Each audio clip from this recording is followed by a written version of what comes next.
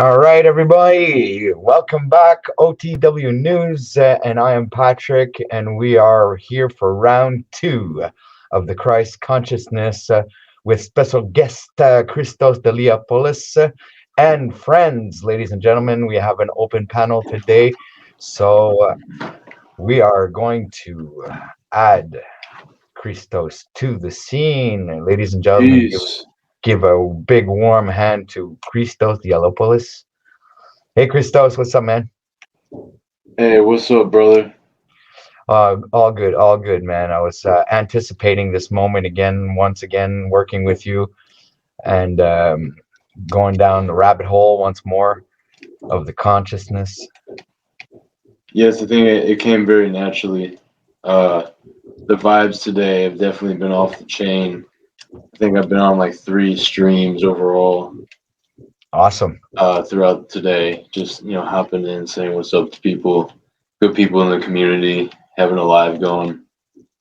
It's been active, there's been a lot of energy recently. So, staying true to that energy, keeping it high.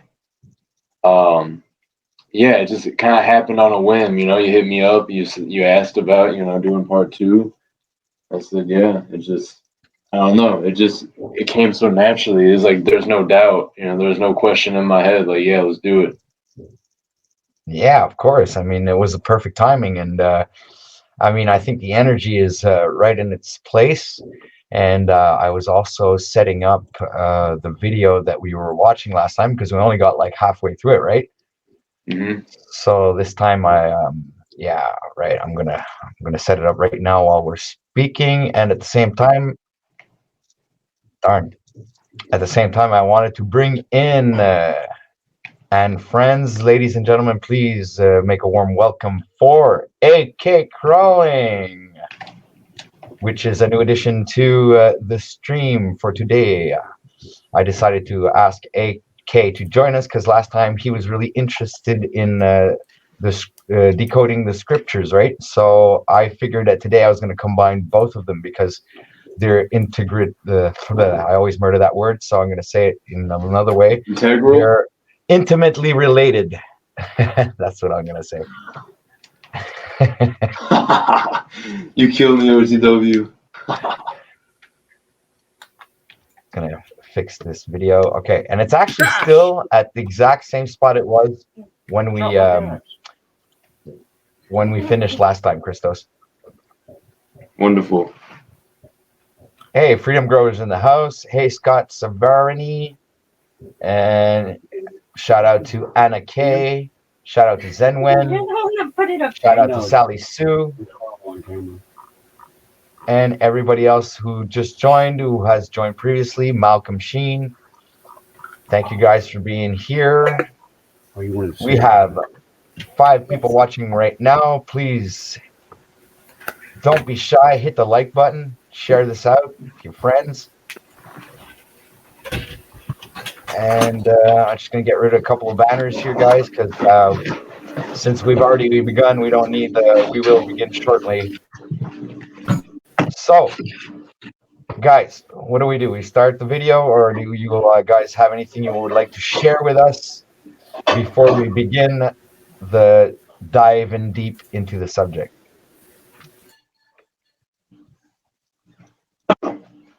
Start it up. All right, man. So let's share screen. Share screen. The sacred secret. Right. Sorry, I was muting the YouTube, so we don't got an ad. I'm just gonna bring up the speed so we don't get flagged. Whatever. And go back to StreamYard and hit play, man.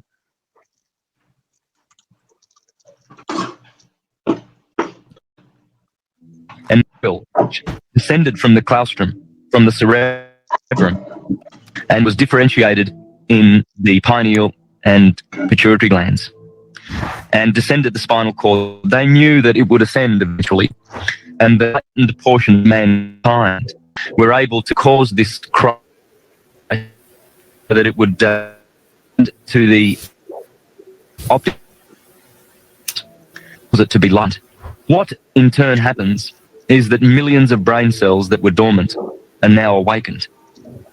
And you see, there are practices and there are things that are very, very detrimental about oil, or that are detrimental to this oil, for instance. Pause. Yeah. Pause it. Yeah. OTW. Now, what do you say? What do you say to the people that say what he just said there is pseudoscience about, you know, the millions of dormant brain cells, or however he put it? Well, if you look at the how the brain is how the brain nourishes itself, you'll notice that it's all salts, mineral salts, right? Like magnesium and so on and so forth. So there's like 12 of them, and in other words, this sacred oil or this secretion has all of these salts in it. All right. So what that does is, I imagine like when this oil reaches your brain, okay, it probably feeds all your 12 neurological nerves. And my take on it is, once that happens, your whole brain activates in one shot, which would give you probably this sensation of enlightenment, or like a spiritual download, or some kind of like the Akashic records unlocking, and all the spiritual knowledge and all of these things come in sync with your subconscious mind and your conscious mind. Does that make any sense?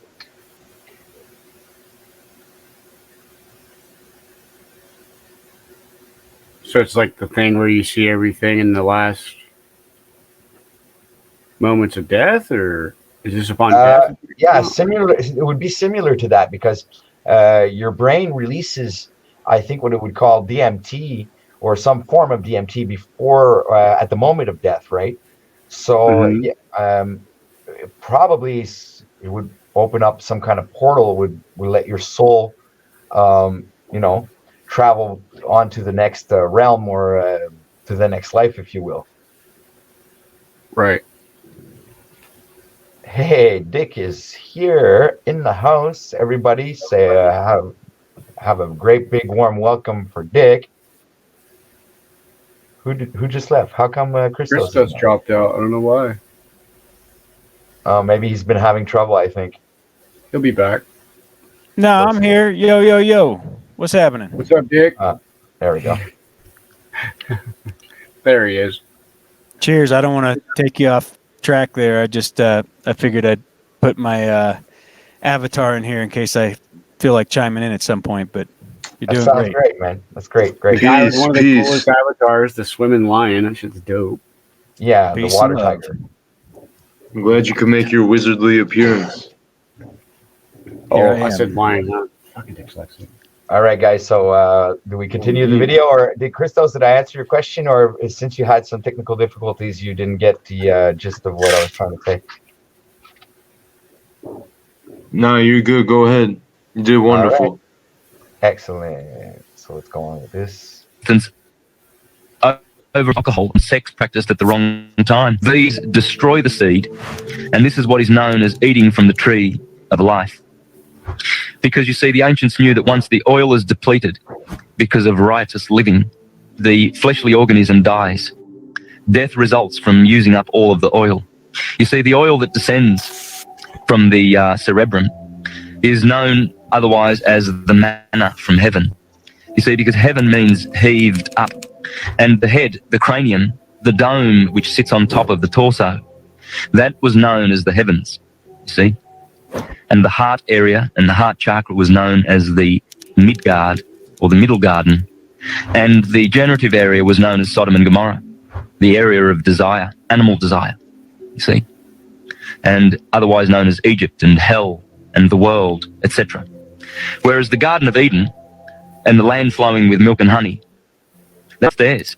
In fact, the pineal gland produces the honey, the secretion known as honey, which has DMT in it, and the pituitary body secretes the milk. This is the milk and honey. And the land flowing with milk and honey is upstairs. This is a sacred secret simply because the secretion, which comes from the sacral plexus, is one of the most important things that we need to know for physiological regeneration. Are you webinars? Holy shit, what the fuck is that? How come they got commercials right in the middle of So it's, I'm going to cut in here since the commercial came on, I'm just going to say this. Something we didn't really touch on last time we started watching this video was the aspect of the practice of actually conserving sexual energy, quote unquote semen retention, not expelling the fluids for long amounts of time, and building the chi and feeling it and feeling like that momentum, the buildup of the energy, and using that fire for life, of life for your advantage, and really letting it empower you, or indulging in it too much to the point where it ends up making you weak and taking away from you because you're expending all your chi. Like it's talked about in all these different cultures, man. Like it's life force. Like you can't just go and just like. But this doesn't mean like because you want to enjoy yourself. Yeah, but it doesn't mean don't have sex. But there are certain points or certain moments in the month where it would be important for for a week, like about the same time as a woman is in her week would be about the same time in the month where you should conserve your seed and try and have it and raise it to your brain, and that would be the fountain of youth. I think that's where you activate the dormant brain cells, which give you the opportunity to regenerate your whole body.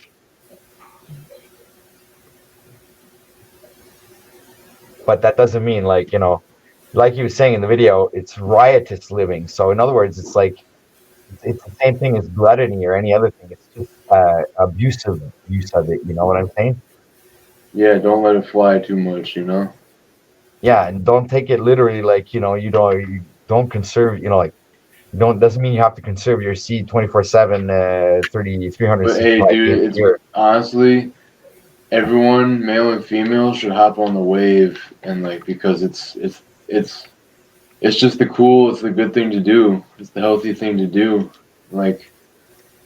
You can have better sex by not expelling the fluids, by conserving it, Have you noticed if you don't spill your seed after a prolonged period of time, that eventually you'll have like a forced seed letting, if you will, in your sleep, a wet dream, if you will? Yeah, right. What about it? Oh, it's just something I've acknowledged through that practice, that eventually the body goes through that process anyway. I think in part it's a natural type of remedy for keeping the prostate healthy, and it's meant to be used. But again, if you're out there whacking off 4 times a day, you're losing your life essence. You're definitely giving up a part of yourself for that gluttony. I'm definitely not on this militant shit like Santos Bonacci, where you can see his Jehovah's Witness roots coming out, where he starts talking about how you're going to hell and you're not ascending, if you masturbate and shit like this. No, because it's very dogmatic. We are already in hell. Santos Bonacci beyond one. He makes it like if you do it once, you're a loser and you're going to hell in a handbasket because you had a fucking accident or something. So he takes it way too far, but that doesn't mean there's not value in it. Yeah, and there's people that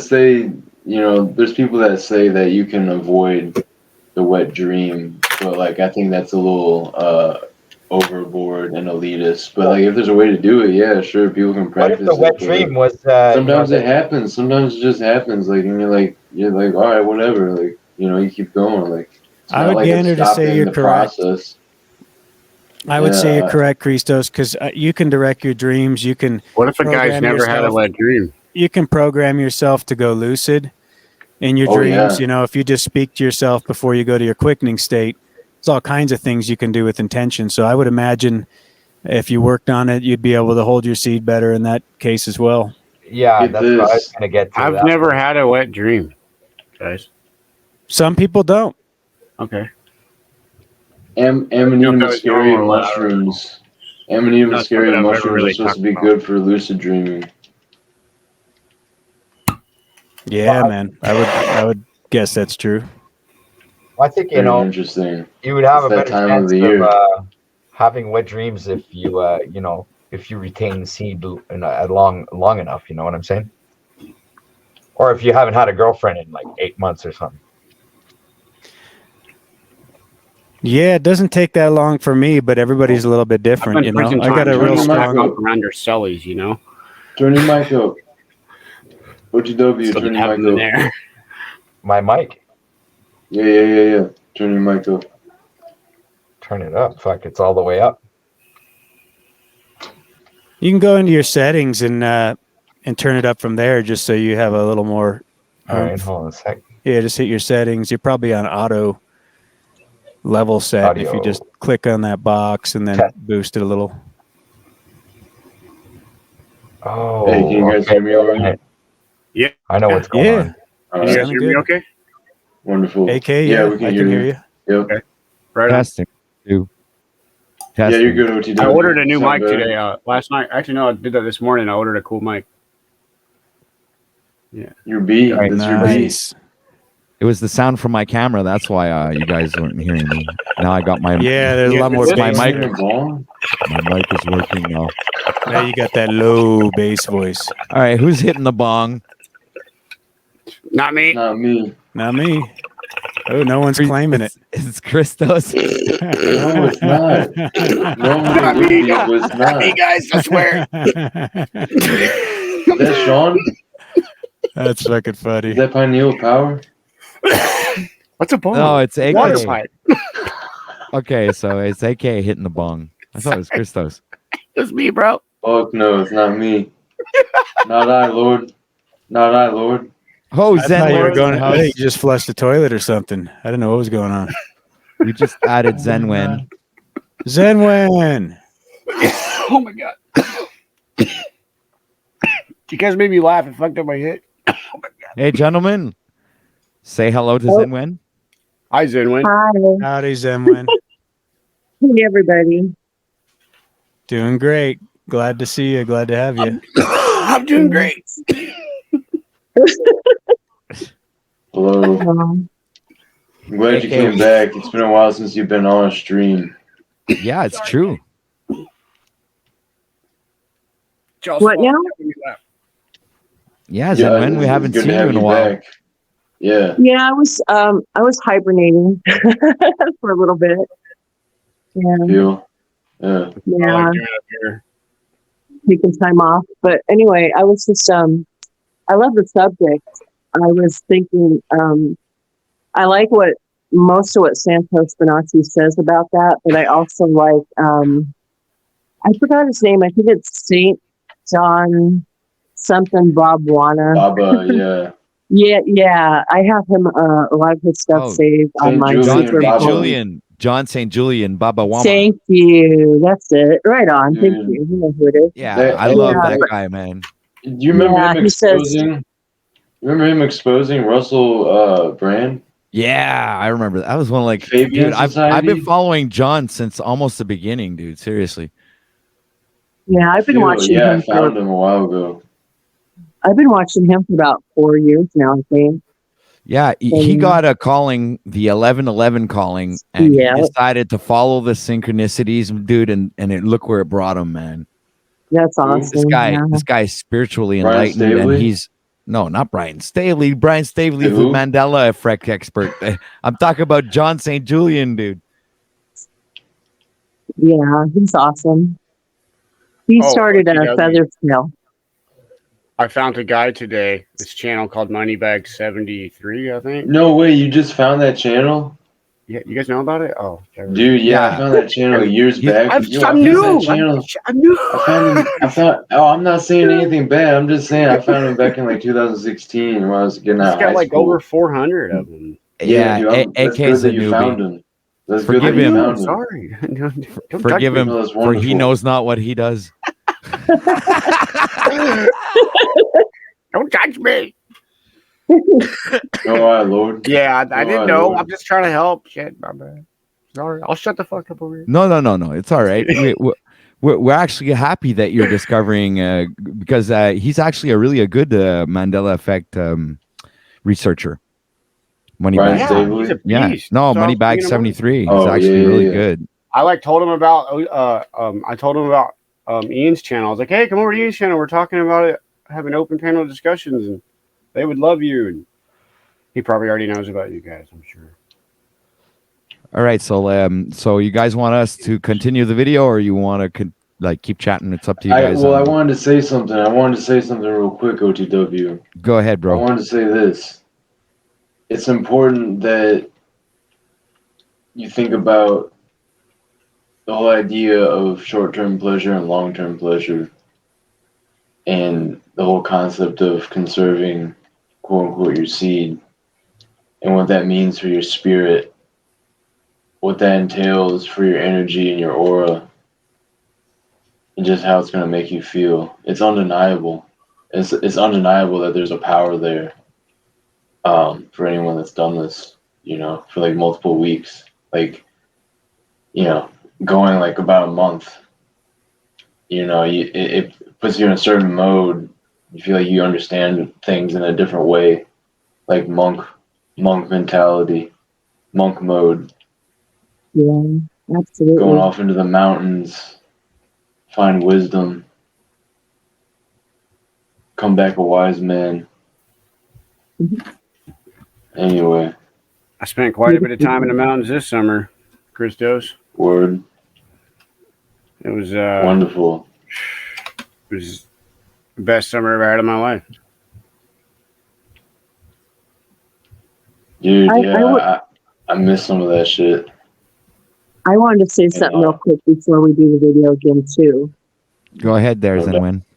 Okay. What I was going to say is, you're talking about the prison and stuff, and he says that the best way to do it is to fast for 3 days when your sun sign is in full moon.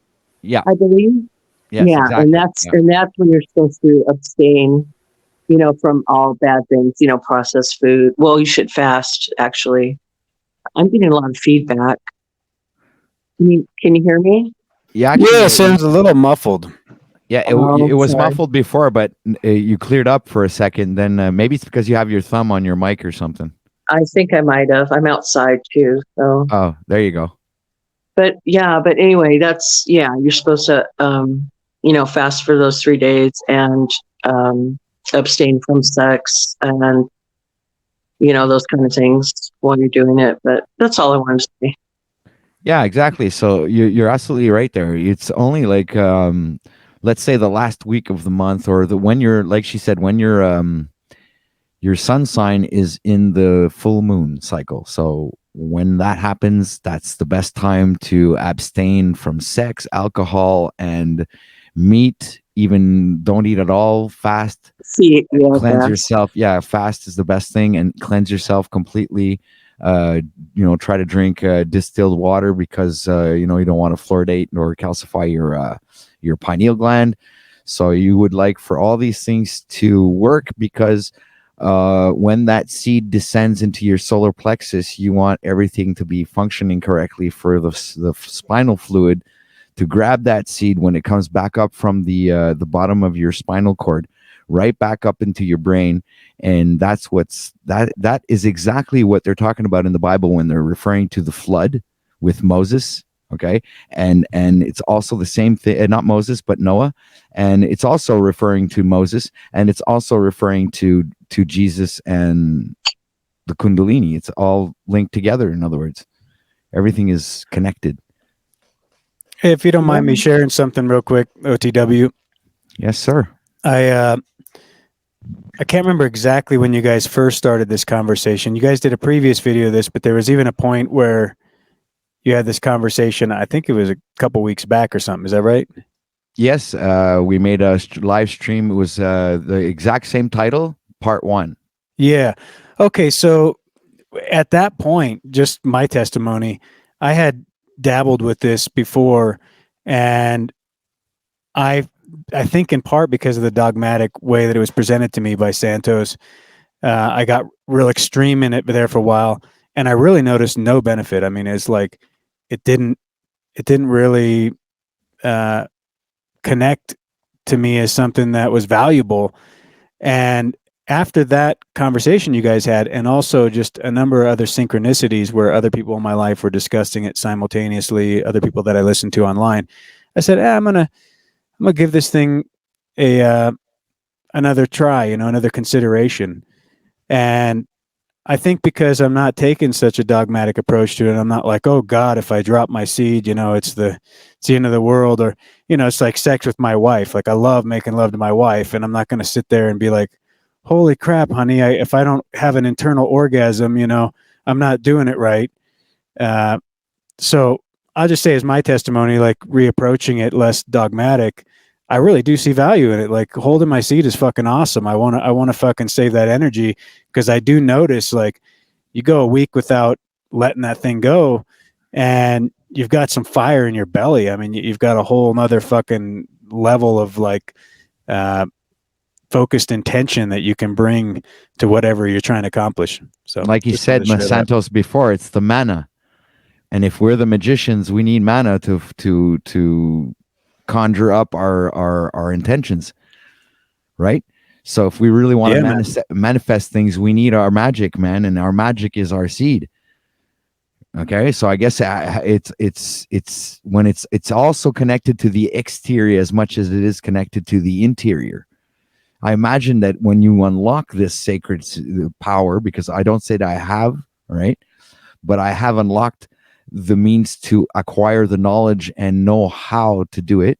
And I'm in the exact same boat as you, Dick, as I in the beginning, I had tried it too and did not find any fruit in it. But when I came back to it a second time, started realizing, okay, there's a way to do this. There's a rhythm. Yes, flow. Exactly. There's a flow to it. You gotta feel it, and I think it's important that you also have to discover that there's a muscle in your urine tract, okay?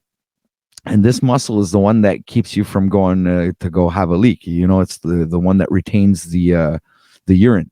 Well, this muscle is the same muscle you can use to have your sperm go back up your spinal cord, if you will, okay? And have that internal orgasm. But you have to practice it, and there's literally some phone applications, okay, to help you practice that muscle. So you can literally help you do that thing there. Like let's say instead of you're having sex with your wife, and instead of spilling your seed, you bring it up to your brain. It doesn't necessarily mean you're going to have the Christ consciousness that's going to go up there, but it doesn't matter. It's still going to nourish your brain with the 12 salts that your brain needs to function. It's you're still giving the brain the food that it needs to regenerate your body and regenerate your whole bodily function, the whole biological system. Well, I'm sure I haven't mastered it, but not to be overly graphic. However, that was one of my issues previously trying it, is trying to master that internal orgasm. If I didn't actually bust that nut, sorry to say this, I know there's females in here, but I mean, just straight up, like if I didn't let that seed go and I played with it up to that point, dude, it would cause me all kinds of pain in the prostate. It would cause me like a urine infection. It's like, it was not right. Something like my body wanted it once I brought it to that point. So, and that may just be practice, I need to read like some Kama Sutra books or something and work on that a little more. But that was a big turnoff for me, because it's like, fuck, man, I almost to the degree where like if I didn't let that go, I'd have to go and fucking bust that shit out and take care of business, because otherwise it's going to be like it's called blue balls. It's called blue balls. Yeah, it wasn't here, but I know what blue balls is like too. This was even like more in a urethra kind of way. Okay. But anyway, I didn't mean to be overly graphic. However, that's all right. That's what the conversation's about. So no, exactly. This is exactly what we're talking about. This is the sacred secret, the sacred secretion. Okay.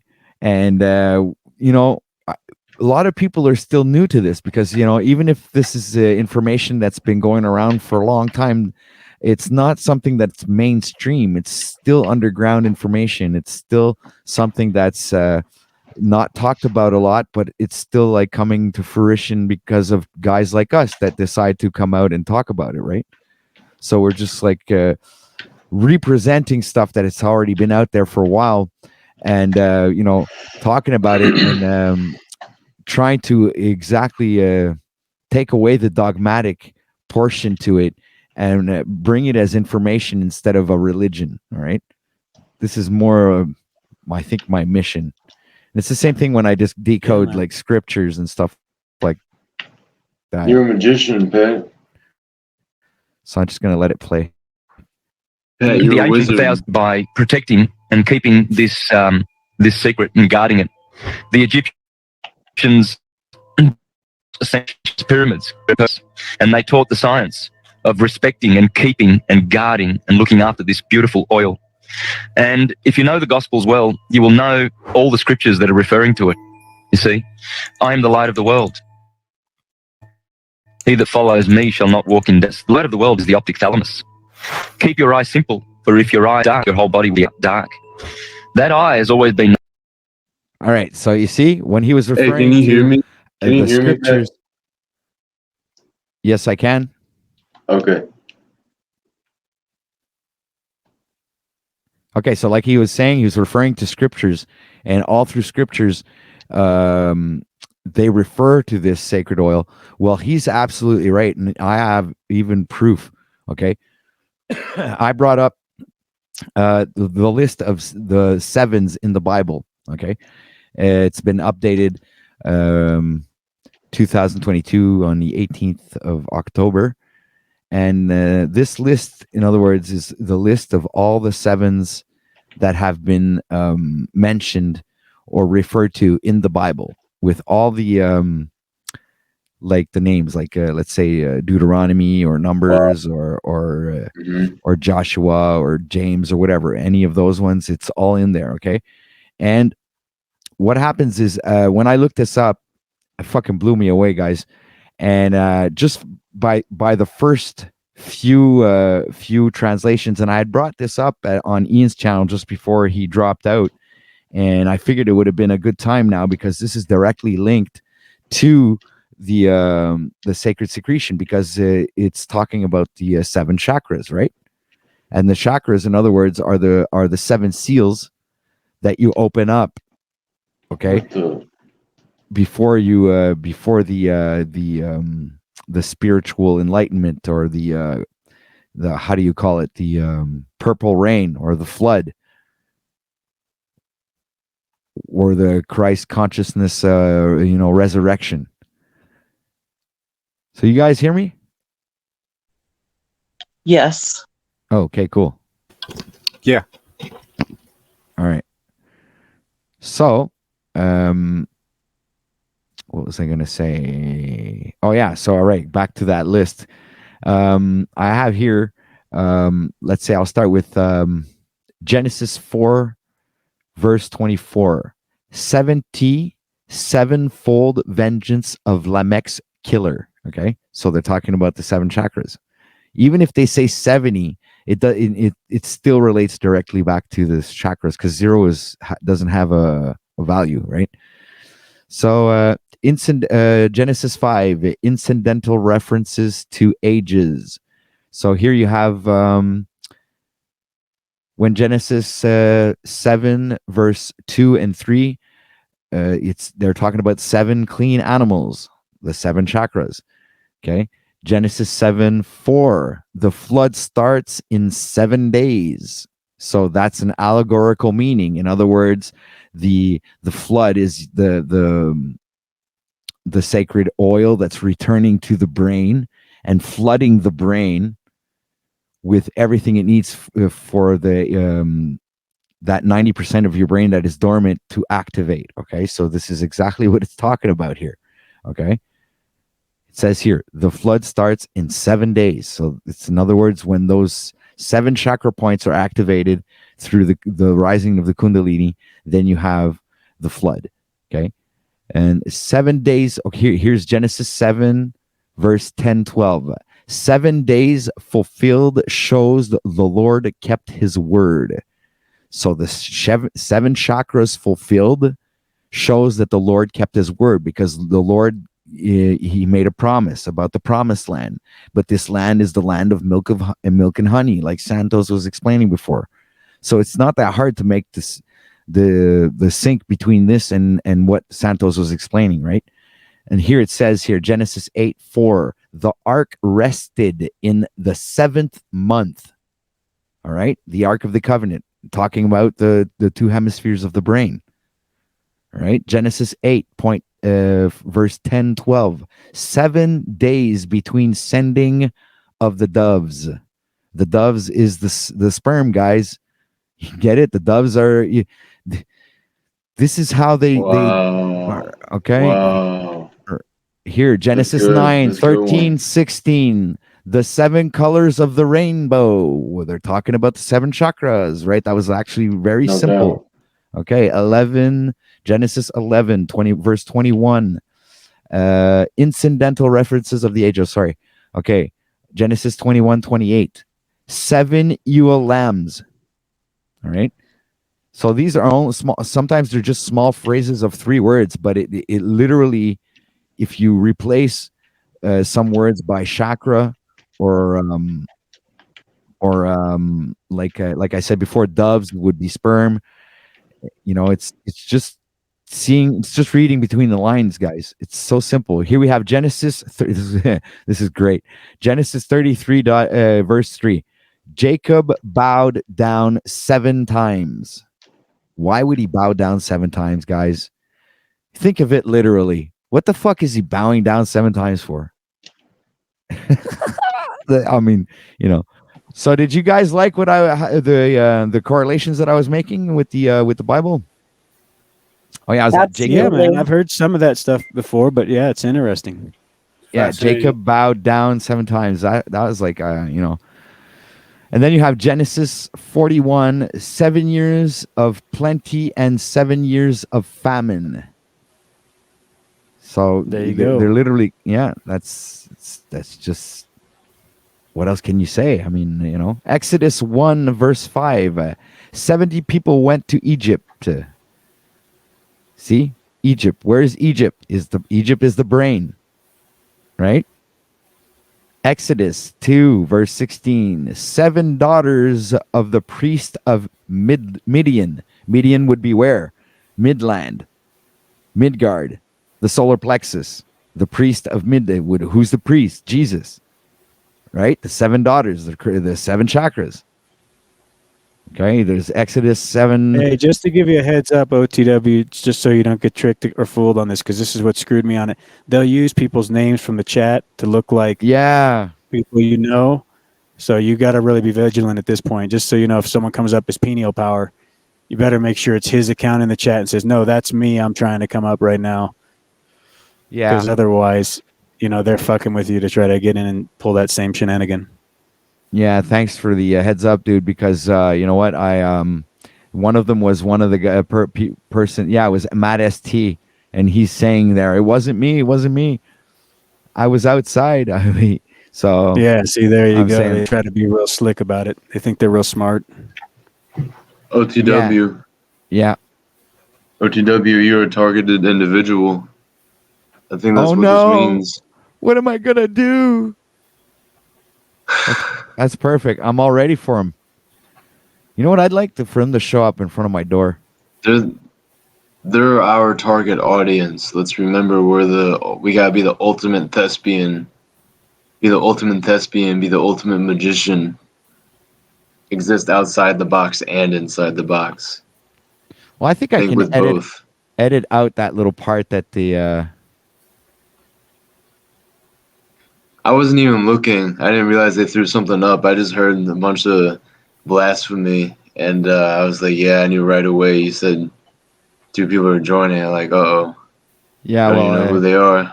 Maybe the screens were so small that it went unnoticed. Goofiness, dude.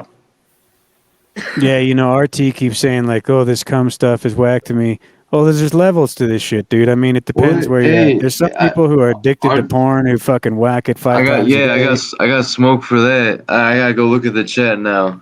RT, you better come up here, man. What do you mean? It's He not won't come whack, up. dude. It's not whack to not whack. Honestly, but I like how you put that. I'm not. I don't promote celibacy, but like, Yeah, we're just saying once a Okay. month. What's so hard 3 about keeping it days. in? Yeah, well, I'm giving it like Come on. 5 days because I'm saying like just to give a room to make sure that you're not, I don't know. I just like Right. I'll say 5 days, not 3. So- 3 is, for sure those 3 Yeah. days are very important, but I'm saying like let's start a day before and one day after just to make sure everything's good.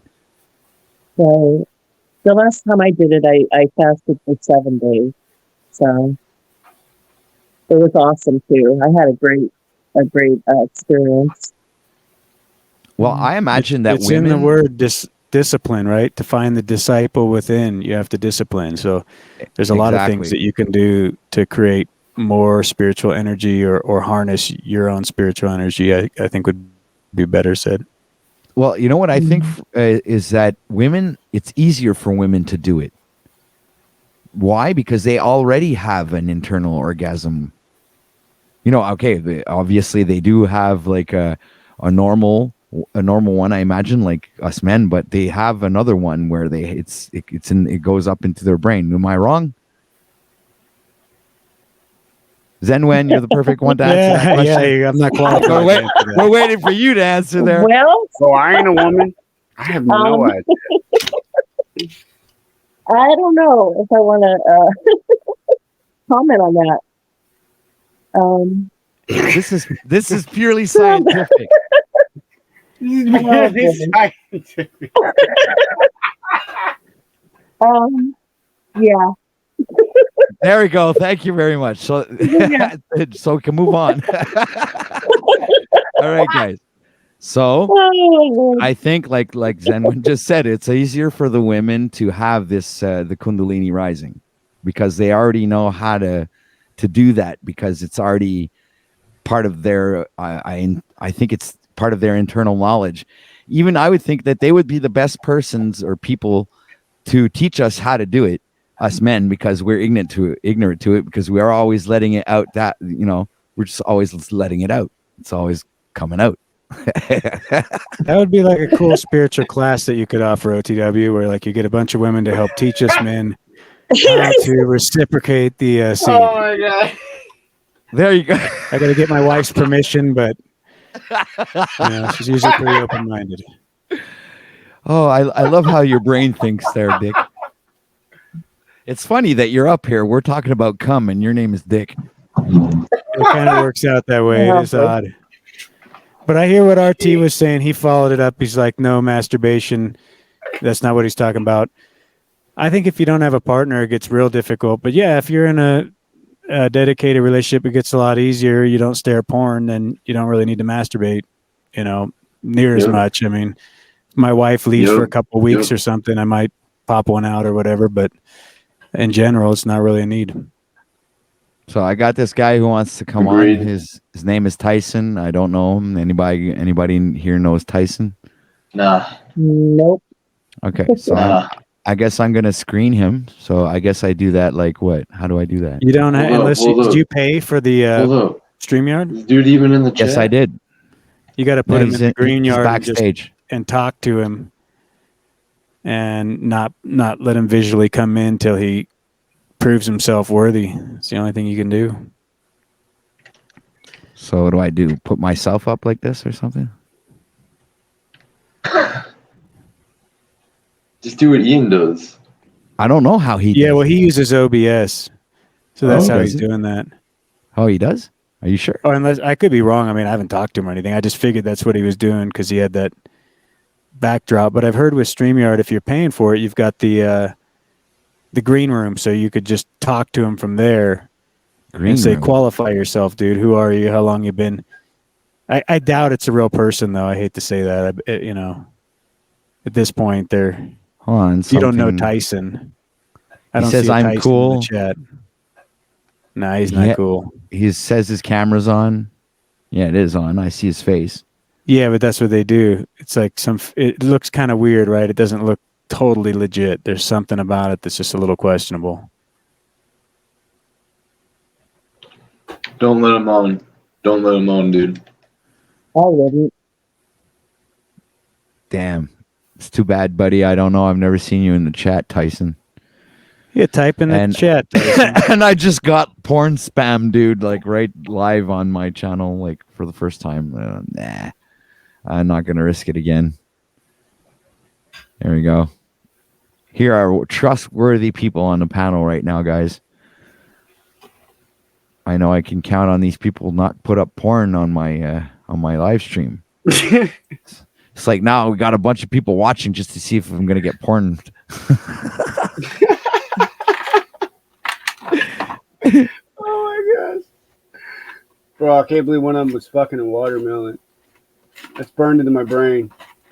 I'm so glad I missed that part. My So phone was horrible. small. Who would think of that? Like, what? Oh, sweet. Same. What? All right, so Yeah. No. let's play the rest of this video. It's only a few minutes left. We're talking about like 6 minutes. So, oh, he's back again. No, now it's Gabby. He's capping. Yeah, they're just rolling your fucking stream, dude. They want. Holy shit, man! It sucks, but I would just err on the side of caution for the sake of your stream, and I guess so. unless you know the person and you know the person in the No, chat. I don't. So I'm just gonna like go back to this and play that. Known as the third eye.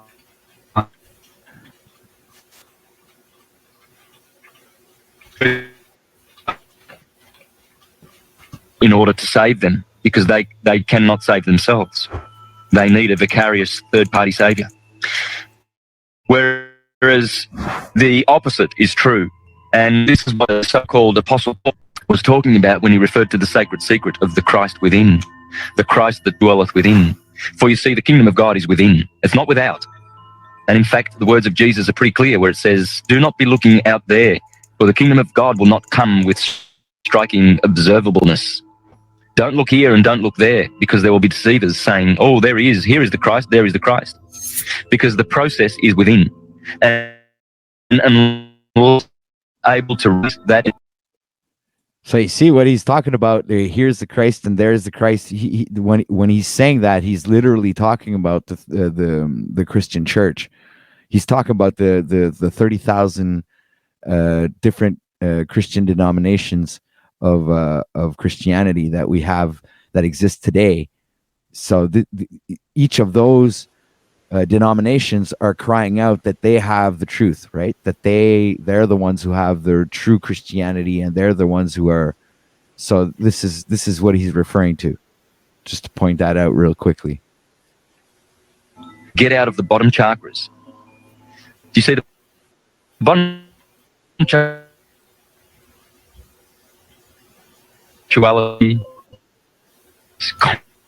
Constant eating of the fruit,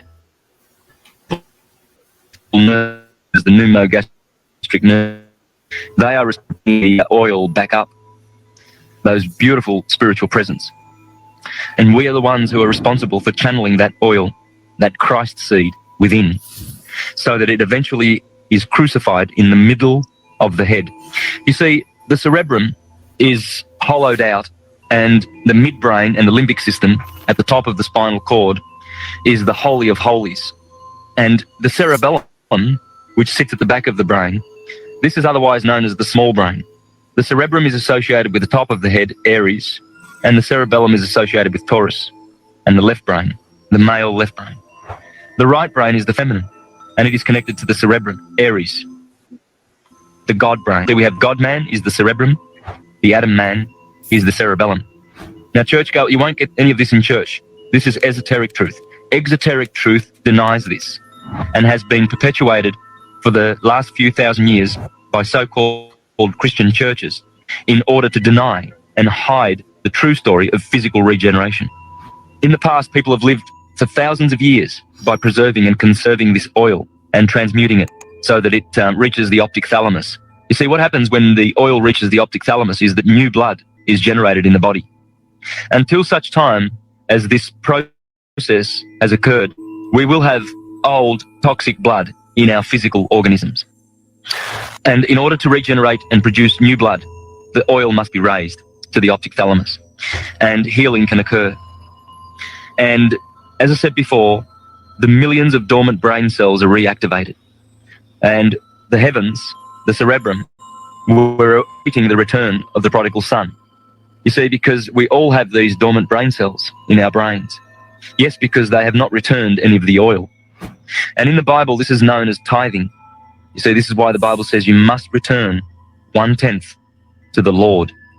Remember, the Lord, the L-O-R-D, refers to the gold. You see, this is how we turn lead into gold. Our spinal cord is like a thermometer.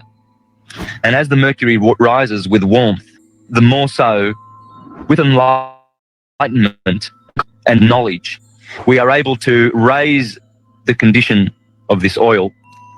And as it climbs the spine and ascends, it raises its vibration. In fact, when it gets crucified at the top of the spine where the pneumogastric nerve is crossed, this does not mean death. This means, crucifixion means to multiply 1,000-fold. Are you having time?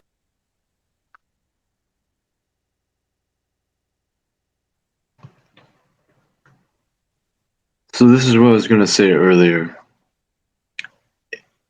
100% it's worth doing, at least trying and seeing what happens. And you see, not only is physical regeneration a result of this, but also spiritual regeneration. And one is able to experience the higher mind and clairvoyance. You see, mediumship occurs in there are 4 brains in the human body. The cerebrum, what is otherwise known as the God brain, the cerebellum, which is the brain, medulla oblongata, which is responsible for the involuntary actions in the body, such as breathing and blood circulation. And the 4th brain is the corpus, which is more related to the animal instinctive brain. You see, just animals do, and they react correspondingly, reason and logic, instinctively. So you see, this is why it is so important oil, so that one can get out of the lower mind. The lower mind is the solar plexus, and wrought with problems. You see, ascension is within. One ascends to heaven, the heaved up place, the dome of the cerebrum. You see, those 2 flaps, those hollowed hemispheres of the cerebrum, are otherwise known as the cherubim. You see, in the Bible, God says to Moses, you must build the Ark of the Covenant with 2 cherubim above the Ark, covering over. And inside the Ark was the manna and the law of God, the 2 tablets. Well, I'm here to tell you that the optic thalamus is the Ark of the Covenant. And the limbic system and the midbrain, the pons, the medulla oblongata, the pineal gland, these are the holy of holies. This is when one needs to return the good oil. In the middle of the head, there is something known as the hippocampus. The hippocampus is the little horse. This is the white horse that Jesus rides upon. There is something known as Ammon's horn. Yeah, absolutely. Ammon's horn in the middle of the head. Ammon's horn? Goodness me. Would that be in Jesus' name, Ammon, the same dude? Yeah, it would. We have the claustrum. We have the cerebrum, the covering angels, the cherubim, which cover over, because the cerebrum covers over the cerebellum and the midbrain and the optic thalamus and the pineal gland and the pituitary gland, otherwise known as Joseph and Mary. You see, these 2 are the ones that are responsible for sending the oil down the spine, down the spinal cord. And they are the ones that await the return of their son, who is born in Bethlehem, the solar plexus, once a month. Once a month when the moon is in the sun sign that you were born under.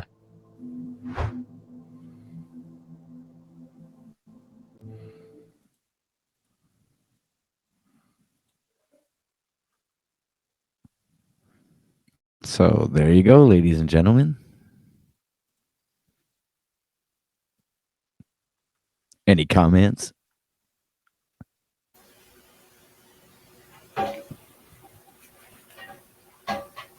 Wow, silent in here. It's crazy about the horn thing in the middle. Yeah, everybody fell asleep during the video. Hey, I'm here. It's So, soothing voice. Here too. I'm just doing stuff while I'm listening. so what I was saying earlier is it's important to practice at least a couple of days, if not a couple of weeks, and maybe go a full month, and just see how it feels to the body and the energy. People While that knock it, simultaneously, people that knock it probably haven't tried it.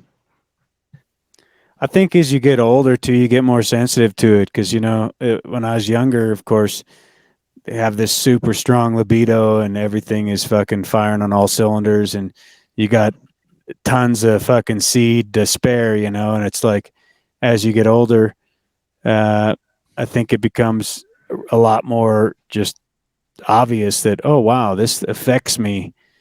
If I'm like, for example, like if you were having sex every single day, and here's again, sharing personal details, but like when I was younger, I had super strong libido and wanted to have sex every single day.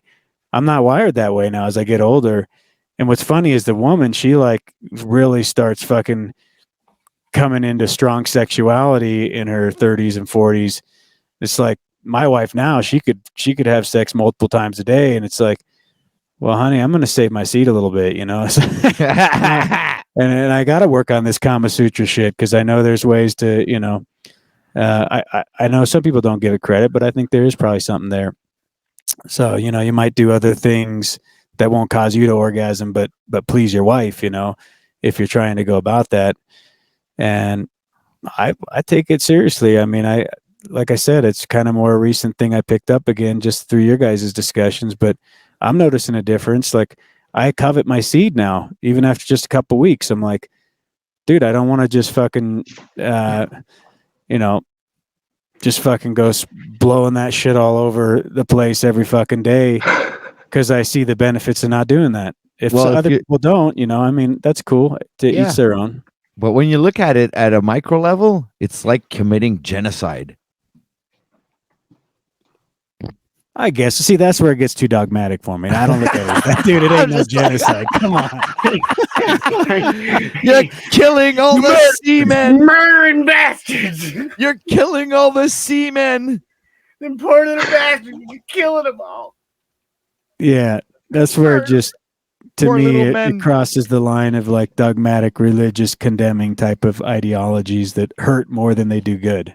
Well, it's just to point I out think the that's where they get it from. Yeah.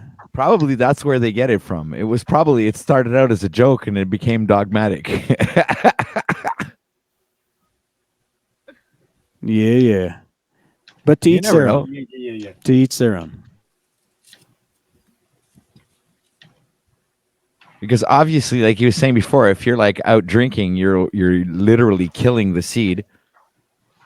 In the sense that, I don't think you would be able to raise a drunken seed back up. It wouldn't find its way back up there. It'd probably have an accident on its way or something. Might be a way to conserve alcohol. It's like it gets you drunk twice. So if you just recycle the seed, the drunken seed, you can keep your drunken state longer. That's lessons from maybe the they can't even master. make it there to get the woman pregnant because they're too drunk. They're swerving. Oh yeah, but I mean, it doesn't seem to work too well for some people. That's how they conceived, right? Is they had that drunken stupor and came home from the bar. We didn't even mean to, and then Johnny came along. Oh my god, this conversation has gone weird. Because they just always get in a drunken race. Let's set the record straight. Let's set the record straight. This is sexual kung fu. This is what you call this shit. All this shit we're talking about. No, I mean, literally, though. But real talk, when we conceived our children, especially my daughter, because I was really hip to it, but both times we we're intentional, like we're going to have a child, we're, you know, in the process of making a baby, and just having that conscious intention and focus, you know, that you're in your highest intention trying to create the most loving being and you know, image bearer of the Most High. Like, I think there's something to that too. You know, it's just putting your intention into your sex. It's a beautiful thing. Yeah, it's a great conversation. We should talk about sex more often. Well, my name is Dick OTW, so I think that qualifies me for probably not very much, but it's kind of funny. Well, it is. You know, there are no coincidences. I guess Dick is the main dick of the panel tonight. Well, that goes without saying. We don't need to belabor the thoughts of how much of a dick Dick is. I mean, yeah, but I don't think he's not the only dick on the panel, though. But I'm just saying he's the only one with the name Dick on the panel. Right? Yeah. Yeah. But he's not the only one with a dick. Thank you for not calling me Little Dick or some other expletive to try to denigrate me, OTW. I appreciate you doing that, by the way. No, I'm guy just... One time his name was Dick. Oh, my God. Yeah. Did that mean That's he had deep like... game right there. He had that couldn't have come from Mama, though. He had 2 dicks. No mother would do that to her son. I don't believe it. She must have been raised by a father. Yo. Dick, I swear to God, this guy literally had the name Dick. He was in prison. Would have been even funnier if his name was Dick Phallus. Oh my God. Hey, but no, on some real shit, like white tantra, that's a legit thing. It's fun. It feels better. It feels better than orgasming. I like, honestly, it's like a higher type of orgasm when you don't release it. And you hold it in, you feel empowered, you feel more energized afterwards. You want to go out and go hike and climb a mountain with your significant other after the fact. I've never tried that, actually. Yeah, I'm jealous of you, Christos, because I haven't been able to achieve that state. But same here, man. I'm willing to circle the wagons again, and practice makes perfect. Right. So you're gonna have to send me some information on that tantrid stuff. I have no idea what you're talking about. It's all about communing with angels. To be completely honest, that's what like tantra really is. Do you think demonic energy forms to try to capture a spilt seed? Like that's something that. Well, there's some weird shit. Let's just say this: if you spill seed without intentions, weird shit might happen. I've seen it and I've heard about it. You know, they say that like ETs or whatever, like will take like samples of our semen and sperm or whatever, and all this nonsense. Well, like I saw it happen before. I mean, came through. I saw it with my third eye, clear as day. One of those little like classic gray ETs, like it came in and out of another dimension, and like I was like, oh fuck, like yo, it's like I caught the scent of some like fucking ETs. By doing that act, I was like, oh fuck, like I didn't like make a magic circle to protect me, you know. Well, what about something like that? Something, or you just sensed an entity was there? No, I saw it. In your mind's eye, or in the yeah, flesh? In my mind's eye, but clear as day. Yeah, I have my reason. I have my reasons. I was doing a lot of things back then that like blasted my third eye open almost a little too much, where I could hardly smoke weed without having it like activate. Wow, that's awesome. Yeah, it was scary. I was like, wow, like I gotta like not do this again, or I might have a little ET come through and gotta take a sample. Fuck that. Sally says if she was a dude, she'd always have that area covered. Well, let me tell you, that actually is a concern, especially if you have a pit bull, which we have a couple, and these fuckers, they love to chew on stuff. And if you're not paying attention, my clodhopper, he's a young pup. He'll come up and try to take a frickin' chew toy out of your phallus. That is not fun. No, I guess not, eh? That would be He's never got it, but he's tried. Like and he'll just come up and start chewing on my arm they too. Just try to get your cum. No, he's just trying to chew my dick off real quick. Which, considering the small size of the member, it's probably just be like kind of chewing a twig off or something for him. But pit bulls,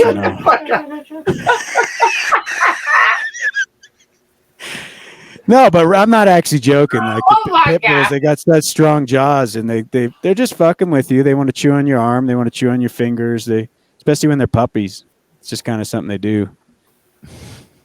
Not trying to get into sick bestiality, AK. Get your mind out of the gutter. You know what I find that's strangely related to all this is that we're talking about saving the seed, and when you look at how the system works, all they want you to do is waste it. Look at how I give you examples like movies like American Pie, how they encourage you to go towards. It's all about sex, right? Cherry pie. Yeah, dude, you're right, and they're also wasting your consciousness too. So they want to take all your life essence from any orifice or capacity they can. If they can tap into that energy through your eyes, through your ears, through your sexuality, they'll do it all at once. And that's an example of that right there. They're taking all three at the same time. But they're also taking your intelligence as well, because if this semen retention and bringing it back up through the spine and feeding your brain feeds your your nervous system and everything. I mean, you literally if you're wasting it, then literally you're spewing out your intelligence. You're every time, I guess, you'd like literally, it's as if you're sending your intelligence into a sock, like in American Pie. Is it weird that I want cherry pie now? That is definitely strange. Yeah, that might be a psychological issue. Something to look at. I love all pies. I'm sorry for your struggle, AK. I hope you get better soon, bud. I know. Hey, no. It's like sending an electric. It's like sending an electric shock overload. When you do it long enough, when you retain long enough. It's just like a stronger aura, more energy, more vibrant, more fierce, and just more impact, contact, just power, just like really, really being in tune with the lower chakras, the importance of being grounded. Yes. People, there's this whole idea that it's all about the third eye, and like that's a cool one, it's a fun one, the mind's eye, but like at the same time you gotta honor the other systems as well that come below it and are basically like foundations for it anyway. So it's like we are totems. We're totem poles. Exactly. They got everybody looking at the pineal gland as if it was the third eye, but that's a wrong interpretation, because that's not the third eye. The third eye is the optic thalamus. That's where everything is interpreted, and then the pineal gland and the pituitary gland, like Santos is explaining, are responsible for refining the fluid and sending it down the spinal cord. Okay, so in other words, the pineal gland is not the third eye. The pineal gland is the refinery. And so is the pituitary gland. What's funny though, TW, is I've never heard females have this discussion. It always seems to be like a male-dominated discussion. And you got Zenwen down there saying that she'd try to jump back on, but she's so shy that she doesn't know. You could almost, and I'm not telling you how to run your show, but you could almost have her come up, you sit in the backstage, kind of like I do on my thing, and have her and bring up female. I mean, I guess we can't do that now because of the spam. Well, my woman's here right next to me. Yeah, but Zenwen could come up. I don't know why she left. Yeah, she could have stayed. Well, it might just because there's a bunch of guys here. It's like we could leave or whatever when she wants to have that conversation. Well, Dick, my woman's right here next to me. Ah, there you go. So the two. Yeah, but she's in the bathroom right now though. But we can ask her when she gets back. Sweet. That's there cool. You go. She's been listening. She's been in here laughing. That's why I've been muting a lot because she's been laughing her ass off at you guys. Well, There's Zenwen. Mary's in the house. She could pop up. Sally Sue's also in the house. She could come on. I'm just saying I have experienced it myself more than once. Okay, so she's experienced it. Well, she's experienced it herself more than once. Here's the comment. There you go.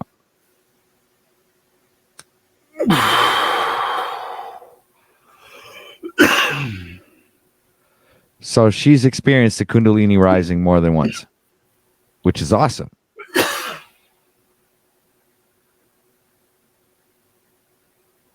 Anybody want to comment on that? Of course not. Nobody's. What are you trying to freaking trap us into? I don't know what to say. I mean, shit. We're not trying to make anyone This is very interesting. Though. Here, would you give us some more details on that? Okay, wait. RT's making a statement here. I don't believe a word that Santos says or has said. Come on, people. Okay, and you, RT, please elaborate on. I don't understand why you would say that. The guy has been researching this stuff all his life, and he's been on YouTube for the past 20 years. Well, maybe I do think he presents a lot of half truths, though. I will say that from my experience, because I've researched the guy for a while, and I'm not saying it's even intentional, but well, it's Santos has gone in the wrong direction. Yeah, but whatever Santos, yeah, so you know what I'm talking about, Christos. Yeah, exactly. I do too. I know exactly what you're talking about. But whatever direction he's in right now has nothing to do with the information that he has presented throughout the years. Because I'll tell you one thing: without, let's say, okay, he brings the information in one certain form, okay. But when I go off and I decide to look at the sevens, and I just type into Google. How many times does 7 show up in the Bible, and then they give me a list of 7s in the Bible. I didn't need Santos. Well, there's a shit ton of correlation there with what he's saying. Exactly. Brain, all right. So when I see those, that's why I'm so interested. Yeah, exactly. When I see those synchronicities, man, I can't help but believe what Santos says, because it's just true, man. It makes you at least stop, and you got to think about it at least. If you know how to read between the lines, I could keep going down that list, guys. There's about 700 of them, which is an odd number. There's 700. Well, yeah. Another thing this makes me think of OTW is look how the monks lived back in the day, and also true monks nowadays. You know, they don't whack off. You know what I mean? They don't. They abstained from that kind of behavior. It's true that, you know what they did? The church fucked everybody over, because they were always telling everybody that if you masturbated, that was evil and all this stuff. This is the whole thing about it. Is they made it completely. Nice burp, dude. My bad. They completely demonized it, you know. They completely demonized it. I had dicks laughing. But there's a lot of evil in the porn industry and stuff when you look at it, especially if you actually pay attention to like the channel names and like the times of the videos. Sigils. You actually see what's in the background of those fucking chicks. Dark magic. Yeah, you see a bunch of negative, bad shit, man. And then there'll be girls that are dressed up like succubuses and stuff. Check it out. Hey, check it out. So, speaking on that, let's put it this way. Doing acid with witches, you know, things get weird. Keep it at that. Expound, dude, or you really don't want to? I don't want to push you to do something I don't want to do. But. I won't lie. I'm trying to figure out my I'm trying to figure out my flow that I had. I lost my train of thought. Wait. Okay, yeah. The point is, so I did acid. I did some acid with some witches. I met this girl on Tinder years back, and I did acid with her and her roommate, and we watched movies all night, tripping acid and smoking. And one of the movies that we watched was Black Swan, I think that's what it's called, with Natalie Portman. Where she's like underage basically, and like fucks her instructor or whatever the hell. I think that's the plot of the story. The book that they made a movie, and they make it really obvious. Yeah, I'm There's a lot familiar of with the name, but not the. undertones. I didn't really watch the movie or the. Well, I I, watched that shit on acid with these two Yeah, twisted people, and my goodness, it was it was got dark. the dark Yeah, vibes, the weird vibes were just off the right. chain, man. Yeah. And so, very, very intense experience. fuck, guys, I have Um, Malcolm Sheen. Now, he's eating a bag of chips. I don't know if it's really him or not. How do I fucking know? I don't know what to tell you, dude. I have this funny feeling. I mean, if you can screen him and you want to talk to him, it'd be a lot better for him to scream expletives than spam your stream with shit that'll get it taken down. Ask him why do you want to go on here, Malcolm? Ask him. I don't know. Well, I see him a lot in chat, but I don't know if it's really him or if I'm getting screwed over again. Well, Malcolm, are you in chat? Say something in chat that you're planning to come up here, and then go verify it's his account. Go follow it, with your moderator status. Go follow the channel, and then there you verify go. it's him. Yeah, say something in chat, Malcolm. Because he could have a fake account with that name too, so you want to verify it's actually his account. Mm-hmm. It's me, he says. So is that really his account, though? I don't know. We'll go to the channel. Do you know his channel? Anything in chat. Oh, he's been on the whole time. It's not him. Yeah. See, there you go. So now you know. No one's half the battle. He's not saying anything in chat. But the thing about Santos, like, I hear you, he presents a lot of good information, but we all agree too, he presents it a lot of times in this very dogmatic, rigid, kind of religious overtone, maybe from the Jehovah's Witness thing, maybe just a desire to condemn people. Yeah, for real. You're right. Yeah, because, I mean, he'll even, like, with the flat earth, it's like, you fucking moron, you loser, you fucking, like, you should die because you haven't figured out that conspiracy yet or something. Yo, you're right. You're right. Hey, that's why I don't follow him anymore. Because honestly, like, Pat, you look at the types of things that he says. He's not just getting trolled for no reason, dude. It's messed up. But like, he's gone a little mad with that guy Daniel near him. I mean, dude, he got to the point where he shut down the whole Syncretism Society YouTube. And then he has comments. He has likes and comments disabled on everything. Now on Syncretism Society? No, Mr. Astrotheology. Oh, okay. And Syncretism Society is all shut down right now. Okay, so they're not making any YouTube videos anymore. Hey, Malcolm, Dude, you want to say something? He made them all private. I didn't know that, but yeah, even just a lot of the shit he was schlepping.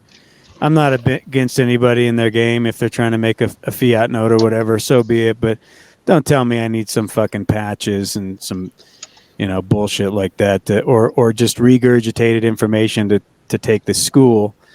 Yeah. I did a little investigation into that. I mean, a lot of the people. Hey. There's a lot of questionable things going on there. They never made the physical academy, and it's just bullshit. Exactly. It's like, come on, that his partner, who Santos says openly, like, deals with all the finances and everything. They still haven't been able to make a brick and mortar academy like they wanted to. It's like, what are you talking about? Like, they had a telethon thing for the alumni people who join, and it's like some big dog and pony show where there's like rallying. It sounded like a public service network kind of fundraiser where it's like, you gotta support it now and get in now while the getting's good. And I didn't like the vibe of it, but also, if people were getting stuff out of it, I'm going to turn my head. Your mic's not working, Malcolm. I don't want to see what this dude's going to show if he's not truly Malcolm. I just don't want to see it. Are you using a laptop, Malcolm? Good. He's good. That's him. That's him. He's good. He's good. Oh, I'm glad you we can't hear you. So when I first got on OTW stuff, Malcolm, your mic's not working. I had to plug in some headphones. I'm skeptical. That has a mic on them. That's what I'm using. It works. Plug some headphones in, and or I had also changed my mic settings, Malcolm, whenever I had the same issue when I got on OTW stream, bro. So you might have to go in and change your microphone settings on your laptop. We can't hear you at all. Yeah, check your settings in StreamYard. Oh, Yeah, go ahead and get some. whatever stuff you need. Yeah, he's probably going to get headphones, All bro. right, Like I had to do. there you go. So Zenwen's back. So happy that you're back up here, Zenwen. Hey, Thanks. Zinman. Hi. I wrote some stuff in the chat, Patrick, but that you could read, but I'm a little too embarrassed to actually talk about it on here. But I don't know if you can go back that far to read what I wrote. All right, you mean about Santos? Just rewrite it. Private chat, Santos and and about saving your seed, and as far as the woman's perspective goes. Like I had my ex and I had tantric sex and things like that, and he was able to hold back several times and have what was like he said probably like a woman's multiple orgasm. So Right. I would think it's kind of that type of a thing, and women it's do exactly that though, because I had one of my friends who was able to do the same thing.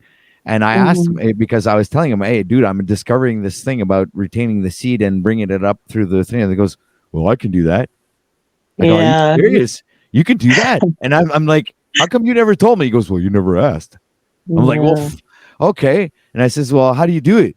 Well, he goes, well, you got to practice. It's, it's not something easy that you can do. But obviously, women can do it a lot more naturally than men can. So, because to me it's still foreign, I still can't do it, so I still struggling with that. Somebody's mic started working. That's Malcolm. I think it's Malcolm. And he's echoing. My bad. It was him the whole time. No, it's because we can hear his We phone. were all suspicious. Hey, Malcolm. I can hear you now. I can hear you. Sorry. Hi.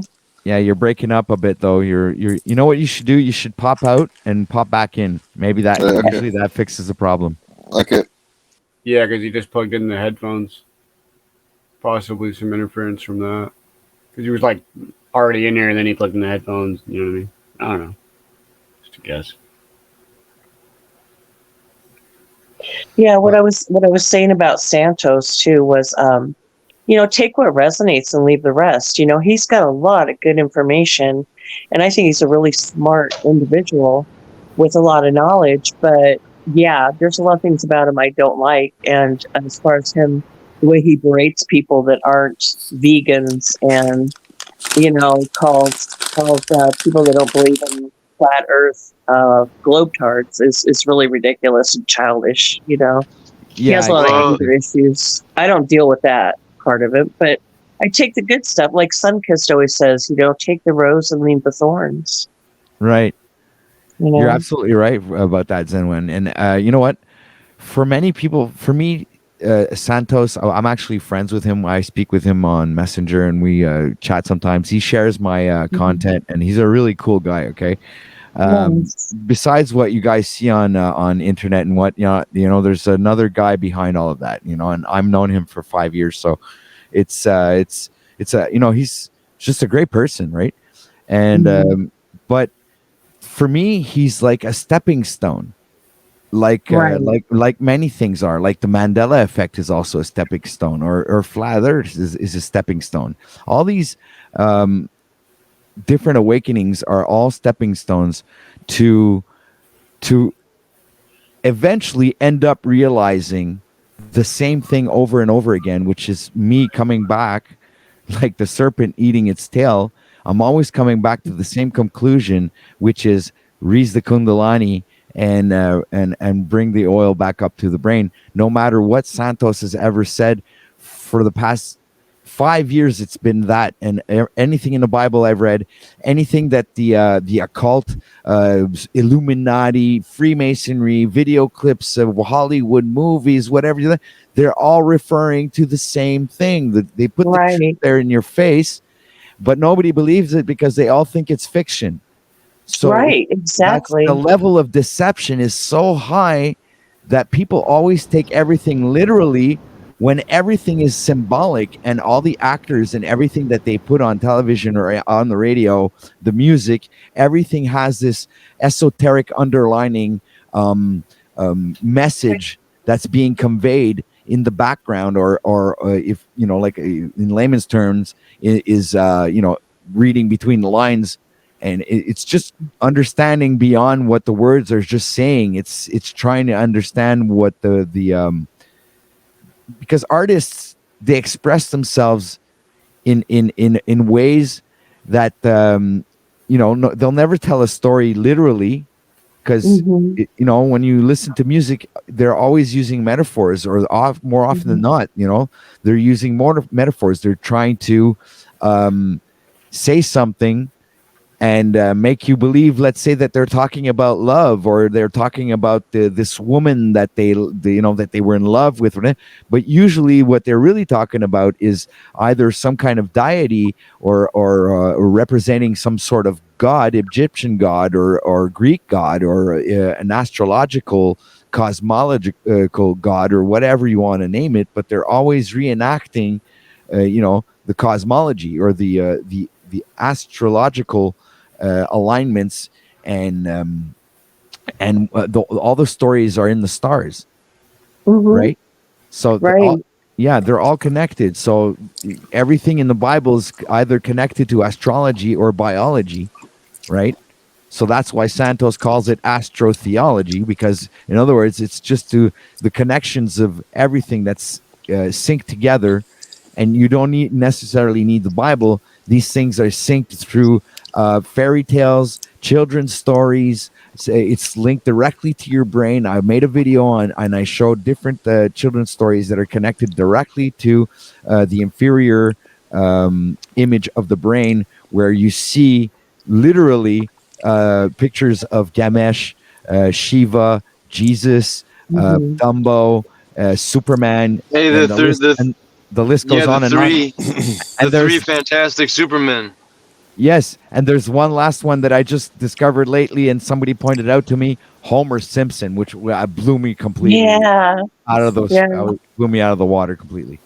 I was there for that, and that's the first stream I jumped on with you, was the one where you were talking about that. So but I had not. You have a lot of knowledge.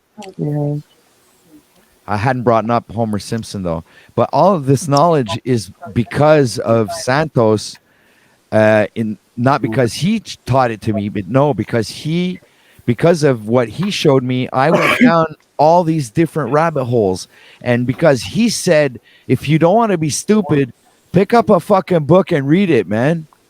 That's that's like coming from anybody's mouth. That is so like, wow, that is so wise. You're so right, man. Why am I being stupid? I should just pick up a book and read something.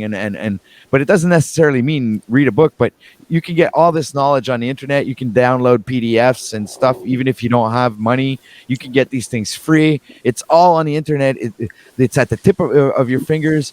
And all you have to do is do the research. And in the Bible, it does say to, turn over every stone. Okay, if you want to find God. But that was another metaphor for, in other words, read every fucking book you can, look for me everywhere you will, and you'll find me, because the truth will manifest itself. You understand?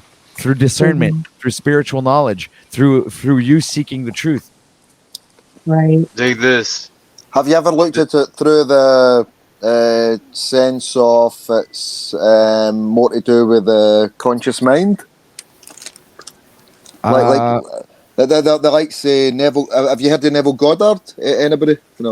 Neville Goddard. The Neville Neville Goddard. Never heard of it. No, it's a person. Neville. Neville. Never heard of that person. No. N-I-N-V. I know about Neville. I know about Neville Goddard. Yeah. He's like a psychic, right? No. He's more somebody that interprets the Bible that like doesn't take it literally, but has sort of a theologist. Yeah. Okay. So well, I suppose we're all wizards. It's kind of like yes, sir. Like if we manifest, and that's his big thing is manifestation. So what he believes is God is Jesus is our own. God is within us all, and Jesus is our our imagination, basically. I was just going to say really quick. I was just going to mention the Christ within and going within. Yeah. Like a big deception, Malcolm. Is that what you're getting at? Like well, not really. Like I suppose it's the same as people interpreting the Bible as a biological thing. Like I think there's so much knowledge within the Bible that possibly more than we'll ever know. That we're missing. But right. Neville's somebody who believes, who sort of he's kind of a Christian in a sense. Like the way he presents himself as if he's a Christian, but what he takes the Bible as, he picks out verses and how he perceives it as basically like Jesus as our imagination. It's the jester. Jesus, in my mind, is the jester. Is the Joker. He's like the bridge placer, right? He's the Jack in the Box. He's the Jack of all trades. Not the way Neville perceives it. Sorry, I've just been to the pub and I'm just back. Hold on a sec. Wait. So I'm kind of like. Hold on, Malcolm. Hold on. I tell you what I think Jesus is. First of all, I think the name should be completely removed, because when you read it correctly, you remove the person Jesus, and then you have only Christ. All right. So the message is much clearer that way. Okay. So remove the physical person, and all messages in the Bible become completely clear. The correlations they fit, and there are no contradictories.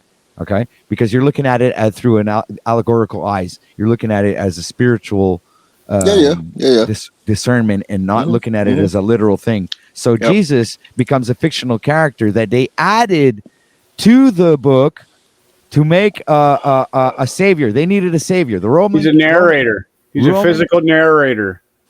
Exactly, in a sense. Yeah, exactly. He's like incarnating the Christ figure as a physical person. Not really. Not at all. Not at all.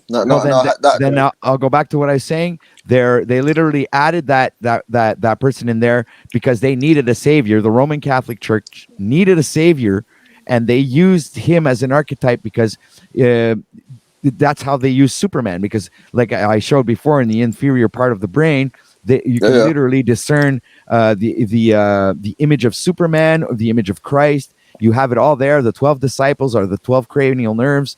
It's everything is in there. All the information. That's totally interesting, but that's not the way. That's not the way Neville meant it. The way Neville looks at the Bible as he perceives it as more. It's all to do with states, like your state. If you're whatever state you're in, or just to like it's to do with manifestation. Okay, it's like a moral compass. It's to do with manifestation. It's not even a moral compass, because what his belief is, if you can get yourself into the state where you believe that something, like whatever you want to manifest, like he gets himself into that state where he believes it's already happened, and you've got to put yourself in that state of mind where you actually believe that it's happened. I've absolutely heard of this before. I've been down that rabbit hole. Yeah. So that's exactly where Neville comes from, and he uses Bible verses to sort of pull that. Manifestation is literally a recipe. Okay, it has everything to do with your intent, visualization, and belief. And so what that entails is, if you want something, you literally have to intend it. You have to believe that you already have it, and you have to visualize it in your mind that it already belongs to you physically. This is the power of manifestation. 100%. But he uses the Bible to, like, he interprets the Bible that way. Like he pulls verses for the Bible to, So I've been to the pub and I'm knowing the best. I can't pull any verses, so I'm just gonna. That's good, man. All good. But that's suggested. Like maybe if you want to go and check him out, like after the show or whatever, it makes so much sense. Yeah, I'll be sure to check him out. That's for sure. Anyway, Christos knows about him. He'll be sure to drop me a link to his channel. Christos knows everything. Kristen's checked up everything. Yeah, Christos knows everything, man. Of course. I know the power within. Hey, is RT an old guy? Yeah, I got smoke for him just because I know he's in the chat. I don't even know what he's saying, but he should come up here. He's here. He's on in the back panel. Hold on, I'm gonna vet him. I'll try and do this like. Hold on a sec, guys. But I mean the likes of the Neville Goddard thing, like I've experienced things in my own life within the past few years. I mean, I was an atheist before this shit. Oh yeah. Hey, where are you from? Say something. Malcolm, where are you from? Scotland. Scotland. 1 second, guys. Hey, salutes. RT, Yeah, I got something. Scottish blood. Hey. No doubt. You hear me? Robert the Yes. Bruce. All right. Sir Robert the Bruce, you feel me? Well, my ancestry runs off of Robert the Bruce's brother. That's what I'm saying. You can hear me? Yeah. My father is Robert Bruce. Christos. Yeah. What's Christos. Wait a minute. up? Golden seeds. Hush, everybody. Hush. Okay, Christos, I'm gonna mute you. Bad boy. All right, say something, RT. Can you hear me? Yes, I can. How are you? Good. Just wanted to make sure you weren't a porn bomber or something. We're over there fucking watermelons. All right, so I'm gonna let you on. If you porn bomb me, I'm gonna have to remove you. Oh my God. Hey, All RT. right. Corn bomb. Oh my God. God. Watermelons. Hey, RT. Welcome, Hey. RT. Hey. I think Christos has a beef with you. No, I'm before he jumps on, I love you guys. I love you, OTW. I love Christos. I love Freedom Grower. I'm just sharing my thoughts and views. That's all it is. So that being said, yes, Christos, that being said, I'm just playing around. I don't have beef with anyone. I don't even know what you were saying. You can make your statement though, and I'll go from there. No promises. I will say like number 2. Reserving your thing so it crawls up your spine. I don't care know about the crawling of the spine. I don't think there's like things crawling up my spine. What? Yeah, I don't think it's crawling there, bro. There's nothing crawling up my spine. There's just energy. Well, there's just how else would you activating in my describe it? chakras. Like, what you mean? There's just energy's just activating in my chakras. Like, how else? It's not about some fucking like tadpole like swimming up my spine to my brain. Okay, well then Santos makes it sound like that. I won't lie. Yeah. So why are you prefacing? It's all good, bro. Why are you prefacing what you're saying with Freedom Grower? I'm just saying my opinion. Do you think that I don't give people the space to have their own opinion? What? Well, you said it like you need to have some precursor about Freedom Grower that I didn't say that. Oh, okay. I thought I heard you mention my name. I must just be hearing stuff. I said he was like shouting you out. I love he Freedom says he Grower. loves Freedom Grower. Oh, cool. Like the third thing he said. He said he loves OTW, then Christos, then Freedom Grower, just like that. Nice. I didn't think you loved me, RT. I thought you were. We're all good. Freedom Not Grower, feeling the we're all love for good. the Freedom Grower.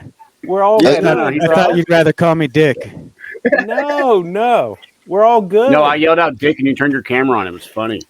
Okay, cool. Calling Christos a dick for his joke. Thanks So I'm just giving y'all trouble. My camera sucks, but in hindsight, it's funny as hell. Is Dick Freedom Grower then? Because sorry, I sort of just joined in. Dick halfway is Freedom through. Grower. Right. Okay. Right, and Zenwen just left because now we were too many guys up here. I'm cooking fried rice. I got the wok all heated up here, but I'm listening. We all had our cum blocked. You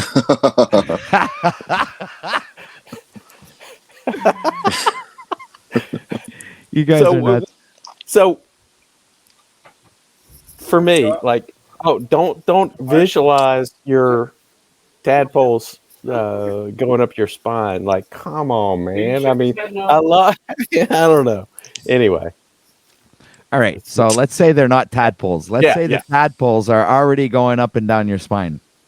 Yeah. Okay, Sure. that's a given. All right. Let's say that's already happening. It's not a given, but I'll give you that. Well, You think it's a given.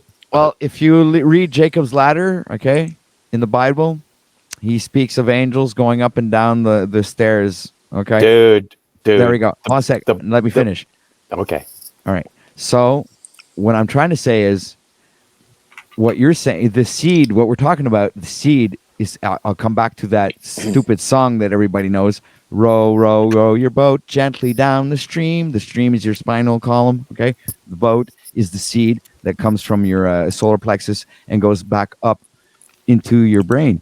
So all these little stories are all connected. So you don't necessarily have to believe what Santos says.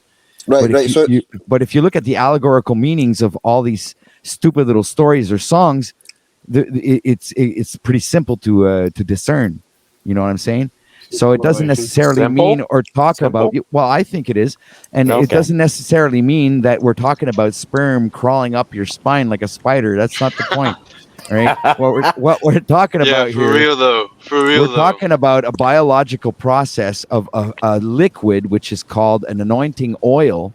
Okay, which something that it literally exists scientifically that you can look up for yourself if you don't believe us. All right. In any given scientific legit site, okay, that has the real information and not spewing a bunch of lies, you'll literally find out that what we're talking about is something that's true, okay, and the truth manifests itself through many forms.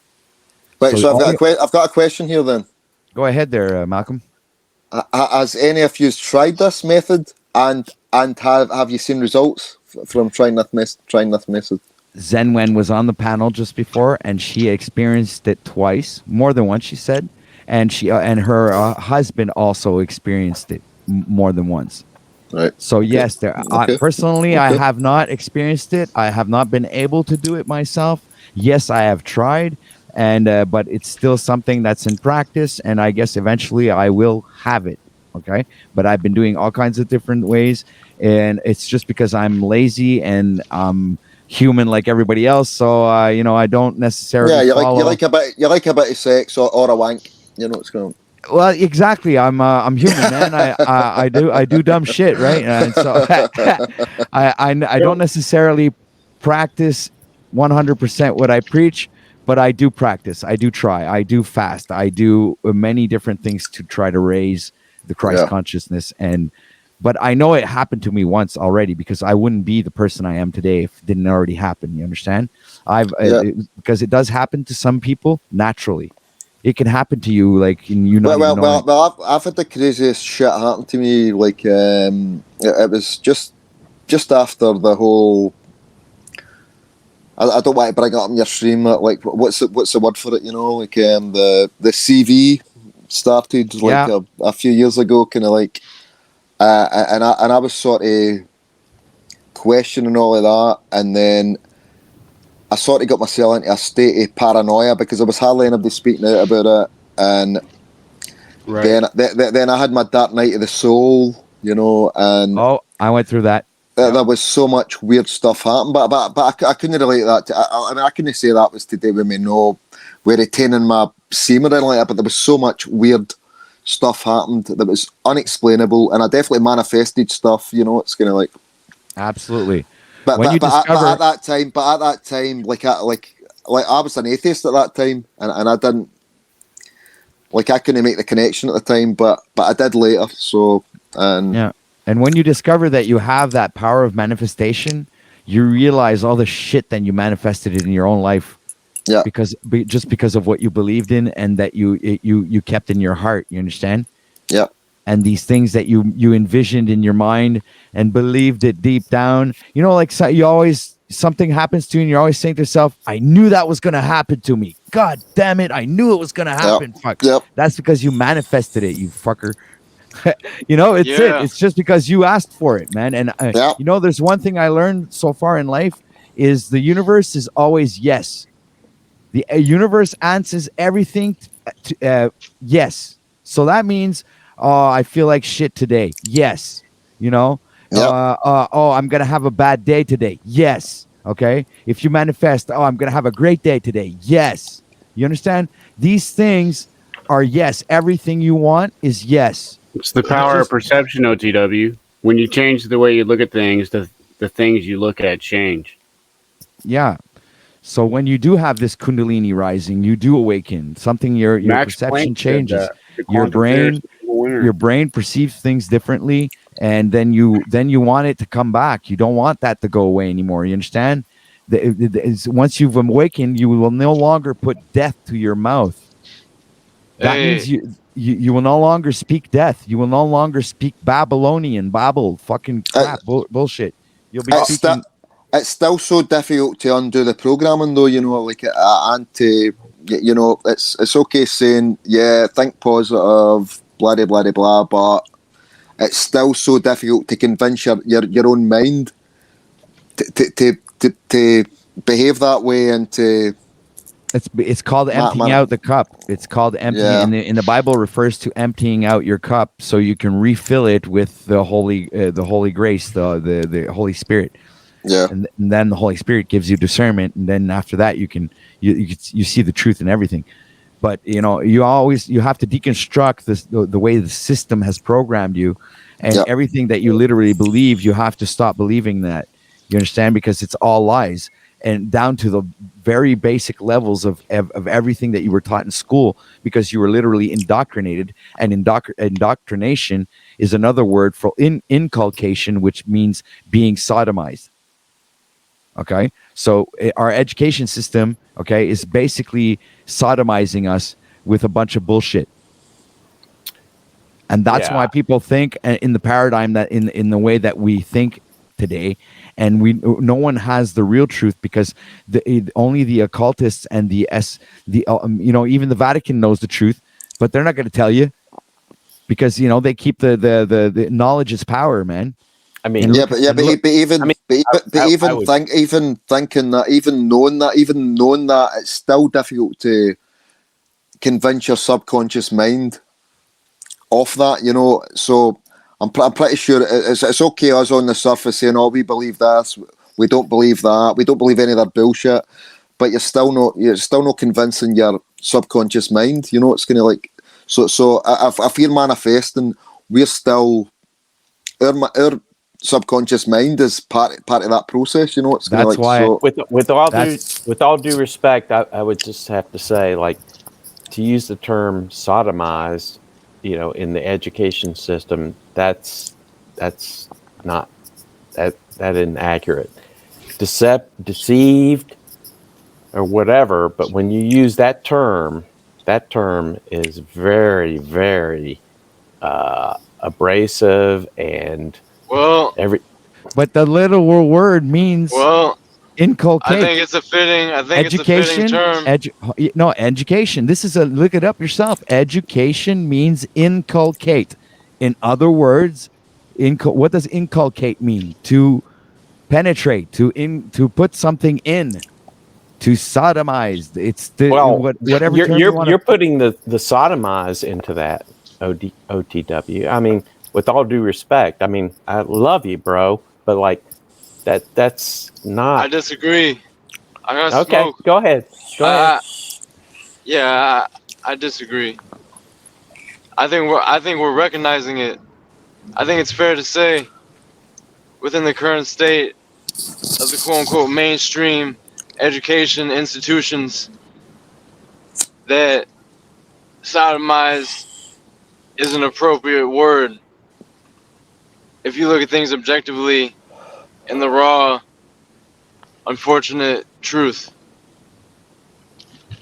But what do you mean by that, Christos? Oh, now what I mean, in other words, we're getting fucked over by the system. That's what it means. Yeah, I mean, please. There's I mean, come on, cultural Marxism. There's some weird stuff going on. There's some weird stuff going on in these libraries. The things that they're starting to slip in, and there's a lot of propaganda right now, people. I'll keep it at that. There is propaganda, but we know all that. We know all that. Come on, man. I mean, there is propaganda, but if you're talking about use that term is really polarizing. Because shit's happening that shouldn't be happening. Dude. I think things are spiraling out of control right now. Come on, man. Reality's breaking down. It's not that we're still being polite. Ultimately, RT, you shouldn't try to control what other people are saying, man. That's an opinion you have, bro. You shouldn't try to change what they're saying from your opinion, bro. You're It's right. not right of you. You're right. But we would like to hear your opinion about it, though, RT. Yeah. Well, all I'm saying is that to use that term, sodomizing, is within the education system. That is so polarizing. It triggers you. It's people take it as a derogatory term. I understand, RT. It is a very what do you mean? It's an energizing term. When you hear it, it cuts to the core. I feel you.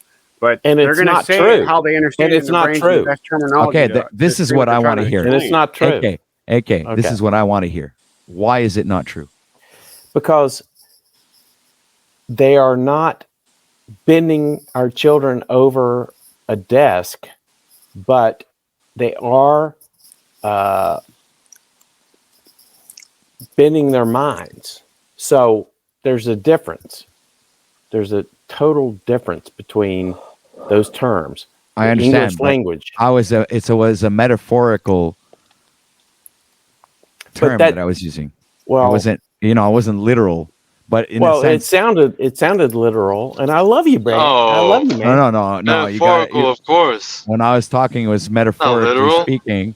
Metaphorically speaking, we are being sodomized, educationally wise, in our minds. We're literally, No way did you say that was metaphorical. He didn't say Sorry in if our I didn't. minds physically. But I thought that was pretty everybody clear. understood it that way. It's But not I thought that was pretty clear the whole now time. it is. Sorry. Okay. Now it is. Cool. Now it is. All right, cool. Now it's clear. So, all right, cool. Finally, we got around that little part. That's good. Yeah. That's how I got it too, RT. I mean, I love you guys. I love you guys. No. Not because priests used to do kinds of weird shit there. That's what I was referring to. No, I was actually being metaphorical. Okay. Yeah. Fair enough. Well, but the word education still means inculcate.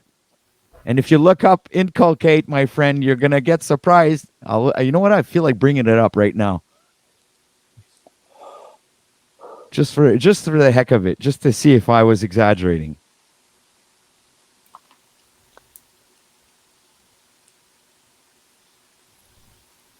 Well, I wouldn't be surprised if it said insert knowledge or, whatever. But it doesn't mean putting a dick in some kid's butt. Come on.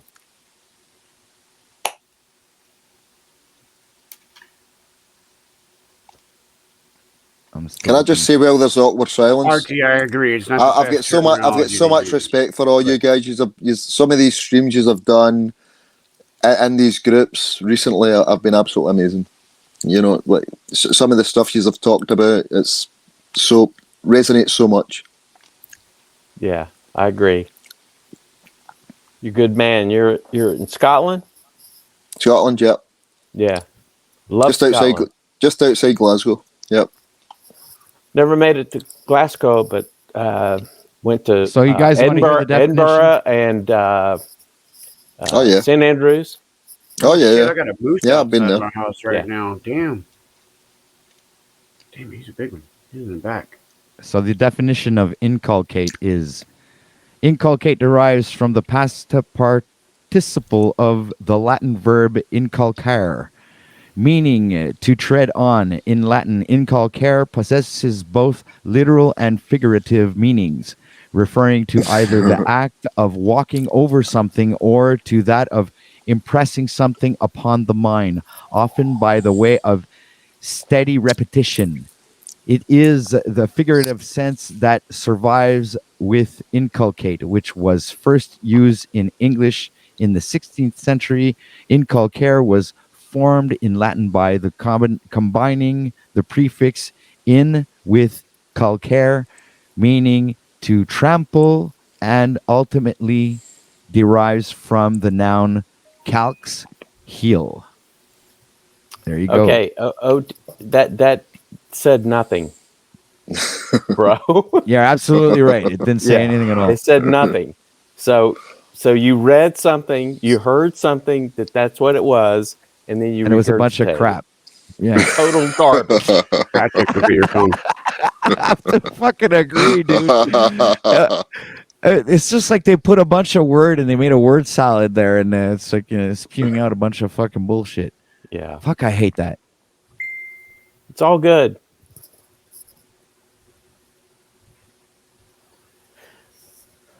Oh Lord. I'm looking for a freaking something that was worthwhile.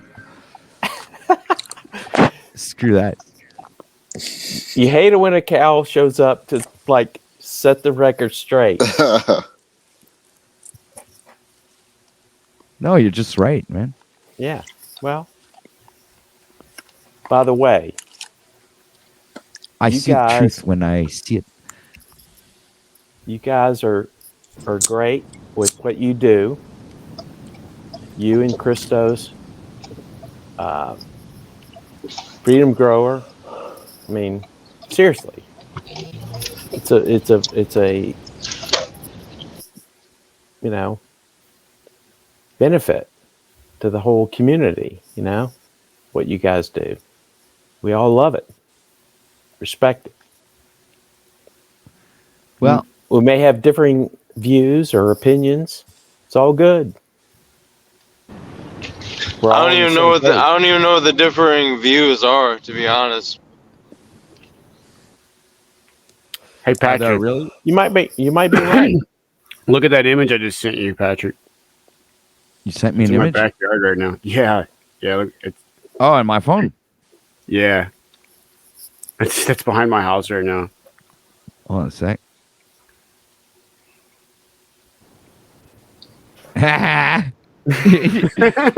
The guy's got like 3 feet of snow, man.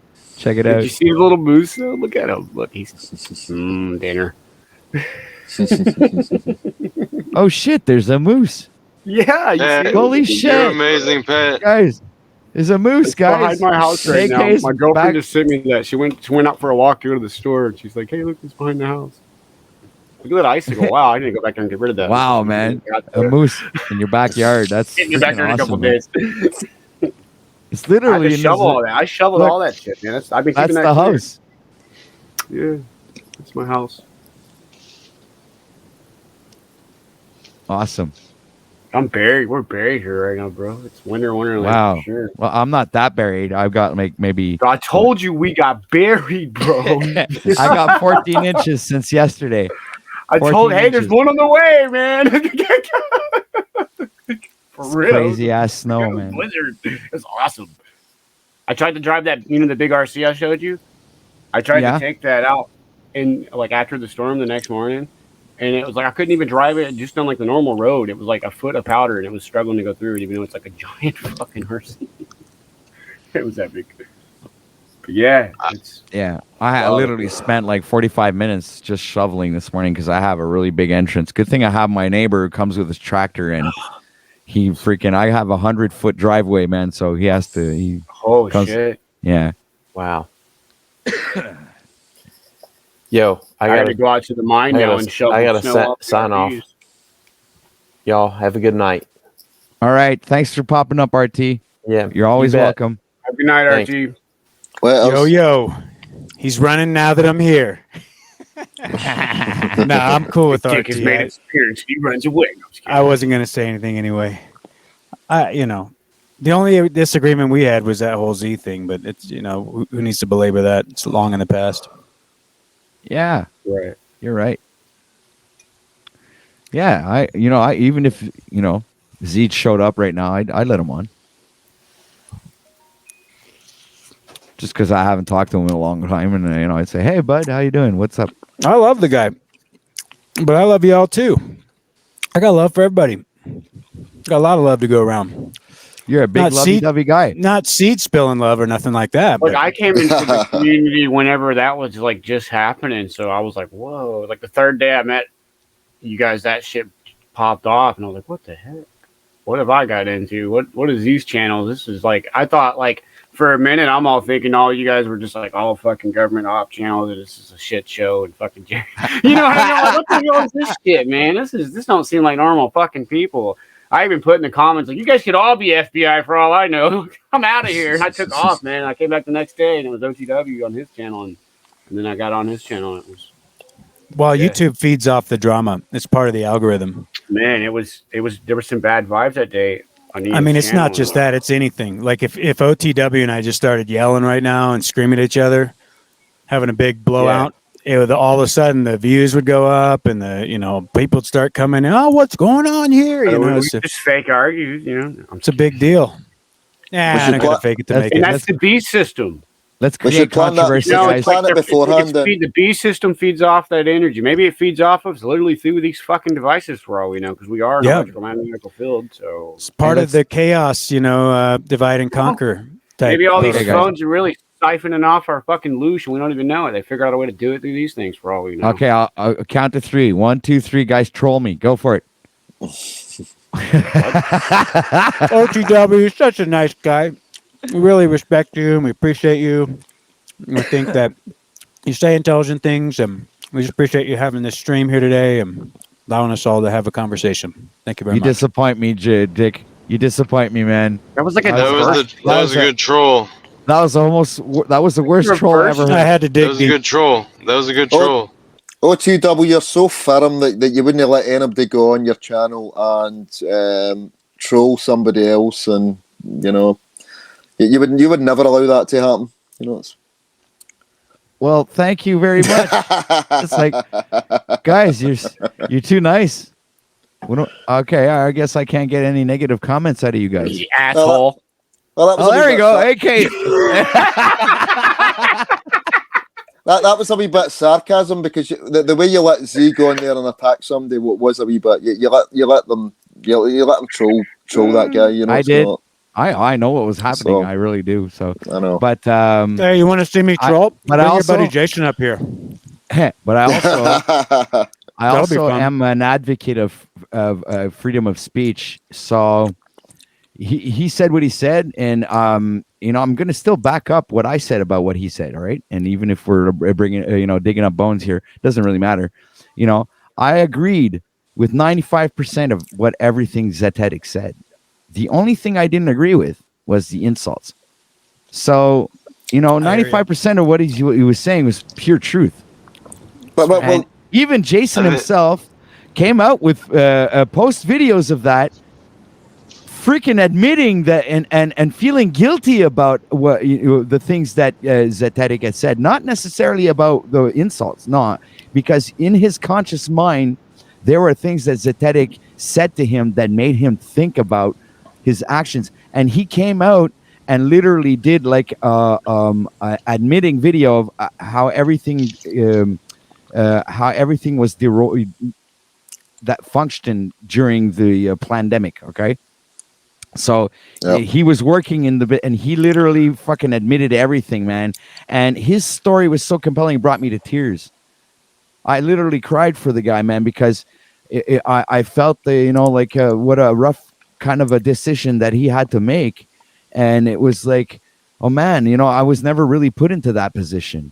I was never really put up against the wall like that. I've always been a libertarian in that sense. Is I've always been a side of society and everything. So I never really followed the rules anyway in the first place. You understand? So when they came up with this shit, I wouldn't follow along, because I don't comply with any of that crap. Because I just never listened. I never listened in school. I never listened in anything, man. I just always listen to myself. I don't know. I'm just like stubborn that way, Everything is different online. I try to make sure that anything I say to someone, that I will be willing to say that to their face if I was not having a computer between me and them. So I just try to keep that in mind with anything I say. I mean, I don't mind trolling a motherfucker. If I got a worthy opponent, someone comes in being a dick to me or something like that, I'm not the guy who's just going to sit there and tolerate horseshit. But aside from that, I try to give respect where respect's due. If people are being respectful and people are, treat me the way I want to be treated and vice versa, it's like there's no reason for any smoke, as they say. But at the same time, it's like there's some people that just want to stir it up, and maybe they're just doing it to get attention or to joke around or whatever. And sometimes I appreciate it if people do that in my stream, because it's like, well, if you want to come in and stir shit up, I mean, I do know it helps views, and if you're trying to get a message out, if you can tie it in with that, I got no shame in that. To me, it's like, give the people what they want and give them the message at the same time. The day that Freedom Growers started alive, Zetetic and I literally clicked on the link simultaneously, and we both popped on at the same time. So it wasn't like, one or the other, one after. No, we literally popped on at the same time. It was a freaking crazy coincidence. And we had it out right there, then and there. He said his piece, and then he let me say my piece, and I literally told him what I was thinking at the moment. And after I had said what I had said, I was good, man. I got it off my chest, and much love to Zetetic. I'm all right. You understand? Yesterday was yesterday, and that's that. Like, I guess for me, like I didn't know the backstory, so what we're saying about Jason, was he involved in administrating the jobs or within his job? I don't know. Well, they're all turning a blind eye to it. I mean, he's a frontline medical professional that was in the care unit for the whole pandemic thing that we can't talk about. He was. I don't think he was directly administering. Just to be straight about it, from what I know. Was because the way I thought the stream was going to go, they were going to tackle, because he was a Christian. Like, I thought that's the route the whole thing was going to go down. Like his beliefs were going to be questioned. Like that sort of debate. Rather than no. It was supposed to be, look, all right, I'll tell you the exact thing that was like the firecracker of the whole thing, and it was my fault. It was my fault. Jason had made a video talking about people who were practicing the Kundalini. Okay? And he brought up an article talking about people who are having bad reactions to the Kundalini rising. And the bad side effects of this, and in other words, he was bringing all the negative connotations to whoever practices the Kundalini rising. And one of these things that he was putting a sticker or a label on us was we were psychopathic, and insane and schizophrenic. Okay, so this triggered me. So I'm a schizophrenic, eh? Hold on a second. I'm going to come back with a response video to your thing. But what I wanted to do was bring out the information. And I was in touch with Zetetic by text. And I asked him if he wanted to join me on a live stream where I wanted to confront my friend with what he was saying about the... So Zetetic joined my stream before we went live, and I had given him all the information. I had showed him the video beforehand, and I told him he was my friend, to not make this personal, and just to stick to the information and help me, bash him, but not personally. I just wanted to, bring out all the great knowledge that, he and I had together, and we were going to present this information like freaking, to me, it was going to be like an epic show, an epic stream. Which turned out to be like an epic stream, because I had like the most viewers that I had ever had, but it was still disastrous in the sense that, Zetetic went on a rampage and literally, destroyed Jason, but not just in that sense, in every sense. He attacked his personal life, and he went... Exactly. I think that's where the problem happened, because... He went to the dark side and, that's that, he did what he did. And another thing was Jason's young son was in the background as well, and he was getting drawn into it as well. And Zetetic specifically addressed his son as well. It was It was a bit uncomfortable, you know. Like, Oh looking God, back see, I on it. don't want to bring my opinion, but dude, he brought his child in. That was so fucking cowardice. Yeah, that was. You don't do that on Yeah. stream. But anyway, Any if motherfucker ever that brings anybody his really, son in, you know, that's some bullshit. sorry, Dick, I just want to say something. If anybody Yeah. ever wants to look back and see this, my video is still live. It's called Response to Jason John Swartz live stream or video. And you guys, it's if you go to my channel, you click live streams, and you'll see it's in one of the live streams. I think it's number 7. So if you guys want to go check it out, you'll see the worst parts of me that you have ever seen is in that video. And It wasn't your fault. It wasn't your fault, mate. You know, it's kind of like no, but if you look at all the other videos that I make, you'll see the difference between that person in that video and the person that's in all the other live streams or videos or whatever. Whenever I participate in any other person's live stream, I'm always the same person.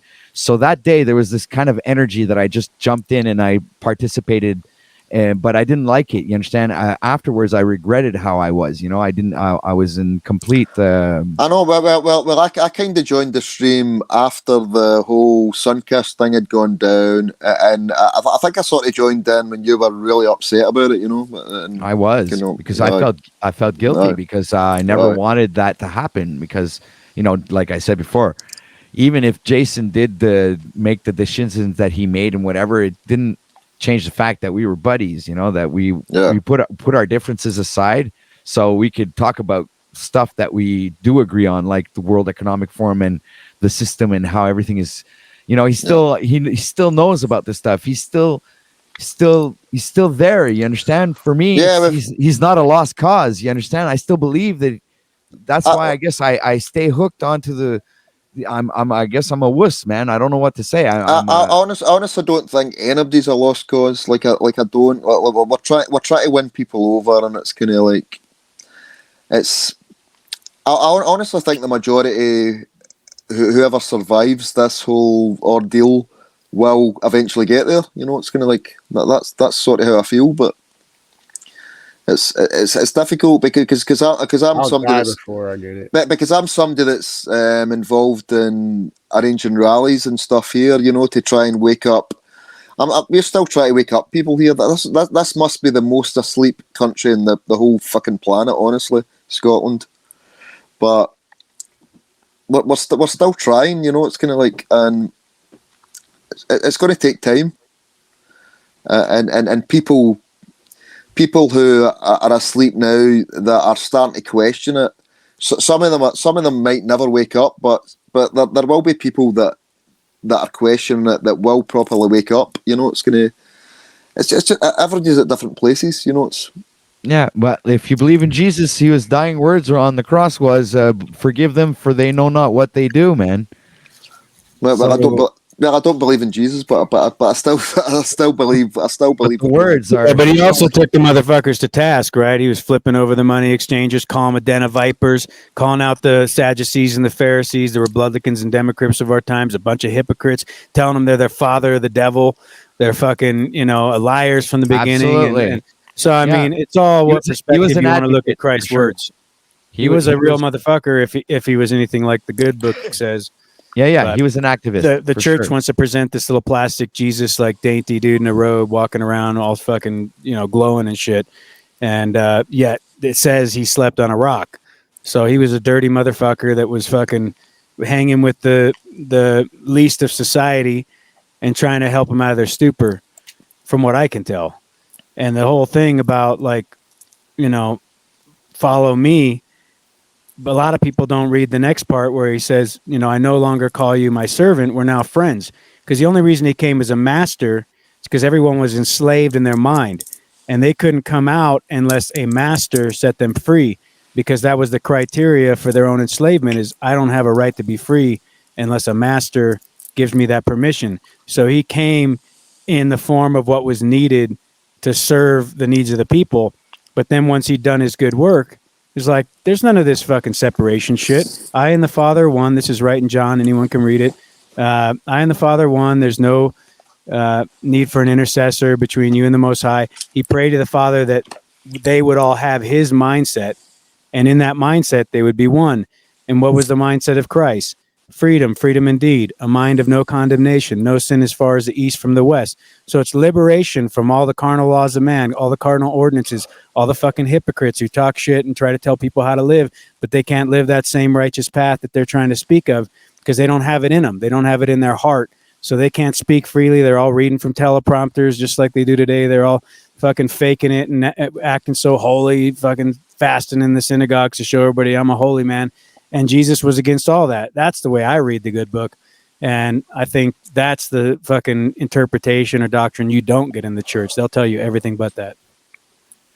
But that's a great way to read the book, honestly, Dick. That was phenomenal, really. I can resonate with that, Dick. Exactly. So can I. And that's not being religiously that's not being religiously indoctrinated, because at a moral level, what you're saying makes absolute sense. So if you want to look at the Bible, I will integrate my beliefs in a moral message that is also being given in the Bible, not just allegorical, like referring to the Kundalini or the brain or whatnot, or astrology. I can firmly believe that there's a moral story being told there, which is almost like a guidebook to teach you how to act in this despicable world that we live in right now. Yeah. I think he was real, man. I just think that the Bible we got now has just really been fucked up. Yeah.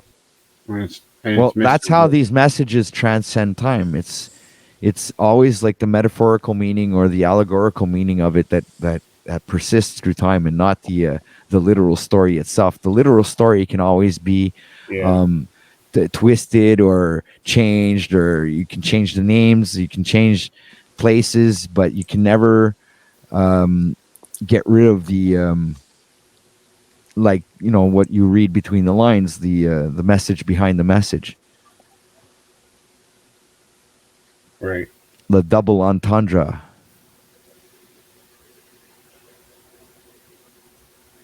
Yep. Jimmy Shively. I love the message of Christ. I mean, a lot of people want to throw the baby out with the bathwater because they got screwed by their church, or somebody, was taking appropriated funds and giving it to their kids so they could go start a business or get a stretch limo with cocaine and hookers or whatever. And the truth be known, it's like, that's why you don't put your faith in man. That's why you don't sit there and hang on the words of some pastor or doctrines of people's views. You don't need an intercessor. You discern in your own heart if the words have value. If they don't, you just get rid of them. You don't got to live by a book. Even the book itself tells you, in the beginning was the Word, and the Word was God. The Word was with God. And then what happened? It became flesh.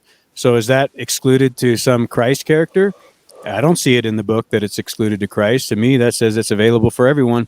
And then Christ told you himself, greater things are you going to do. So everything I have, all the authority I got from the Father, you got it too. There's no separation. There's no need for an intercessor. We're one in this truth, this free mind of no condemnation. So move forward and do the good works. And that's all he was doing, is giving permission for people to be great. It's like, go be great and call out the fucking bullshit. Don't let that shit slide, because these people are taking people to hell with their false doctrines and their lies and their hypocrisy. Fuck, is that well said, man? Yeah. I can't help but applaud that, man. You know what? Dude, this fried rice is amazing tonight. I'm telling you. I fucking really rock the walk. Yeah, well, it's got you on fire, rice. man. It's got you on fire, dude. Drop a bomb. You ever cook any fried rice? I don't have any sound effects. It's like drop a bomb.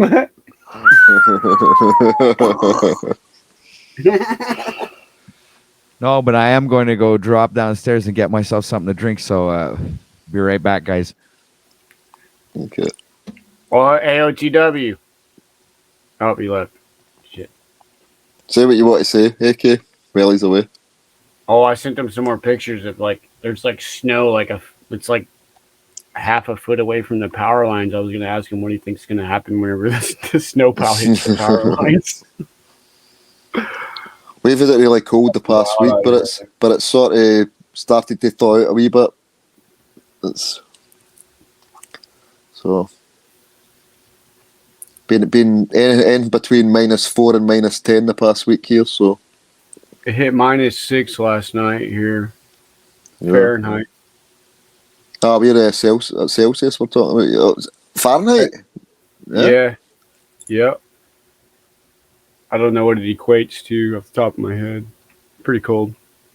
What's about? So 32 is normally freezing temperature. 32 degrees Fahrenheit is freezing, and so it was all the way down to -6. Jesus.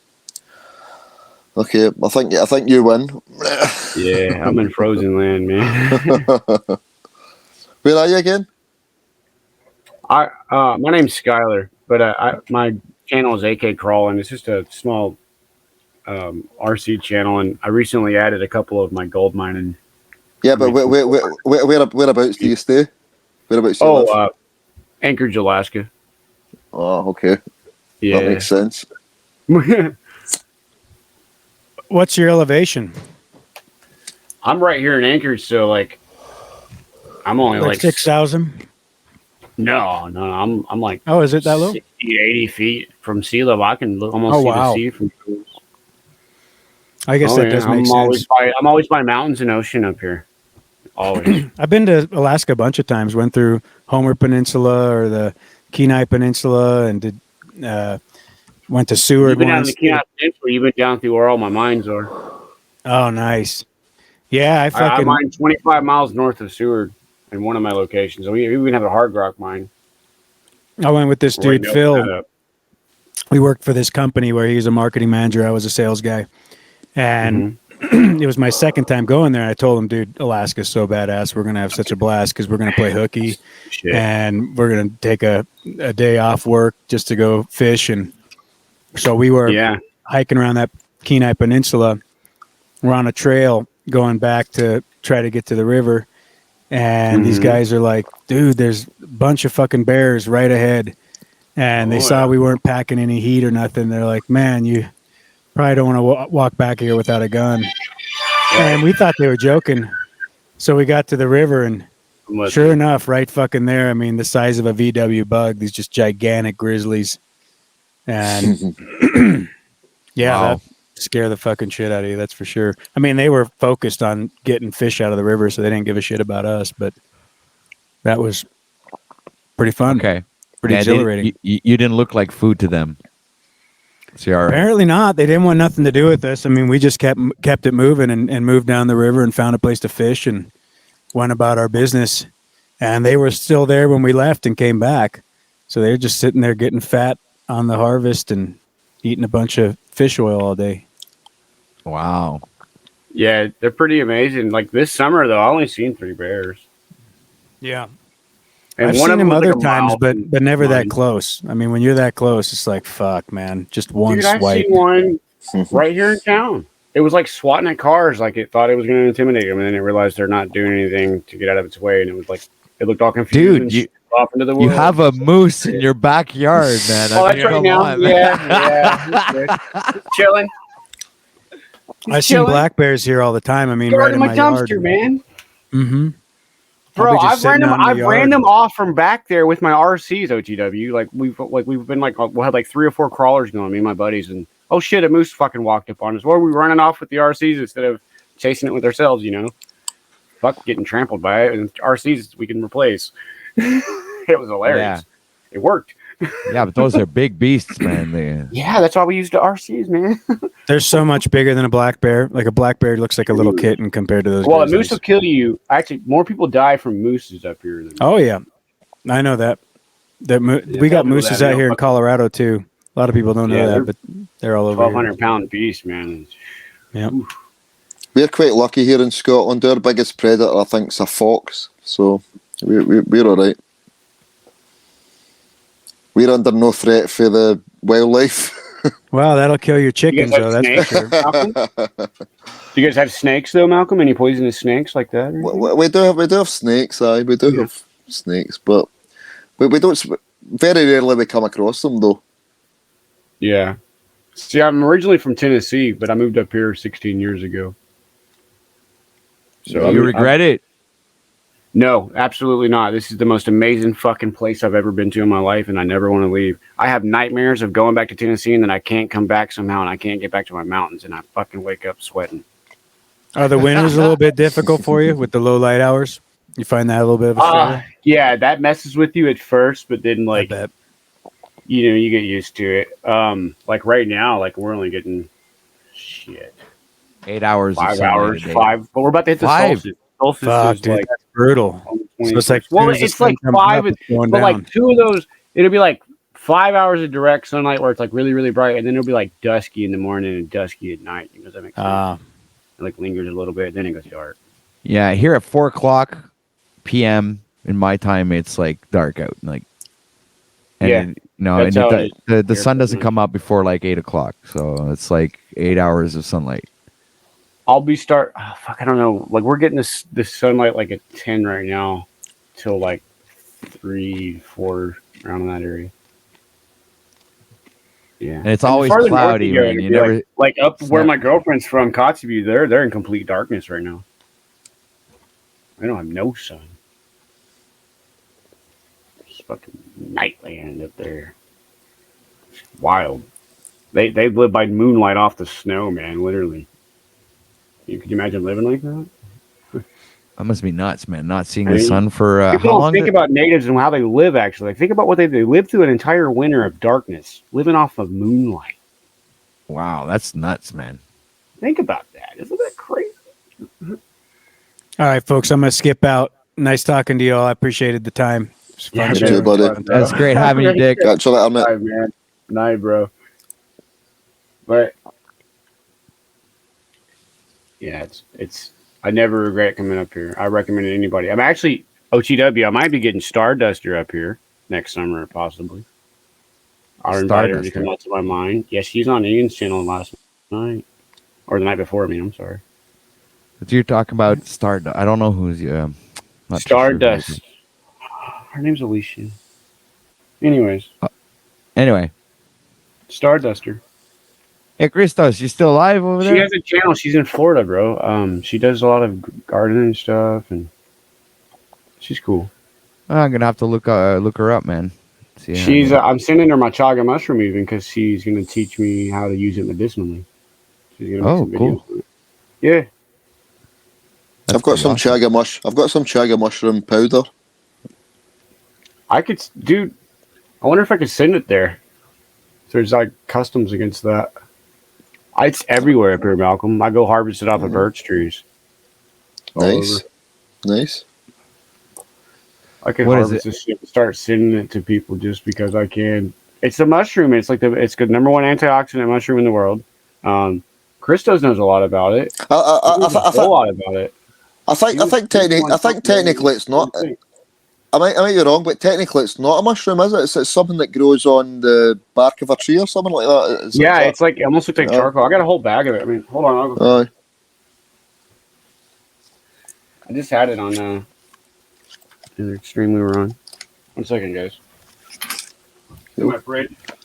And this has no psychedelic properties. It's just like this normal No, mushroom, right? No, it's just a health thing.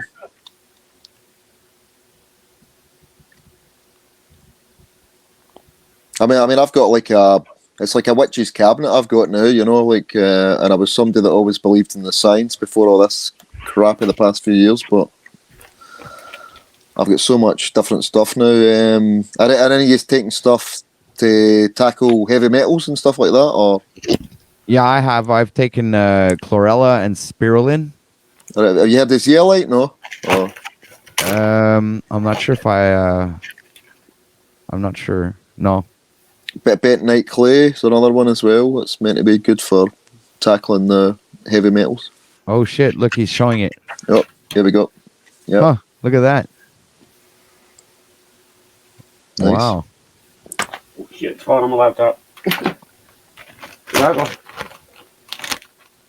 I harvested that in like 30 minutes, just walking around with a hatchet in the woods at my mine 2 months ago. Brilliant. Yeah. Huh. Yeah. So that's Nice. consumable. You can consume that. People make cheese with it. They literally make cheese with it, and you can make you can take it and the like you use like a little bit of it, right? And you make your first tea with it, right? you can make like up to 4 or 5 cups of tea off the little bit you use. Like you can reuse it because it still leaches out. You know the medicine you need. The natives use it up here. Flora, her family, like she's got like old fucking herbal grandmama native ladies that are really holistic medicine and stuff. They know how to make stuff with dandelions. They make you boil it down and you make a oil stuff kind of with it, and you can use it, rub it on your skin. There's dandelions. I've heard about dandelions are very, very good. We get a lot of dandelions about here, but awesome. I've heard dandelions are one of the best.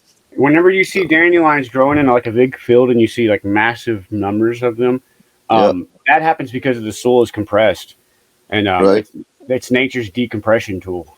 Is what dandelions are. That's because the roots get so deep, they break up the soil really, really deep, and over time, they'll keep blooming on the field. That's what they're programmed to do. They'll keep blooming on that field until that field is loosened up, and then they spore out and they move on.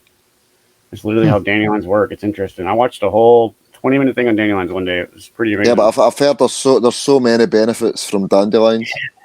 Yeah. The natives use it. They also use, there's another mushroom we got up here, OTW. I forgot what it's called, but it looks funny. It's looks like a shell on a tree, kind of. Like a conch shell on a tree without the spirals. Yeah, I've seen those mushrooms. Yeah, kind of like a big clam, maybe like a big funny shape, half clam on a tree stuck to a tree. Right? I've always wondered. You take those and you it's antibiotics. You can take them and cut them into slivers, and then you wrap your wounds with them. The natives do that with it. Oh wow. Yeah, stuff I would have never found that out unless I was with a native girl and hang out with their family and shit all the time. They're showing me shit. Oh, that's great, man. You're in the right spot, dude. Oh yeah, man. I'm definitely in tune with nature. I just I'm finally free now again. I'm not getting locked back up. So Do you guys take the psychedelic mushrooms or? Not me. No. I wouldn't even know where to find it around here, man. That's my issue. I would. Me and my girlfriend would try it. So would my mining partner. Even my mining partner would try shrooms. Like, he used to smoke weed back in the day. I've been trying to get him to smoke a joint, but he won't. Allegedly. I've got a lot of friends in the movement here that I've got a lot of friends in the movement here that know what they're looking for with the psychedelic mushrooms. So that's. Yeah, like Christos here, he could help us out, man. Yeah, Christos, tell us about the chaga, bro. You were talking. You're the expert. I'm new to it, man. I'm just able to get it. Oh, he's back. Oh, I thought he was back on there, but I think he's fell asleep again. He's awake. Oh, he's there. Is he there? He's there. He's half awake. He's in the background. His mate's coming up. His mate's going on and off. So he's there. Hello. Hello. Yo, bro. You back from your slumber? Connected to my headset. Yeah, but I mean, I'm talking about I don't psychedelic know mushrooms. Chaga. I mean, I know about chaga, but I've never done it. All right. So what do you know about it, bro? You know more than me. Yeah, you know the salvia stories. Yeah. Yeah. Salvia, I have tried that. That shit was. I've never tried salvia. That was a crazy trip. I thought I was like two people coming off of a stool. I got stuck on a fucking like a work stool in an Arctic entryway. My buddy had a work table out there with tools and stuff, and there's like even one of those bar stools. You know what I mean? Yeah. And I smoked it out there in his Arctic entryway, man. I got stuck out there. I was tripping fucking balls, man. I could see myself sitting on the stool from 4 feet above me. Oh shit, that's a hard trip, dude. I could see myself from above me and behind me, like I was looking down at the back of my head. And then I hovered around and looked at me from the front. I had limited control for a moment, and then it was like, then I just felt like my soul was splitting in two. And after that, man, I fucking sold the rest of the shit I had to this fucking dumb kid that come over, and I went and bought some weed.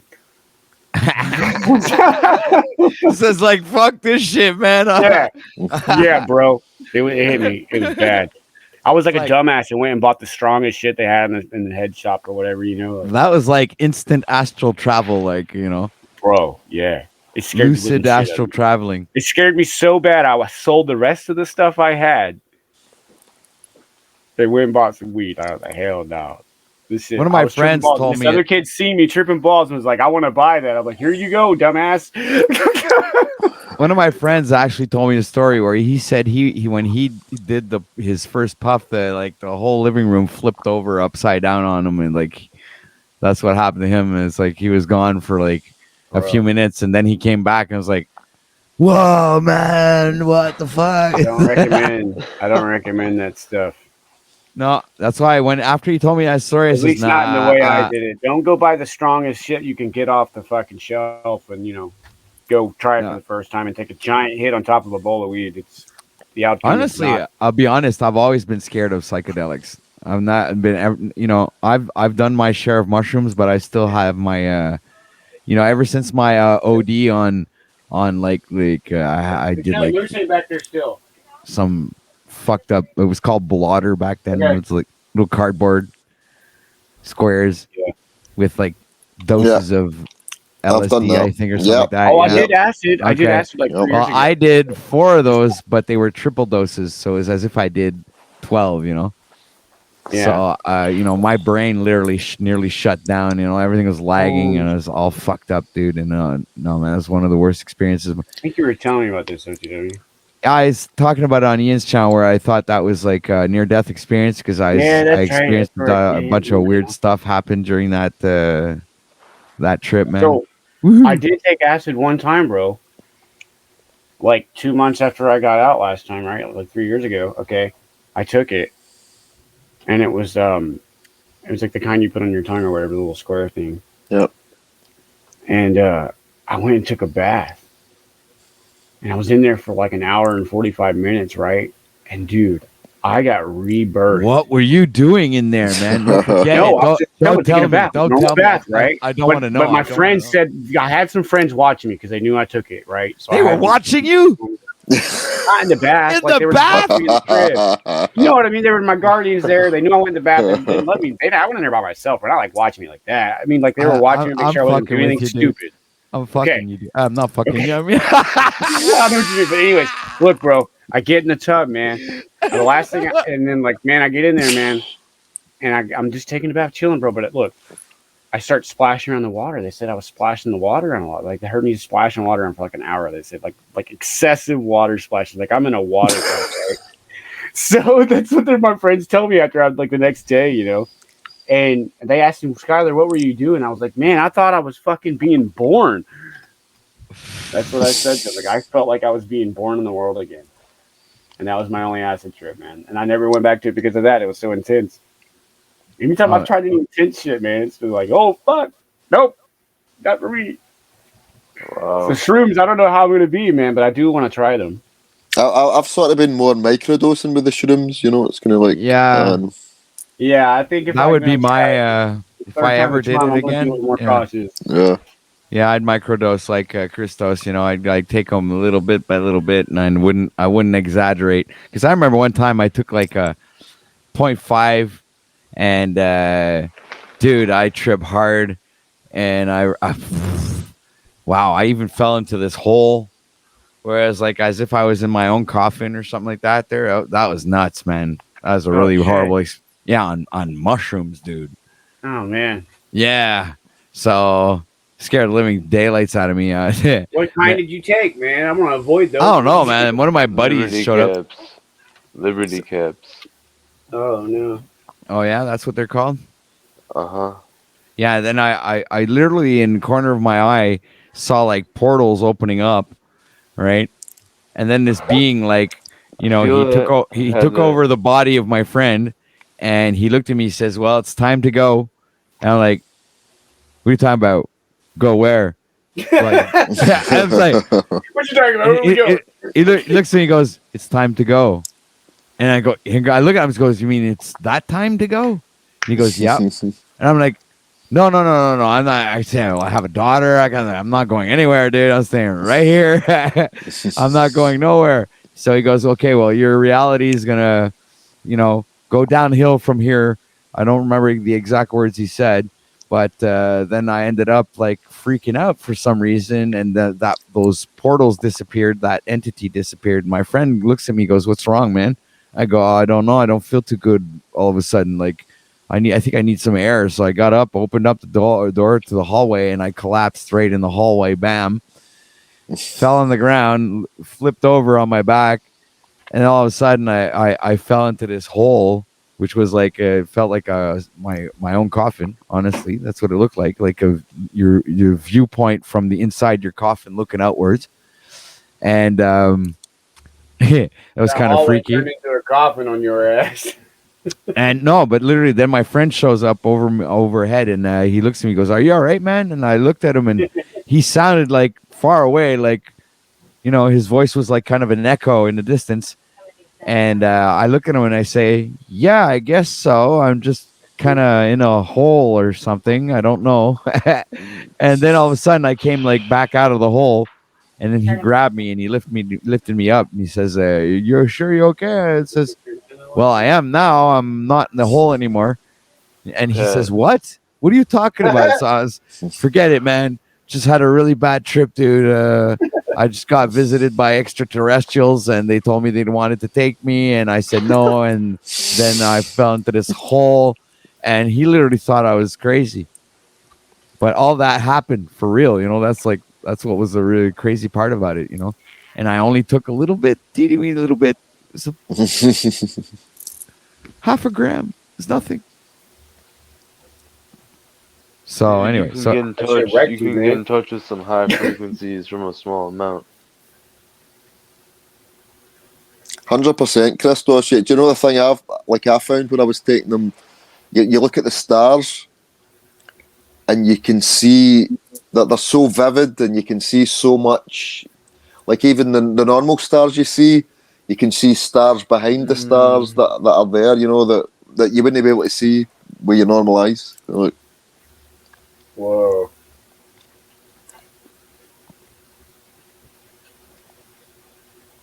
Oh, Mary has some growing right now. Look.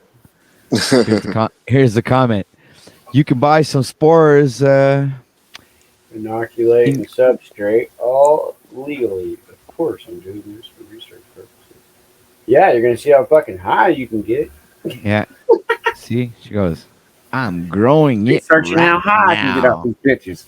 That's what I'm researching. They're classed as they're in the UK.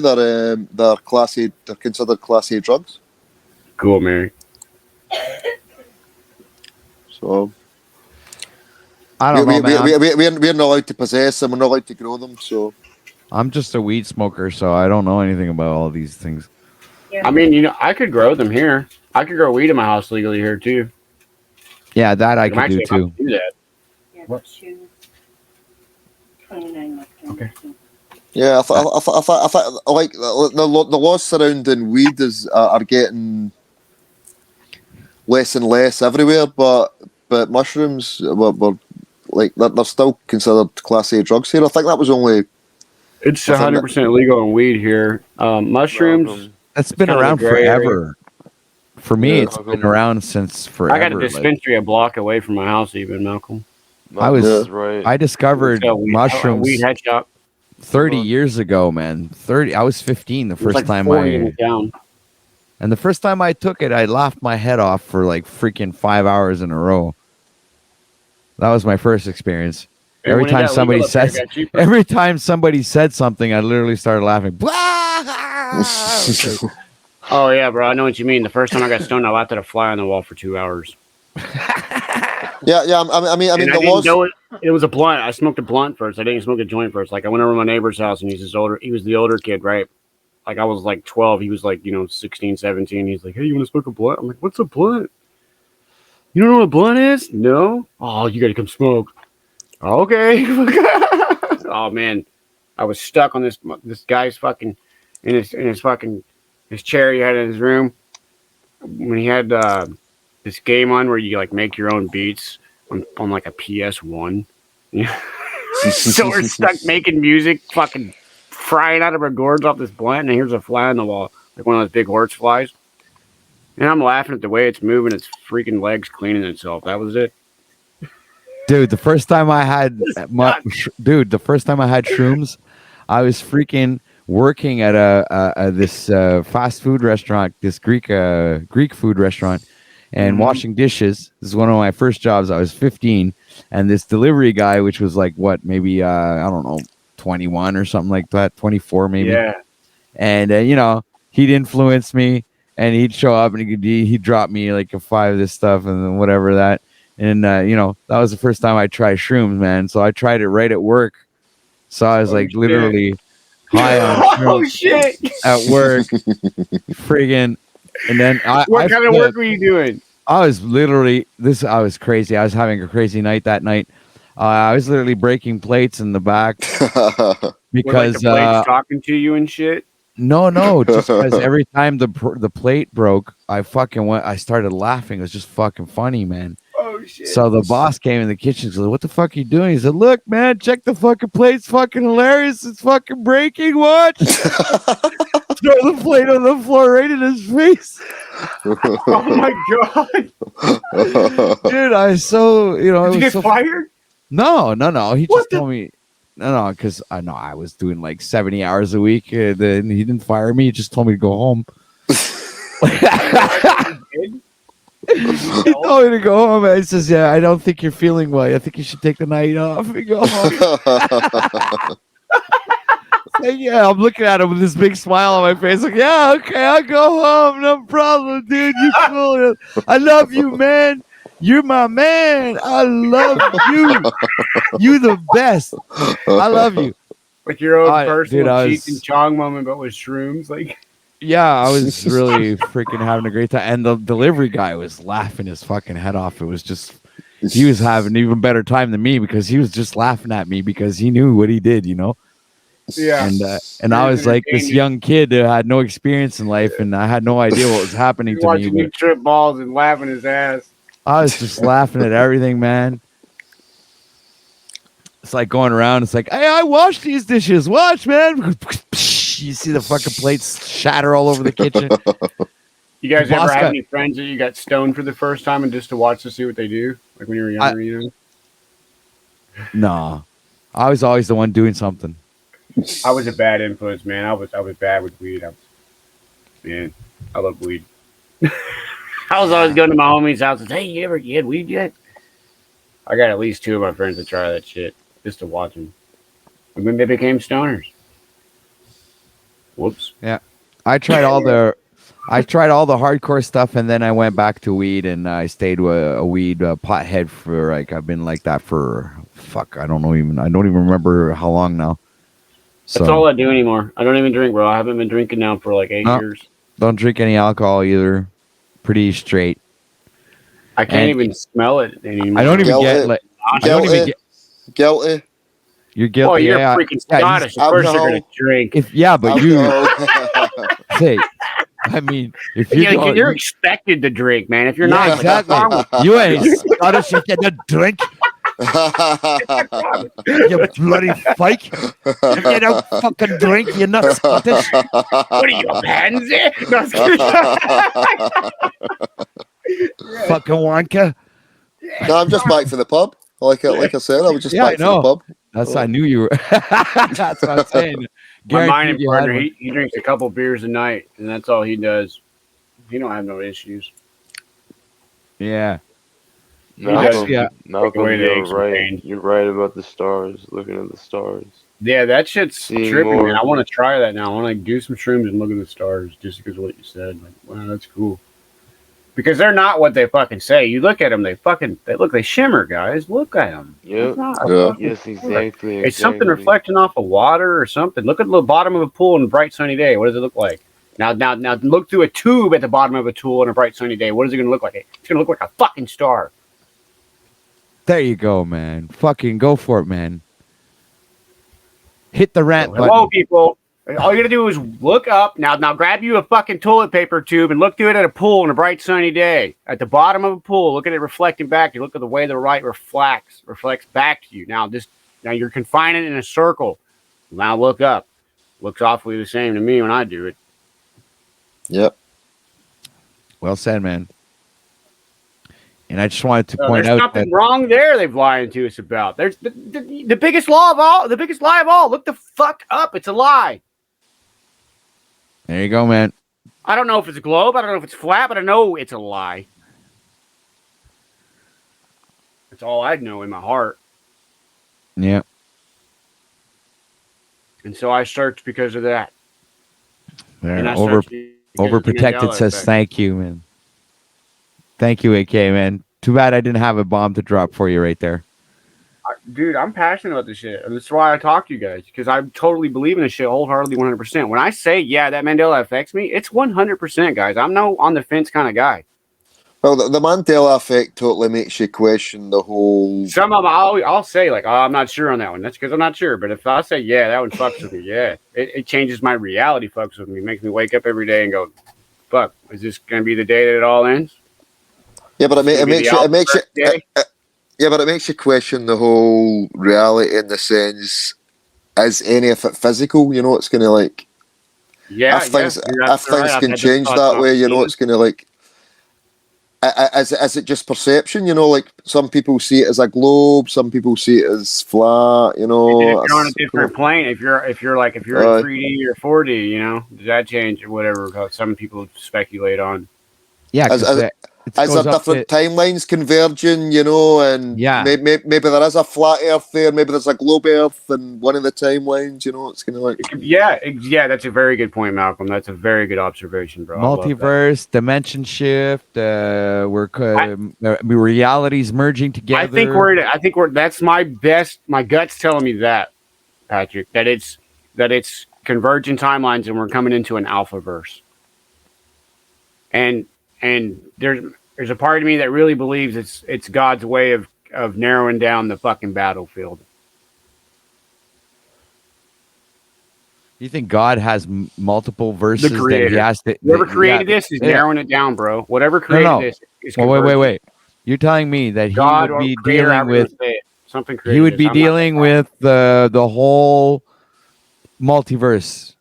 Like, let's say there's 20 million different multiverses. He's dealing with all of them at the same time. Yeah, and I think they're all convergent until he's going to come down to just one timeline, one now. One now. Not a million billion nows, one now. Well, it's happening narrows the battlefield to where he can make it to where if he wins forever. I wish it would happen faster because it's not happening fast enough. That's what my gut. There's a part of me that believes that, but then there's a part of me, you know, that's like Malcolm says, you know, is it all a fabricated reality? So my brain goes in multiple directions, but that theory is a predominant one in my mind. Are we all just consciousnesses that are sort of connecting in some sort of way and creating this reality out of all our sort of minds? You know, like I don't know. It's kind of like because I've certainly been in a situation where I thought I was like in the Truman Show. You know, like where really weird stuff was happening, and I thought I was sort of. I'm on the fucking Truman Show here. I was making so many. I'm just really feeling so weird about it. My Dark Night of the Soul. That really was, but kind of like there's so much weird stuff happened to me because I was an atheist. I was an atheist before this. Me too. I was an atheist at one point, Malcolm. And then I believe in a creator. Now I don't believe in everything the Bible says, but I believe there's a God. Yeah. I've always believed in God. I've always. My heart's always leaning towards the Bible, but then there's the subjective part of my mind that's always like, fucking hold up.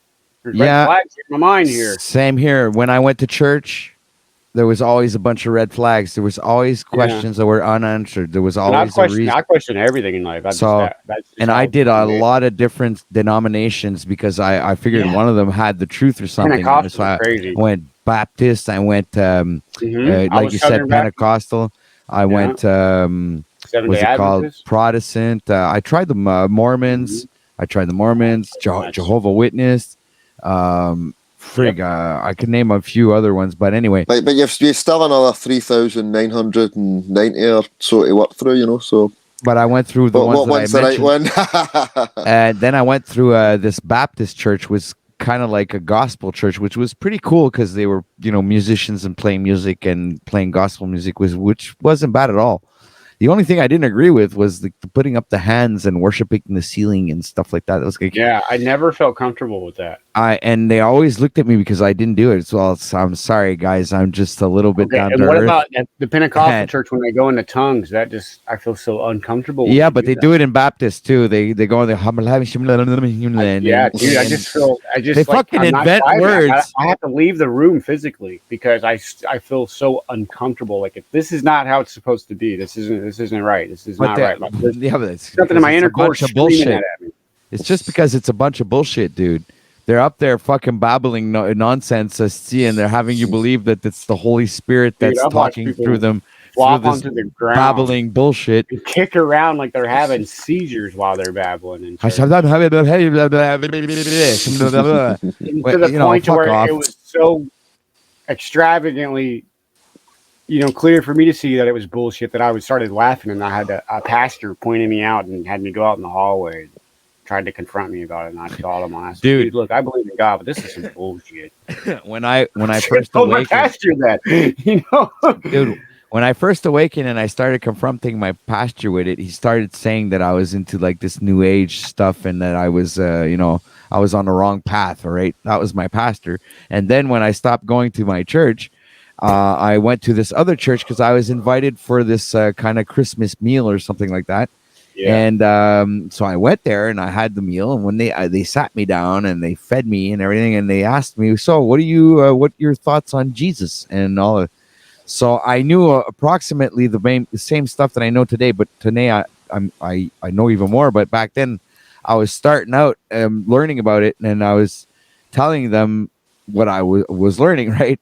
So they nearly chased me out with pitchforks and torches and stuff there, and throwing stones at me with me and my girlfriend. And I'm not even joking. They literally ran me out of the church. I had to get up. My girlfriend told me, "Okay, we got to leave now," because they were starting to yell at me and calling me Satanist and it was crazy. They went ballistic. Some people got up. You saw the frustration and the anger in their faces, and they were all standing up, and it was like, okay, well, what's going on? I thought I was here for a meal. Just told you what I thought, man. It's like you guys are believing in something that's not true. It's like they're mad about your opinions. Yeah, they're mad that you're not indoctrinated with them. Yeah, exactly. And I told him, it has nothing to do with being an atheist. He goes, oh, so you don't believe in God? And I'm not trying to knock anybody's belief. Not at all what I'm saying. I says, no, I do believe in God. My personal gut feelings and how I feel when I'm in churches. Now, I've sat down and prayed with people and like I've been in prison, right? I've had Bible studies and stuff. I do all that stuff. I did all that stuff in there. It helped me. It's like a way of meditating your mind in a way, because what are you doing? You're getting the good, and you're like Christos said. No, don't mix. AK, wait, don't mix things up. I went through all that. Wait. AK, wait. Don't mix things up, man. Praying is not. I'm not mixing it up. I did all that. Right, I'm not mixing it up. Let me finish. Wait. I just wanted to say, don't mix up praying and meditating, because praying I think is a part of manifestation, and meditating is a way of listening to God. There's a difference. One of them is speaking. I wasn't doing them at the same time, OTW. Like I meditate and then I pray. I guess. Okay, all right. Like I did my prayer group things, and I'd be in my cell late at night. And I'd meditate. I'd pray. In my cell late at night. I just wanted to make sure you knew the difference. That's all. Oh no, yeah. There's definitely a difference. I get that. Like when I meditate, I would just sit there and chill and like try to do the breathing thing that from what I read in the books I had available on it, and try to follow along. But I'm only had so much access to knowledge. So, but anyways, I did all that shit and I got out, and then I tried to go to a church, and it was just like you were saying, man. It was a similar kind of thing. I spoke about, well, what if Jesus wasn't an actual guy and it's all like a metaphor thing, and they fucking freaked out. So I completely understand it, and I don't want to go back to a church now because that's a negative experience I had. Yeah, it really affects me. And you know what blows my mind the most is I had a friend that literally wanted me to go to church, right? So then he moved back to the United States, right? Yeah. And he had come, his name is Jeff, and he had come from Baltimore, and his wife was from Quebec. So they moved back here. They lived in Quebec for a while, and then they moved back to Baltimore. And, Malcolm. Sorry. He's back. Sorry. So I went and hit the chat and then accidentally exited. Sorry. it's all right. It's all good. So my Happens. friend was the one who encouraged me to go back to church and go to this Baptist church and everything. So a few years down the line, I have my awakening and everything, and I get back in contact with him again. And I asked him, I said, dude, did you know this, and this, and this, and this? And I freaking lay it out to him, right? Like, and he's like, yeah, I did know that. And I go, and you still led me to church? Well, he goes, there are certain stepping stones, and I figured that was one of the best ones to start you down that journey. And I told him, I said, yeah, but dude, you could have just told me and I would have figured it out for myself. You didn't have to friggin' have me follow a church for 2 years, and believing a bunch of crap when I'm thinking like marriage and all that stuff is important when it's literally not, and you have me believing in a bunch of crap, man. Why didn't you tell me? See, he goes, well, there's some things you have to learn for yourself. So I guess that's true, and people do have to do things for themselves, and you can't just wait for someone to tell you. And you could be out there watching and seeing this later on and saying to yourself, well, yeah, what you guys are talking about it and saying thing, yeah, but if you don't go out and experience it for yourself, how do you ever going to know if it's true or not? Are you going to do like the rest of the world does and just believe everything that's spewed out of the screen, whether it be a TV screen? Look at the ones that, like your TV screen. Exactly, bro. Look at the fucking mega churches on TV, dude. Come on.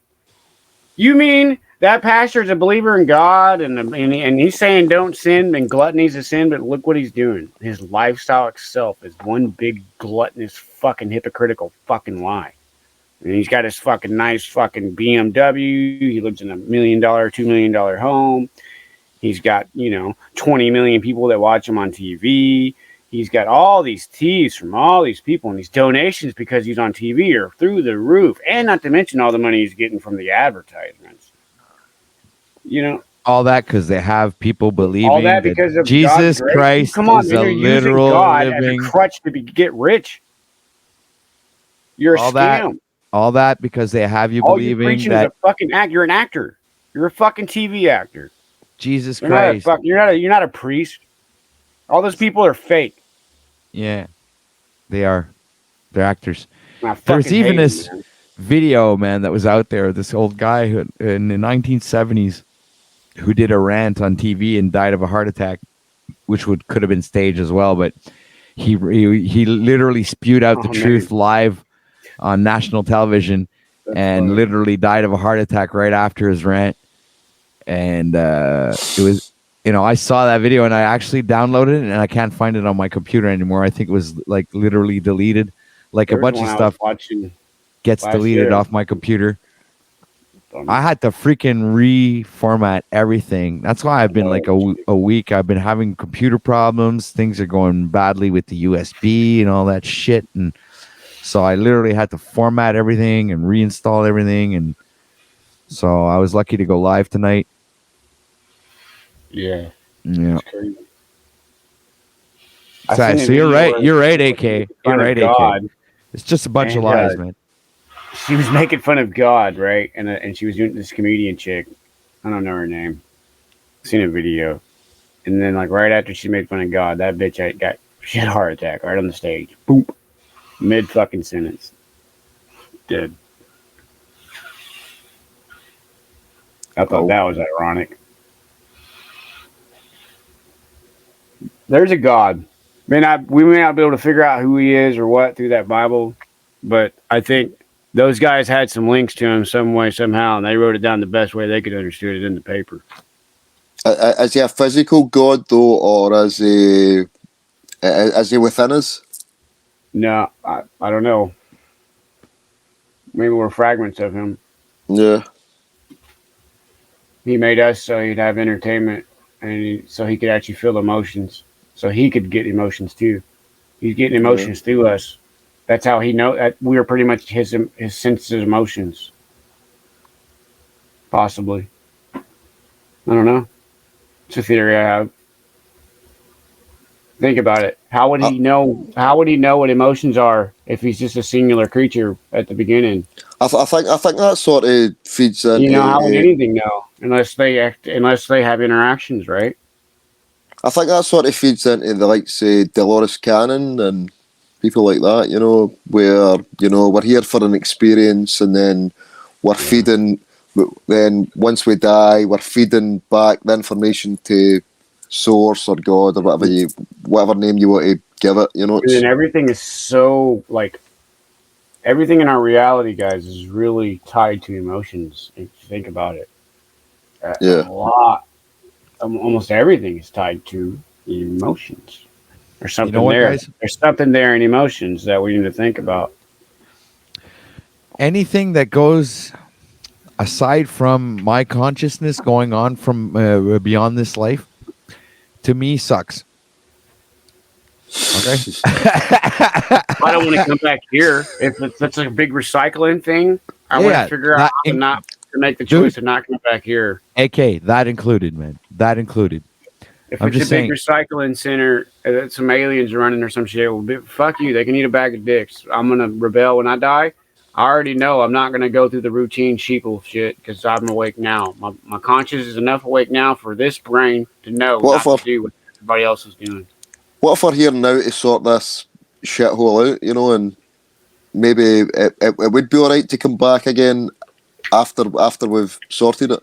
If I could come back with every fucking memory I got from this lifetime into another lifetime, and then because I know what I'm supposed to do then yeah, then I'll do it. But if it's a memory wipe, then fuck you. I'm good. Send me somewhere else.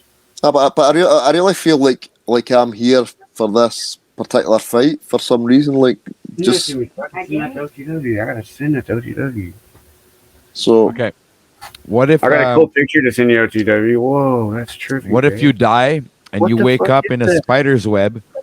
Okay, and this is big giant queen spider that feeds off of you, and she induces you with her venom, and that venom puts you in the state of dream world where you think you're in some sort of reality, and so every time you wake up out of that reality, you see her, and she just like plugs you back in, man. Keeps feeding off of you till you're completely drained, and what if that's our reality? what if I'm in a coma right now and I'm just imagining all this? It's kind of like, yeah. What if we all died and we're all going through our last zapping moments of our lives? Exactly. Or what if we're living eternity what if in out? 2012 when they started CERN back up, they killed us all? Yeah, and now we're just living out the 7 seconds. Well, look at Project Looking Glass. They said there's a converging point they can't avoid. We need to discuss that.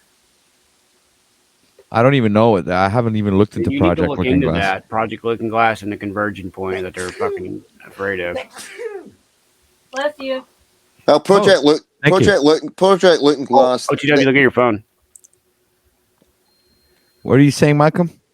Project Looking Glass, like what I've seen off it, what they think is that they're looking into the future and trying to change what's going to happen, but every time they do, they always lose.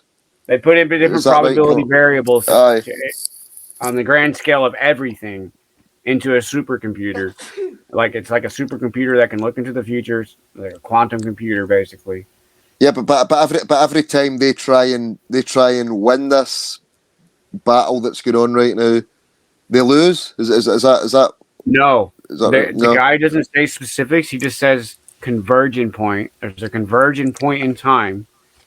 And no matter what they do, they cannot change the outcome of the convergent point. Right. Got you. Yep. And so what the fuck is the convergent point? That's a correlation in my mind. It's like my brain works like a thesaurus on subjects, right? Okay.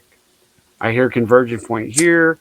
I'm thinking we start talking about Mandela effect. We're talking about convergent timelines. That's a convergent point. Okay. And so there's correlation there in my mind. That's just how I work. I'm kind of like outside looking in not a macro perspective, but a bigger perspective, It's just because I'm not going to be able to figure it out by being stuck on one thing besides the stuff I know is happening, like the Mandela effect. I know that's happening, so that's like my first puzzle piece in my mind. Yeah. Then you got to start looking at everything else that's going on, and you got to make a gut theory in your mind, or multiple gut theories, and leave yourself open to open possibilities. Yeah, you Because just got to. you get stuck on one thing, I think you're going to get spun out. And you're Exactly. You can't stay stuck on just one thing because, look, even the people that stay stuck on the Mandela effect, okay, you'll notice that if they they'll come back on the same ones, all right. But sometimes what even the Mandela effect community don't realize sometimes the new Mandela effects or the same ones that continue changing. All right. And I've noticed more than one Mandela effect that just keeps on changing, like the Ford logo on the and a multitude of other ones. Back and forth. Either shifting back and forth. There's a few like that. There's a few like that. There's a few that are there's a few that are incremental, and there's ones that are flip flopping. So the machine is broken. We know that. Whatever the machine was in our normal reality, where we used to, years back, where everything was normal for all of us, from there to now, it's broken. The machine we're in. Guaranteed. Something's wrong. And we all feel it. Everyone. That being a man-made, we're just fucking ones and zeros in an alien's computer somewhere, and he's fucking laughing at us all.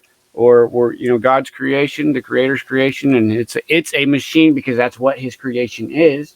That's what creation is, right? Okay, it's a machine. It's just a physical, scientific machine. Well, anyway, like I said, any reality that goes beyond the fact that my consciousness doesn't live on after this realm sucks. Right? But that's pretty much it. Like, I don't care really about anything else. It's just like I would just like, at least for my conscious entity they want us to just believe we're fucking meat bags too, bro. Like, yeah, I know. I just want to conserve my memories. Meat bag, that's what I'm asking for. I want to conserve my memories. I want to conserve my consciousness, my identification, if you will, my what I Yeah. I don't want to lose all the good memories I had. I don't care about all the shitty ones. I can just fucking put those in the back of my mind. It's not hard to do that. But that's the thing. Like, has our mind been wiped? Or have we been reincarnated and our minds have been wiped? Do we know this? Or I mean, for me, like I can't even remember. Like, how would you imagine this would happen? That you would remember your memories and then be born again and remember everything as a baby. Some people do that. But like there's humans that claim that they're doing that. But do you remember being born? No. Do you remember? The first memory I have, I was like 2. I remember. So if we can't even remember this lifetime, what chance have we got to remember in previous lifetimes? It's kind of like that's the problem. I'd want to come back to the light on. There's something going on that we don't remember. Freaking that we were born. That there's something that we should have access to that.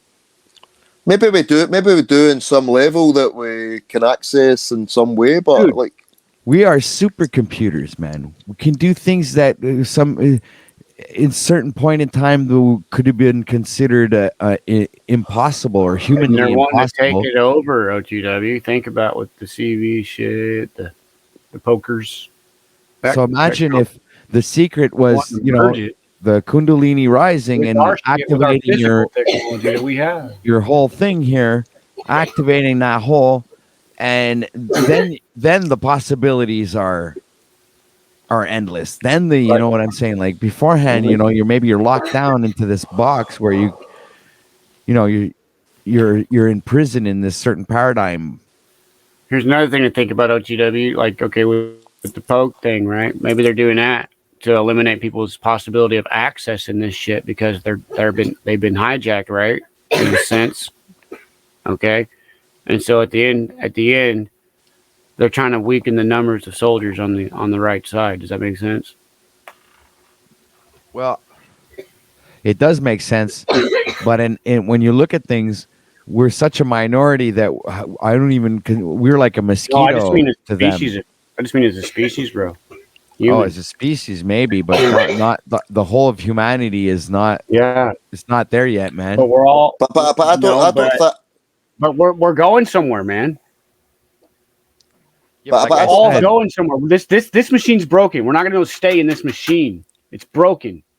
But I don't think they think that we are inferior to them in a sense, because see during this whole past few years, what they're trying to do with the programming, it's all this dystopian stuff they're putting on. I think they're using us to manifest what they want the reality to be. Yeah. Yeah, so, absolutely. So they know we're every bit as powerful as they are.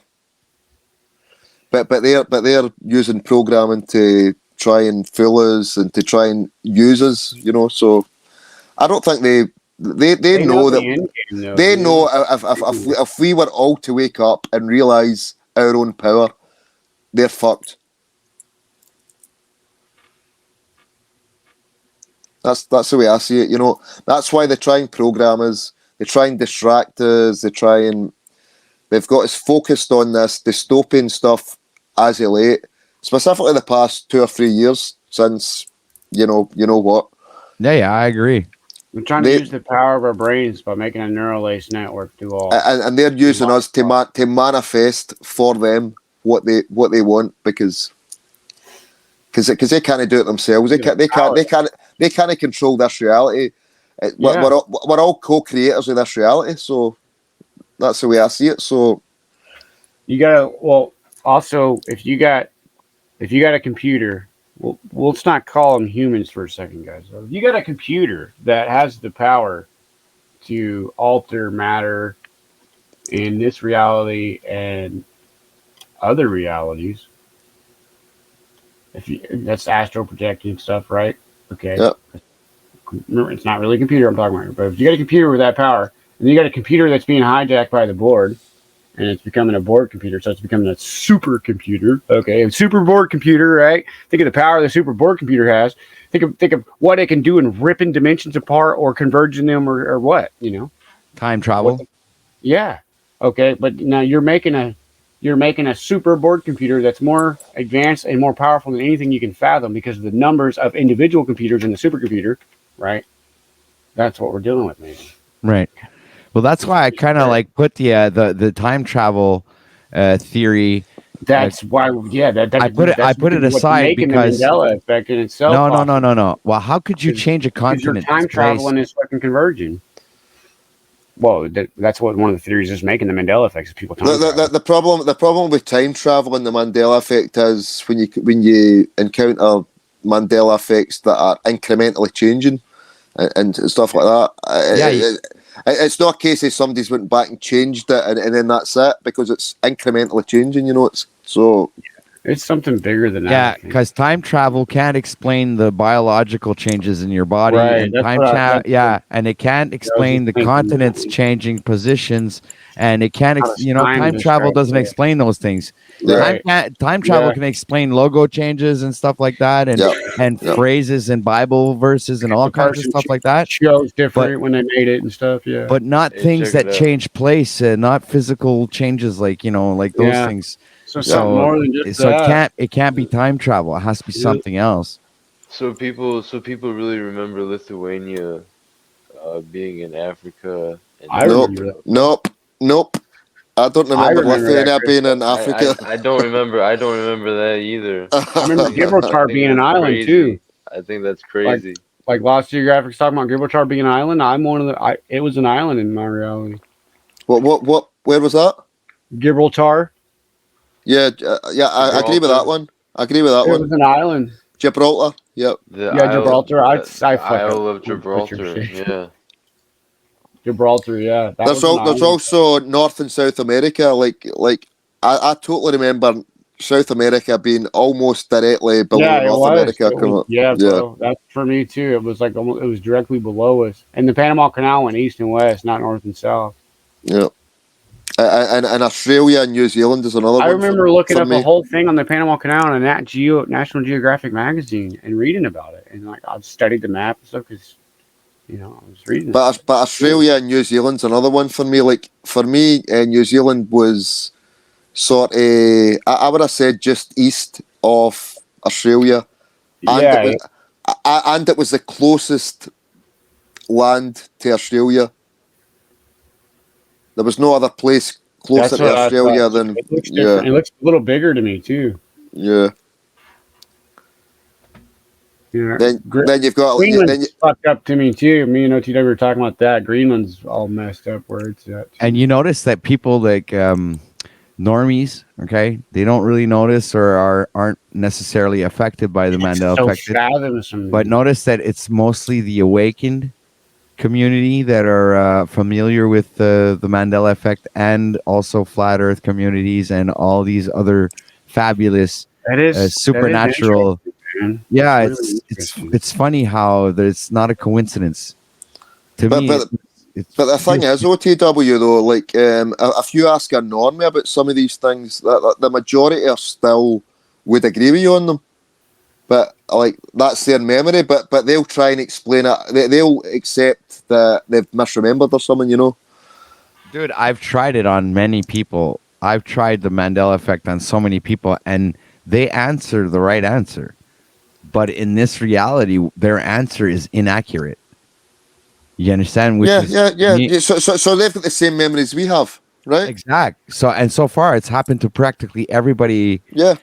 That I've asked, and I use ones that are most common, like mirror on the wall, or the ones that are the easiest to. I am your father.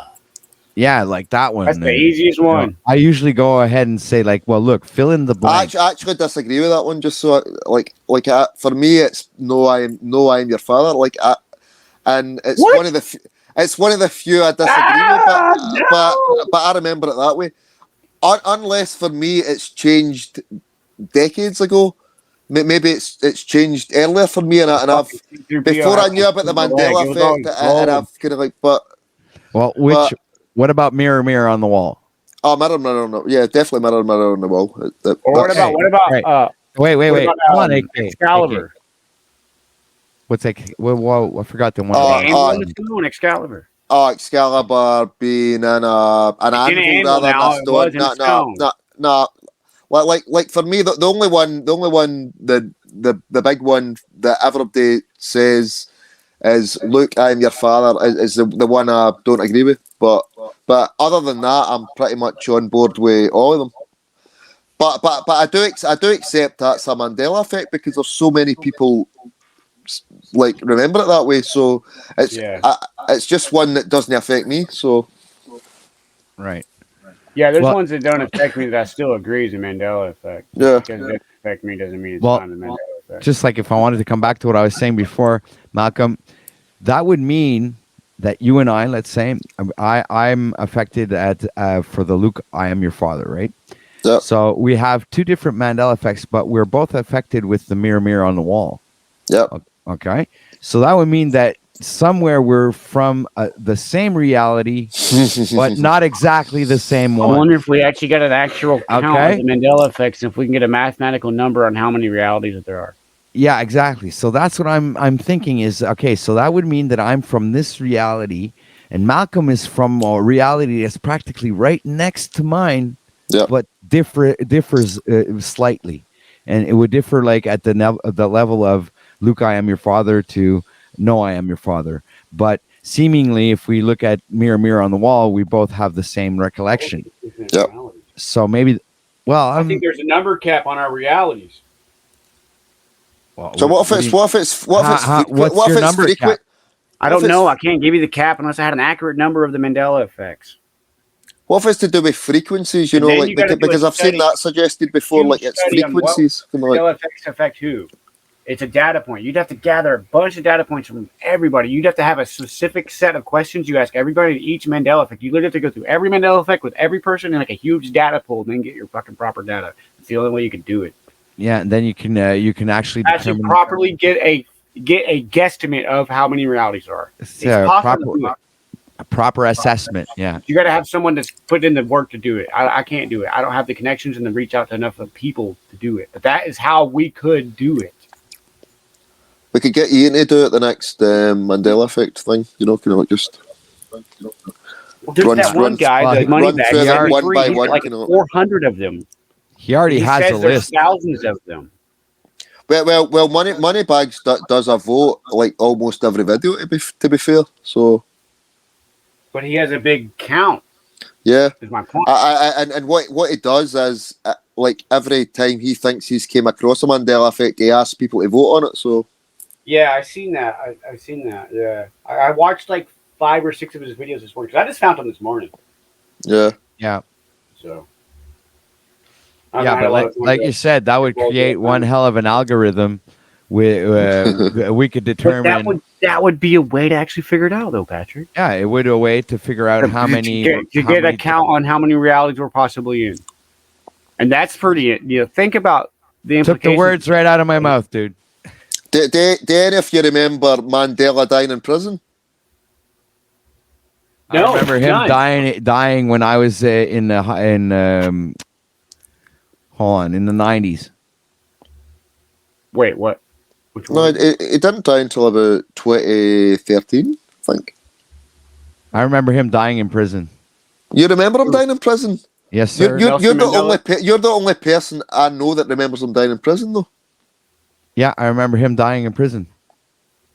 Well, that's strange for me because I actually thought, and I sort of agreed with Brian Stavely on this one, was that they were using that as a sort of, just to make people think they were going crazy, they were just misremembering or whatever. Because nobody remember, like, I don't know what they call it. I've asked so many people, I've run through so many Mandela effects with people, and nobody remembers Mandela dying in prison. That's odd. I remember distinctly him dying a long time ago, man. Not in 2013. He died long before that. But you don't remember getting released from prison and being the Prime Minister of South Africa? No. That's what I remember. I remember him being released, and he was the Prime Minister for a while, and then he died from like heart complications or something. I don't remember how he died, but he definitely was the Prime Minister. He died from health issues. Yeah. Like 2 or 3 years after he was released. But in the first year of which he was released, he became like the Prime Minister down there, and he got back. Well, I do have to admit that I wasn't a history buff into those. He died like 3 years after that. He only died in 2013, I think. Sometime around that date is when I remember him dying. Yeah, but he was Prime Minister back in the 90s, I'm sure. So. But when you look at Mandela effect, okay, it's like literally it starts like the two first letters are M and E, which could be considered 33. So, and if you look at who he was and what part of occult society that he was a part of, I think Pineal Power brought it up in a panel at a certain point, saying that he was a part of like maybe some Freemason lodge or something. Oh yeah, but most probably, but maybe Malcolm, not Malcolm, maybe Mandela was a psyop. But if you discount that one, that's fair enough. That's fair enough. He might have been a controlled puppet or whatever, but at the same time, how does that affect how we remember when he died? It's kind of like this.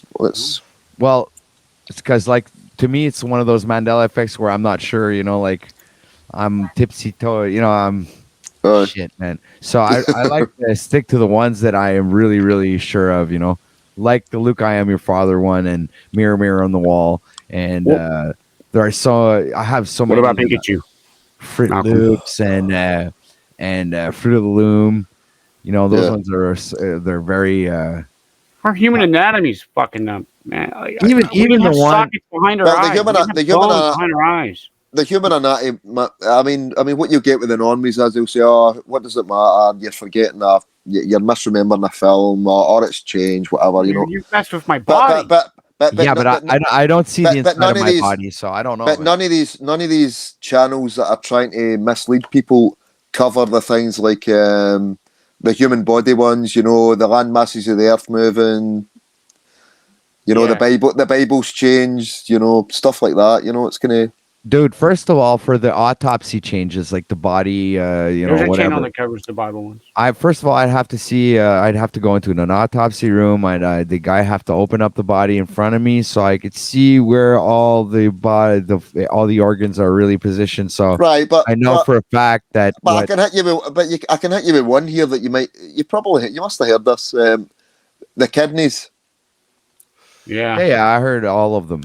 Yeah. So where's your kidneys? Your kidneys are now up, but behind your rib cage. Always have been. So the whole kidney punch being banned in boxing would make absolutely no sense. Yeah, but I'd have to see that to make sure it's true. But what would you need to check that they're now behind your rib cage?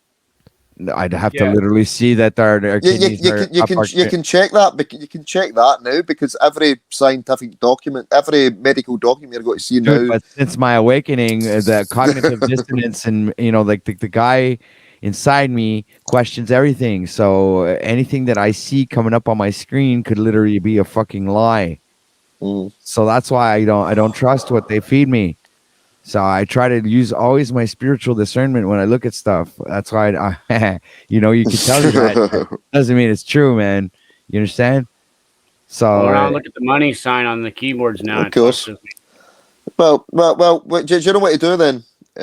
That's why I'm saying I literally need to be in an autopsy room and have somebody open up the body in front of me and show me where the kidneys are, where the heart is, and where all these organs, where I remember they used to be what I learned in school, because that could have been lies too.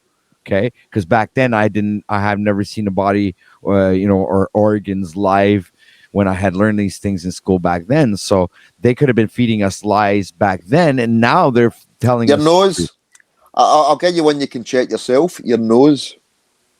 What? Your nose. What about my nose? It used to be cartilage. See that bit here? It was all cartilage. Now you can feel about, and it's definitely bone rather than cartilage. See if you feel the top of your nose. It used to be a wee sort of bit that was. When you see a skull, it was just bone, just a wee sort of holy bit that was bone. Now it's bone. You can feel that for yourself on your own face. Yeah, it does go up a little high. It's bone, but you can feel it's solid bone now rather than cartilage. Most of your nose was cartilage before. You can feel that it sticks out a good bit more than the. Wouldn't that, isn't that normal in boxing? They'd break your nose. But that was cartilage. Like it was never wasn't a broken bone and thing. But it was the cartilage that was mostly it was the cartilage. Okay. Well, see, that's something else that I wasn't aware of. Yeah, but you can check that feeling about your nose. You can check that. One thing that changed that really fucked me is the airplane engine's positions. Yeah, airplane engines is a big one as well. Yeah, that's a big one for me too.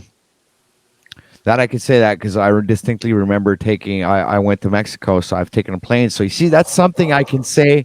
Yes, I'm affected completely because I distinctly remember seeing the plane, and I was in an airport, and I remember seeing all the planes lined up ready to take off. And these memories are clear in my mind, and I remember seeing all the engines underneath the wings. And I also recall it because when I left Mexico to come back, they had to jumpstart the engine. So I went out and I looked to see, through those little freaking windows, to look at them jumpstart the engines, because I was freaking out. I was like, what do you mean they can jumpstart the engine? What if the engine stalls while we're in the air? Who's going to jumpstart the fucking engine then? I was like, nah, we're all going to die. I was freaking out.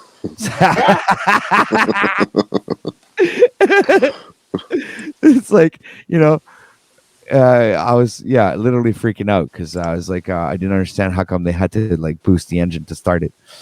It's like, you guys don't have a starter? Huh?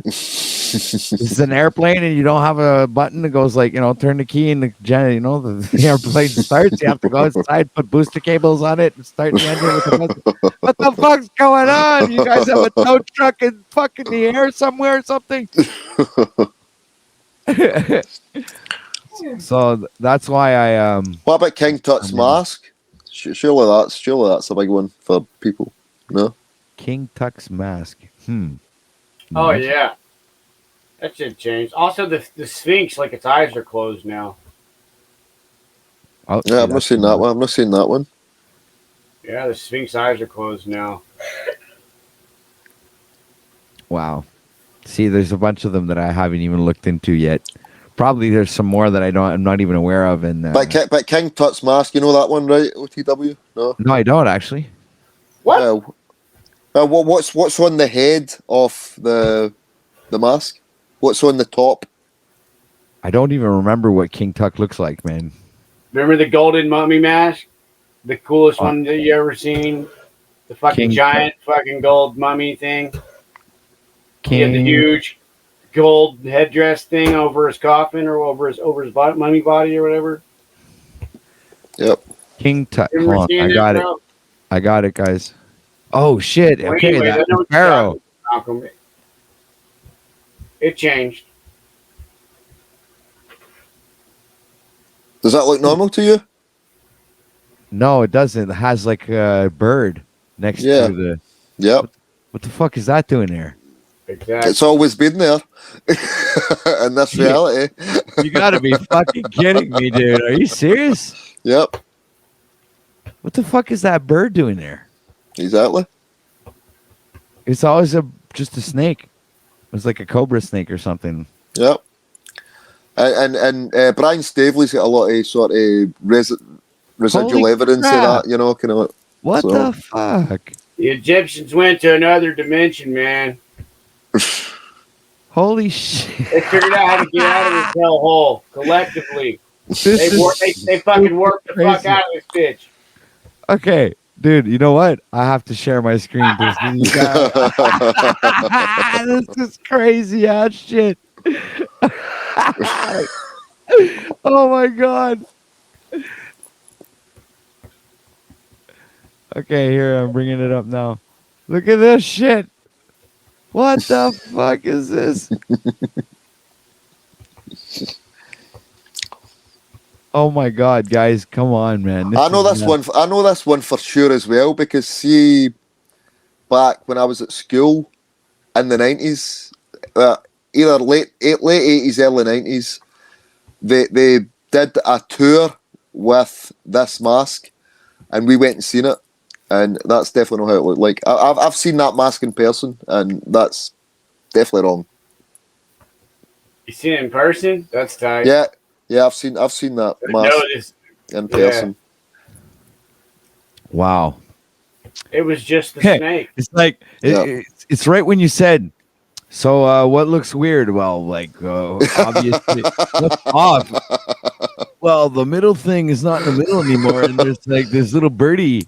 Exactly. I mean, it's not even symmetrical. Even you know, it's not like the you know, like there's, you go straight down the middle. The bird's one side and the cobra's other side. It's not even symmetrical that way. It just looks ridiculous. Yeah, the snake's not even centered anymore. It's like, what the fuck? I mean, even that, like, take away the little birdie. What if gets added now? Wouldn't that be trippy?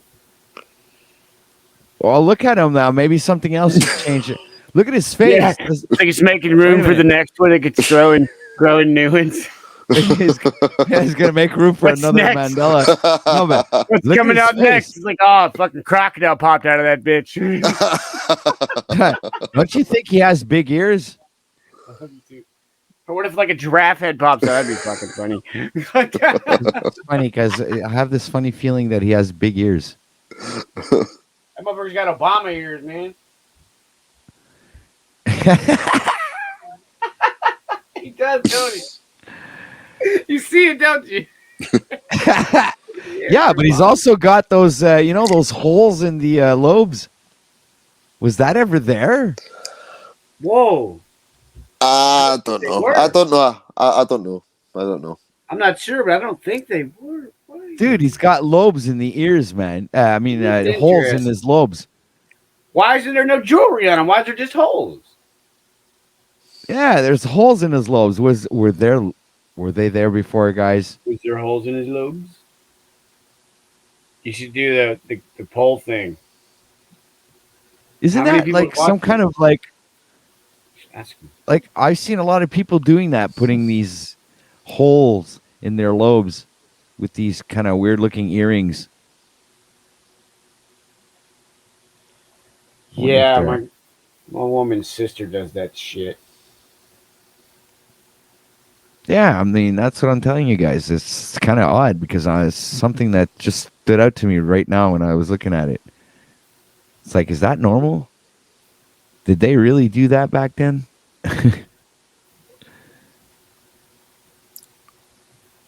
Yeah, most See, likely. there's an bro. image. You see it. There's They've done a lot. They've holes done in a lot of weird. They've done a lot of weird things with ears and lips and stuff over like back, even going back though.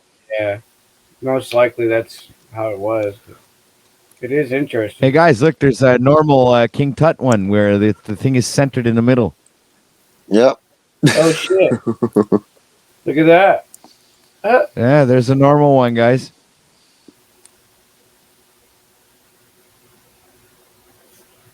Huh.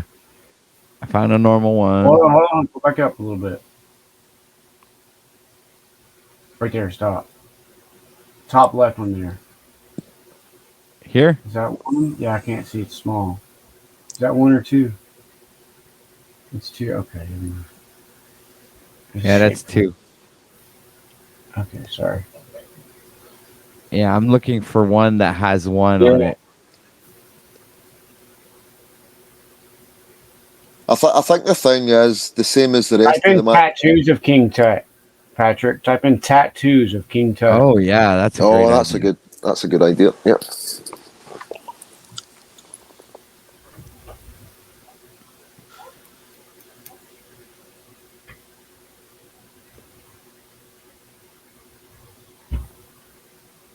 Here's one. Mm-hmm. Look at that. It's just one thing in the middle. Oh, here's one. Oh, this one has both of them. Find residue, guys. By the way, everybody take note. Tattoos is an excellent way for us to find residue. Also, type in like the money signal. We'll do the money signal next, Patrick. Do the money. Oh yeah, 100%. Yep. You know, do that one next, so people can see. Man, you gotta show them. You can show them right here, right now. You show them. This is stuff I know. This is one way I figured out how to show people. Yeah, but look at this. All the tattooed ones, or even the drawings, they all have that little birdie on the side there, which is really, really weird, man. I suppose it depends when the tattoo.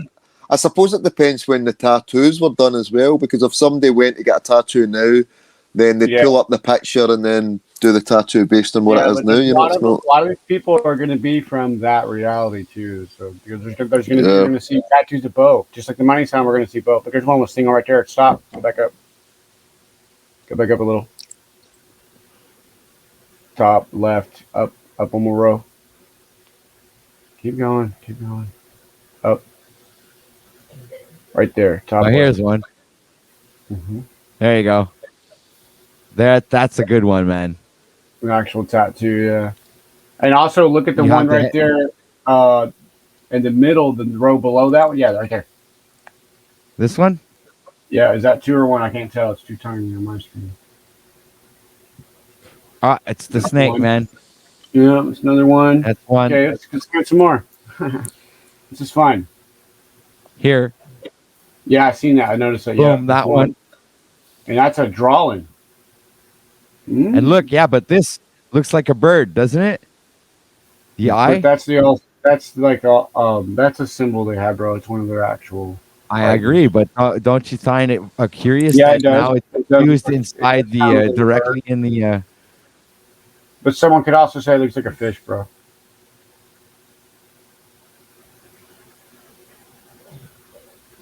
Right there, top right.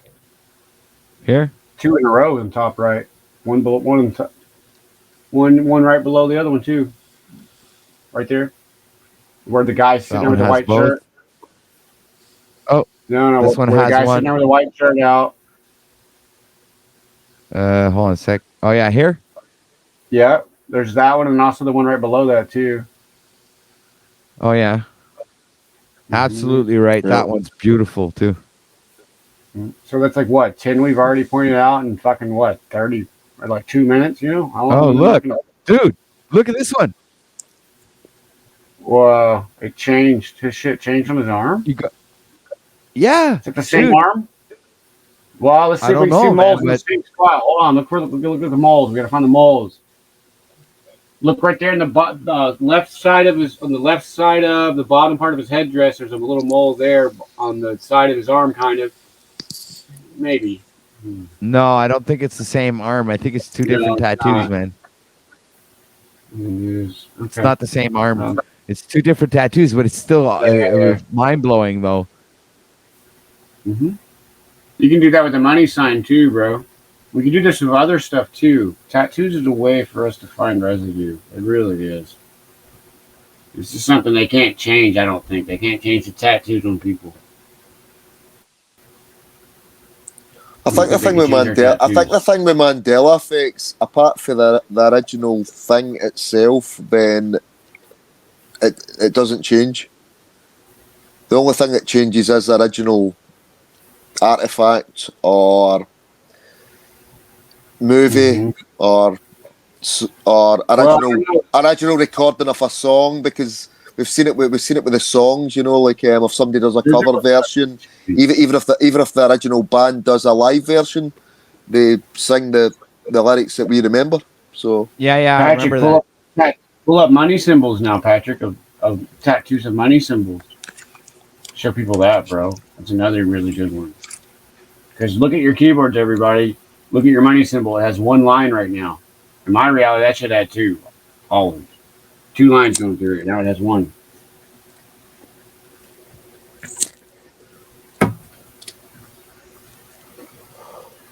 You look at the tattoos of money. It's not a strong Mandela effect for me because I'm from the UK, so we don't use the dollar here. So it's no. I wonder if y'all symbols are changing, because flags are changing all around the world too. Yeah, but dude, the British flag. The British flag's changed. You guys see my screen? As this American one. Yes, ours has changed. We got a white line underneath our blue now instead of a red. Yeah, look, it's 2 lines. I'm looking at all those tattoos with 2 lines, guys. Look at all those tattoos in the top row. Every fucking one of them has 2 lines. Yeah, but here too in the in the symbols here you have like but it's supposed to be. It's 1 now. It's supposed to always just be 1. It changed on my keyboard on my damn laptop here. Here you have 1 here that has 1. It's mostly all 2 lines when you look at it. But it's 1 now. Even on your phones. On your phones, it shows 1 line. Wow. This one affects me heavily. Very heavily. Every time I deal with money now or write down the money symbol, I write down 2 lines. I will always fucking script out. Yeah, I write down 2 lines as well. That's what I write when I make some money. And it's always only been 1. So that's the thing. It never was 2. In drawings here, there's another. Yeah, they have pretty much 2 lines everywhere, man. And then you see some with 1, which is interesting. Yeah, but not many. A few. Like look up tattoos of Pikachu, bro. I bet you find one with the black tip tail.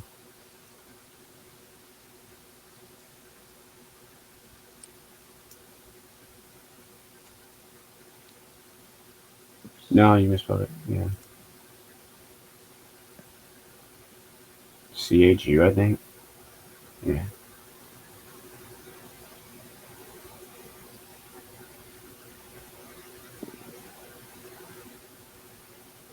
There's Vivid on the chat saying that the Egyptian one it changed in her history book.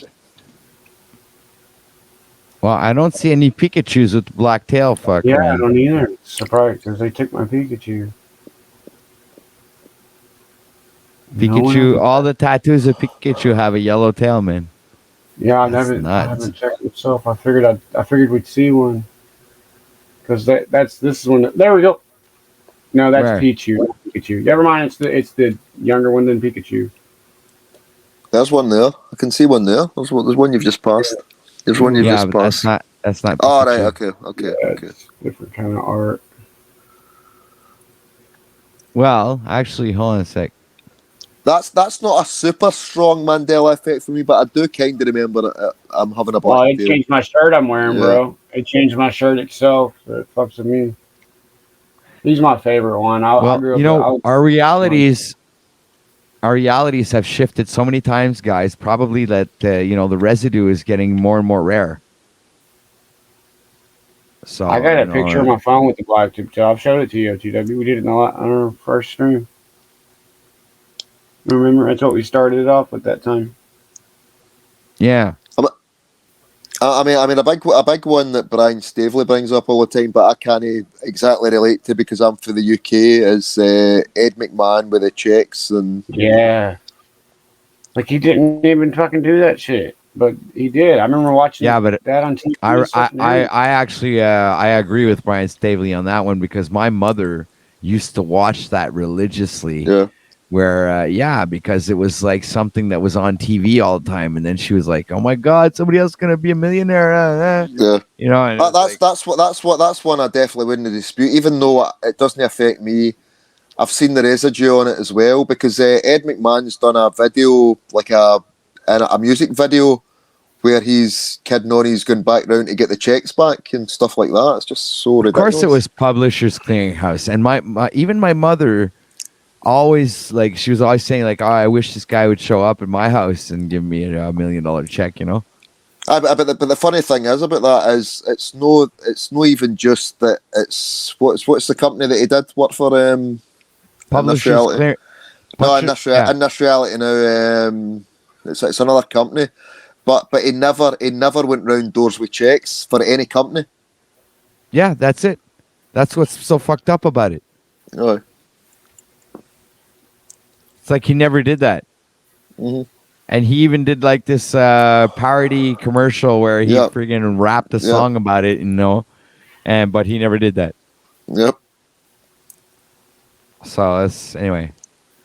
Things are things are getting weirder and weirder as time goes on. Yeah, definitely, bro. Yeah. So I'm gonna wind this down a bit, guys. It's about going on 4-hour stream. Damn, already? Yeah. Shit.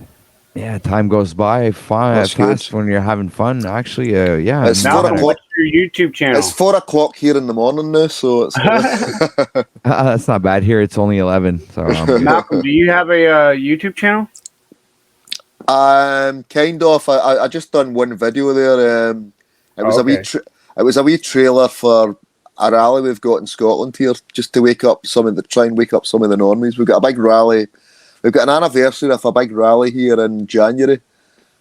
This is the most asleep country on the planet, bar none. I kid you not.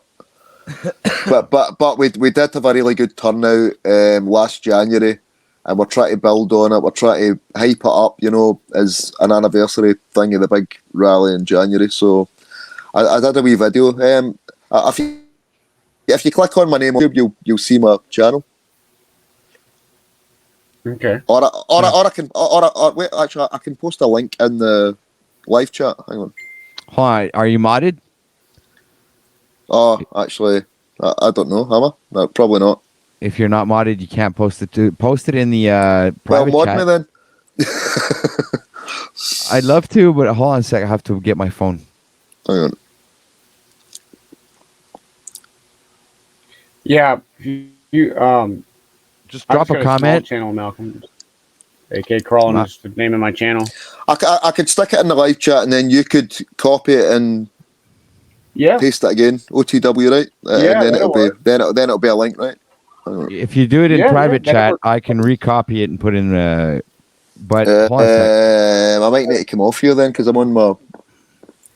I'm gonna go mod you. Just drop a comment and I'll go mod you. Okay, I got it. I'm gonna go mod you. Just drop a comment and I'll go mod you. I've posted there you it go. Here. You're modded, man. Right, I'll do it again then. Right.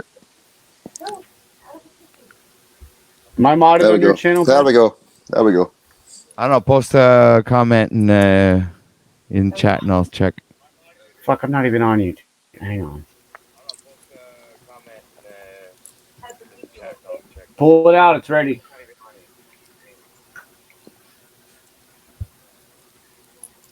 Hang on, I'm pulling it up, bro. I'm gonna go back to YouTube. I might start doing more videos. That's the very first video I've ever done, and I might start doing more videos on different stuff. But maybe we think about it.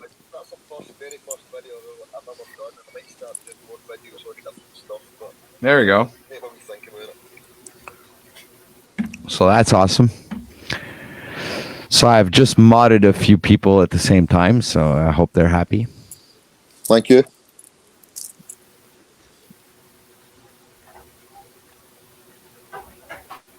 So what's up? Did you comment, Kay? Give me a second. My computer's slow. Pat, do you want to air my video? I'm trying to get to a YouTube tab where I can just type in something in the comments. Wait. OTW, would you air my video? Just not to... in the private chat. I gotta do it. What are you asking, Malcolm? Would you air my video just now? So just put it up and play my video? Sure, I don't mind.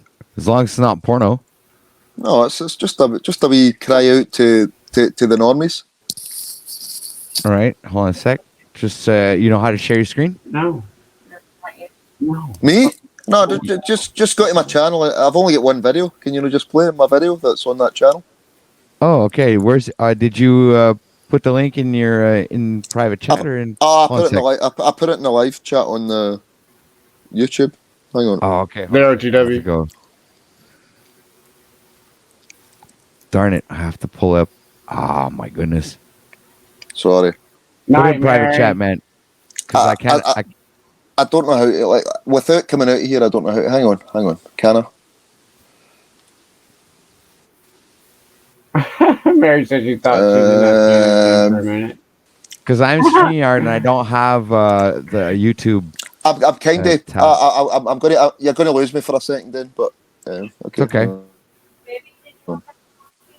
I just made a cup. I don't want more. No. No.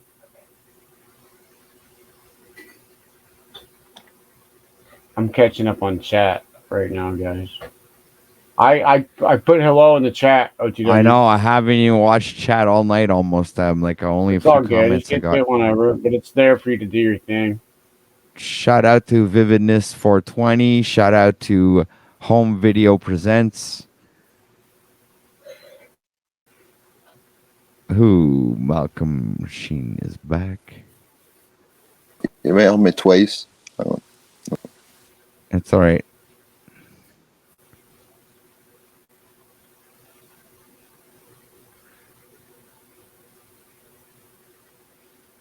All right, so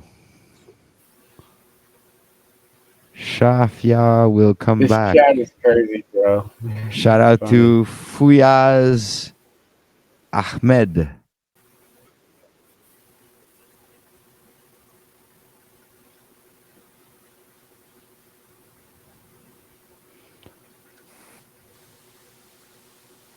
You got me? Am I still here? He's back. Yeah, you are. Right, okay. Right. I'll stick it in the chat now. Hang on 2 seconds. You're a blue man in the chat. Oh, I see it. It's in chat. Okay, it's there. Malcolm. Okay, dude, copy it and try to put it in the private. Okay. Ah, there you go. Yeah, I copied the link. Perfect. I got it. I got it. Thanks. It's a 2-minute video. It's not that bad. Oh, that's one. So it's a wee trailer. Hold on a sec. Let me share screen. It's a Gas Grow Freedom Rally trailer. That's it. Yep. Hold on a sec. I don't want it playing before I start it.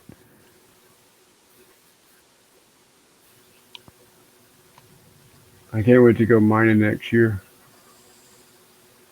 All right, so I'm starting it now. You got the sound on?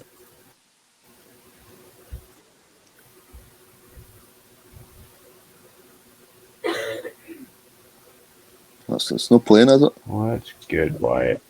good, bud. Hold on a sec. It's gonna. That's going. That's going. There you go. You missed the start. Go back to the start. Can you go back to the start? You missed the restart. Go back to the start. You missed Go back something to the good. start. Yeah. Okay.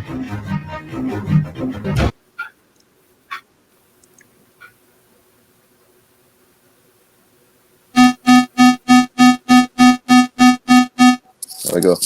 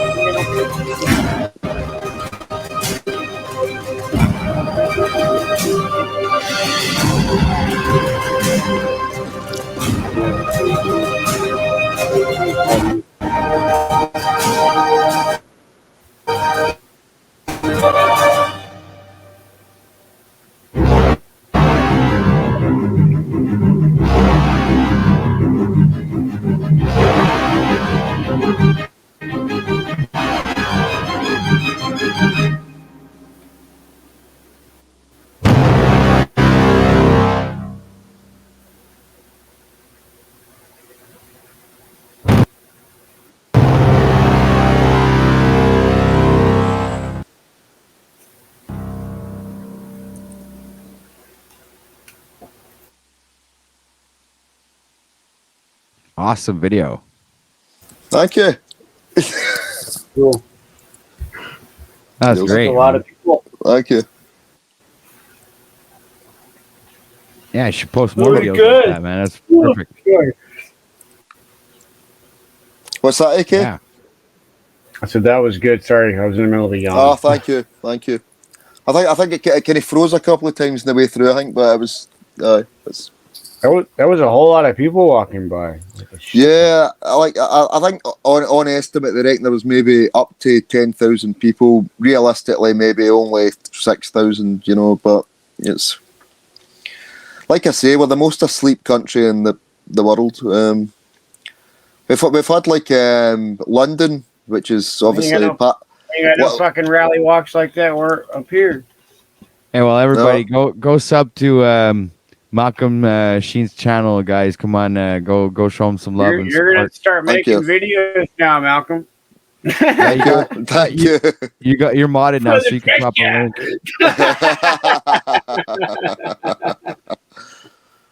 No, we're just trying to wake the normies up. You know, it's kind of like that's what it is. You know, it's kind of like we're never going to appeal to the normies by talking about the stuff we do on here. You know, it's kind of like, you know, I'd use your video as starting. You know, when I start the live stream with my music, I'd start it with that video. It's actually a pretty good video. Oh, go for it. Go for it. I'll be more than happy if you've done that. That'd be awesome.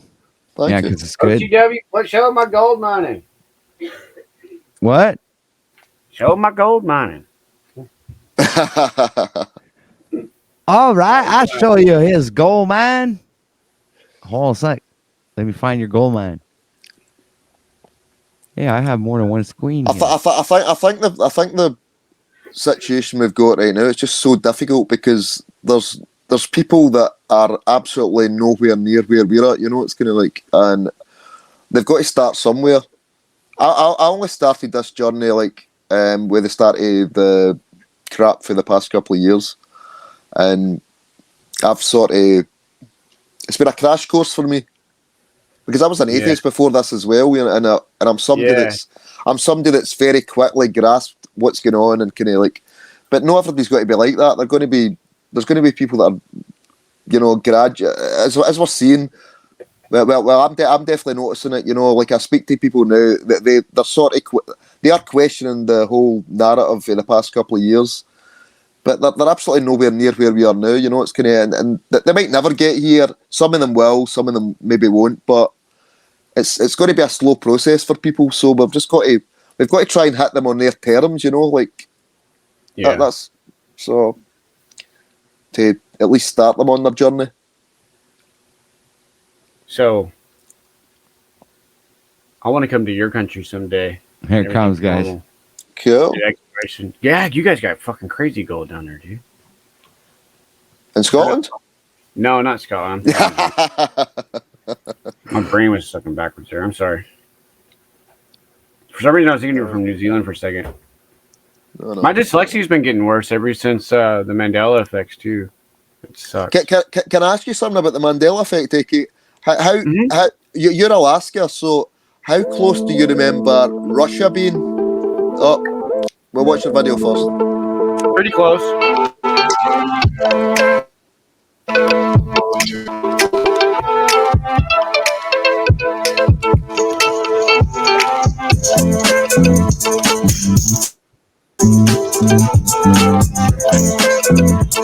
And see what I go through.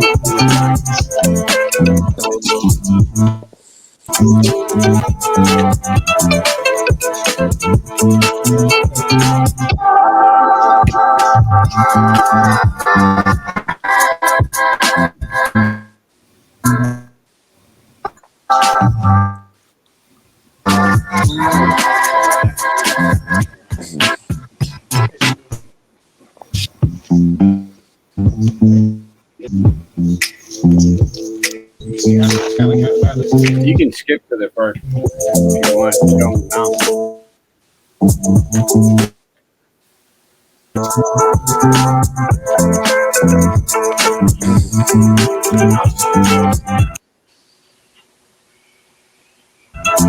Sorry about that, guys.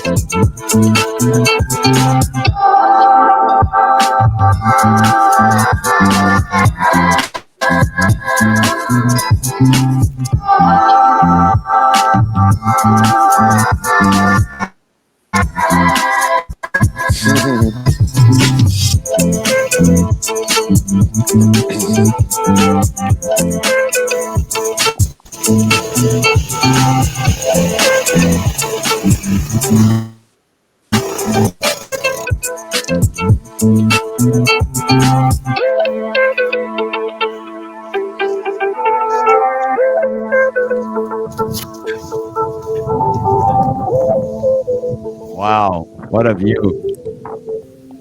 That's halfway up. That's What a 2 miles up. view, man. But the dozer turnaround spot. I even plowed that road 30 years back with the dozer. I hate that road. Insane.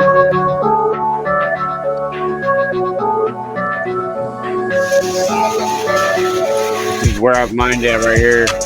We have underground mines right here. We have tunnels right here.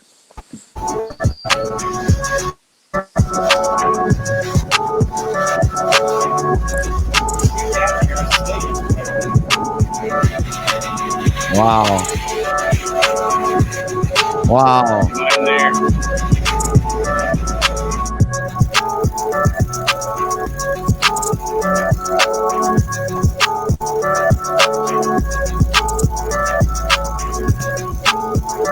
Old ass water. It's called glacier water.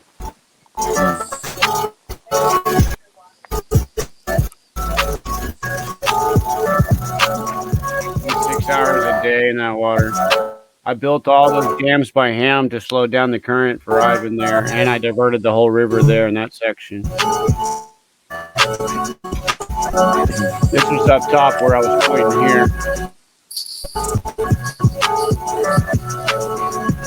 4 miles up that valley.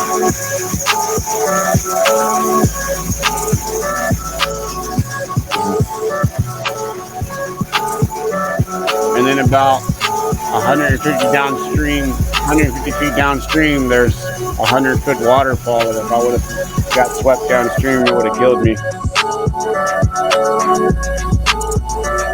That's an old 25-ton ball mill.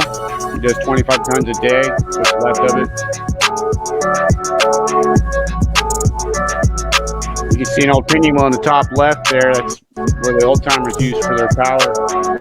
And this is some of the gold that I've separated from our tailings. Put in these jars. Each one of these jars is a day's worth of work. And the concentrate. Some of them are like 2 or 3 days.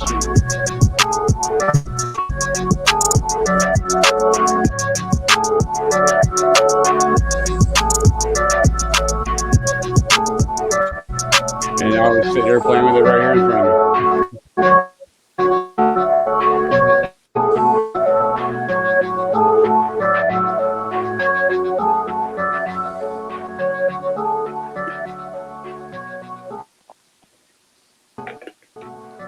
Yeah.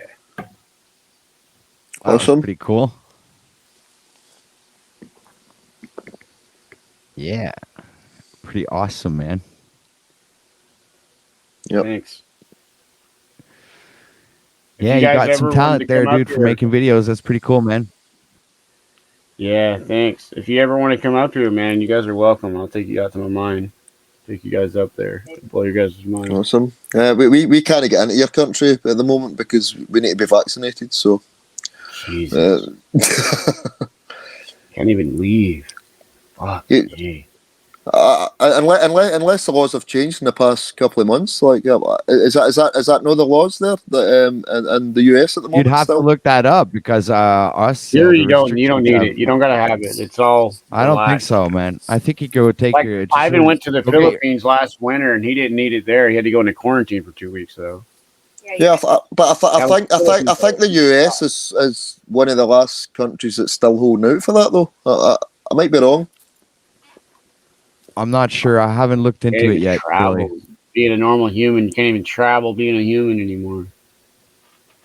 Anyways, the opera still stands. It's a human right. It is a human right, the right to travel. Yeah, I'm not gonna have Discovery up my ass. I would like having someone come up with me that could be like a cameraman. That'd be fucking tight. Yeah, I do need a good cameraman or woman. Your girlfriend doesn't want to help you?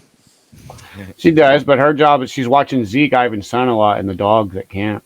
And a lot of times, or they'll be with her, and she's got the shotgun on bear patrol. Oh yeah, well that's very important, obviously. Yeah, she's our security. Don't want no bears coming on behind you. Yeah. You know. Oh, and we trust a girl for security. How about that? 3 guns? Yeah. Yeah, she's got all the guns. 2 shotguns and a pistol. Someone has to while you guys are raking in the cash. Yeah. It's surreal. Like when you're down there. So like fish swim with you. They'll be like right by your nozzle and shit. Ivan's even sucked them up in his nozzle and they go through the sluice and then they just come right back where they were because they're feeding off the stuff you're brushing. You know what I think is impressive is you don't even hurt them. It's funny. Fighting the current. They're like and insane, man. You gotta hey. That especially when you got like a fucking huge boulder like the size of your torso and it catches the fucking your legs must so be then really it becomes strong, like 5 man. times heavier. Yeah, I could probably bench like 1,000 pounds on my legs easy. Yeah, you definitely got me way in shape. Like that. I'll be even more in shape next summer. Yeah, it probably does. You got rid of my gel fat quick, man. Yeah, I went from being a convict rid of your winter fat too. Prisoner to being a gold miner, and I could be on Discovery Channel if I wanted, but we don't want them out there. If I have been in contact with them too, they want to come out there, but I've said no. I could be on TV, guys. I could be in the B system, but I refuse. I'd rather get my gold, honestly. You don't want to draw attention to what's going on out there. That there's gold there, you know, as well. Yeah, but if there's people like you guys, like people that I believe it, you guys are real humans. You know, Yeah. see the Mandela, see the chant. You're real. You're not no fucking NPC. I'm a robot. I am You not know? real. I'm a robot. Just for anybody watching, you guys want to come up here and meet me and come out to the mine and for a tour for a day or two, or come pan. You can come fucking shovel and pan, and literally you will get gold panning at my river. You know, it's not no maybe. It's wherever you pan at, you're going to get some gold eventually. Yeah. There. Yeah, I've always wondered what it would be like to go there with We're my friendly. We don't mind little people thing coming there out and there. shake it in the river and end up finding like a nugget of gold. Going home, look, I got a nugget. Hey. Do you find enough there to make a sort of good living out of it, or I'm assuming that's not your only. Well, you see where I was pointing at in the river? Underneath that's hard rock mines, and it's been blocked out by the government in 1979 at $20 million. Sorry, I'm not meaning to put my crotch in your screen. I'm just gonna, that was then, and in today's money, it's at $64 million in just that one claim we have in underground. Awesome. Every ton of material we get out, we're getting 7 ounces of gold. Fantastic. Silver. And we're getting another fun fact. We're finding iridium in our black sands. That's interesting. Iridium? Iridium, did you say? Iridium, yes. I've got colloidal iridium in the house. Along with colloidal silver and colloidal gold. The reason I got colloidal iridium is because it's element number 77, and it's and that's my sort of number is the 7s, right? But it's also along with rhodium. Is there any platinum mixed in with it? It's obviously what's that? Does your iridium specimens have platinum mixed in with it? It's just iridium, I believe. It's called colloidal iridium, you know, like the same way you get the colloidal silver, colloidal gold. Mm-hmm.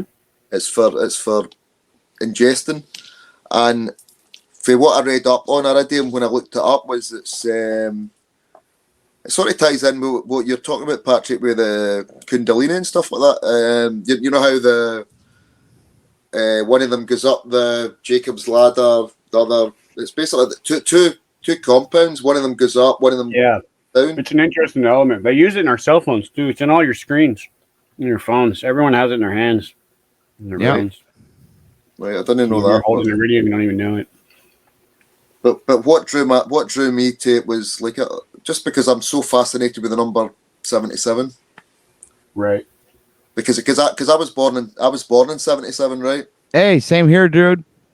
And what I realized, I was born in 87. But what I realized in 2020 when I was going through my weird experience was somebody mentioned my birthday. My birthday said, "Oh, that's 77 days for the end of the year," and I was like, "I need to go and count this." What? I was born in 77 days for the end of the year. Wow, that's crazy. Aye. Oh, I never calculated how many days in the year it was for my birthday. I haven't done that either. What OTW? When is your birthday? Because you're an Aries like me. Yeah, April 13th. No fucking ways. Mine's the 14th. No way. Right after yours, yeah. The next day. Wow, that's fucked up. Next day, bro. Yeah, next day, 10 years later. Yeah, 10 years in a day. Yeah, I was already punching, teachers in the face, and you're still in your dad's sack. Yeah. A little sperm swimming around. Was half of me. Hi, everybody. I was bad at school. I was a bad boy. I was always at the principal's office. Never got along. Couldn't stay put, man. 5 minutes sitting down and listen to a bunch of shit that they were spewing out. I was the evil sperm that beat up all the other sperms to make it to my mom's egg.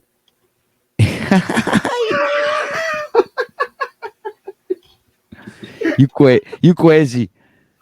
You see, we're losing viewers. We're too nuts at this hour. How many you got? We're down to 3 guys. So Yeah. Oh, anyway, I was planning on I'm tired. Planning on chiming down. What the fuck was that? That was me stumbling over my own words. It's me the first time I seen boobs. This is turning into a weird American Pie TV series. Who cares? TV series. They're probably getting a kick out of it. The 3 that are there are dedicated viewers. Thank you, guys. We love you guys. Yes. Thanks for saying that, AK.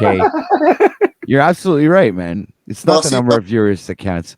I see Vivid's still on there, so well, she's been replying. Vivid's a good one. I'm over here throwing pizza crust at my dogs. Yeah, anyway, we're going on 4 hours and 30 minutes of live streaming. It's a pretty good live stream, and it went pretty well, except for the oh my god, some dude's porn spammed him. There was a dude fucking a watermelon, babe. It was hilarious. I didn't see what what was the bottom dude. I just seen the watermelon. I don't know. I'm gonna have to look back. I don't know. I'm gonna have a nightmare about a dude fucking raping a watermelon tonight. I swear.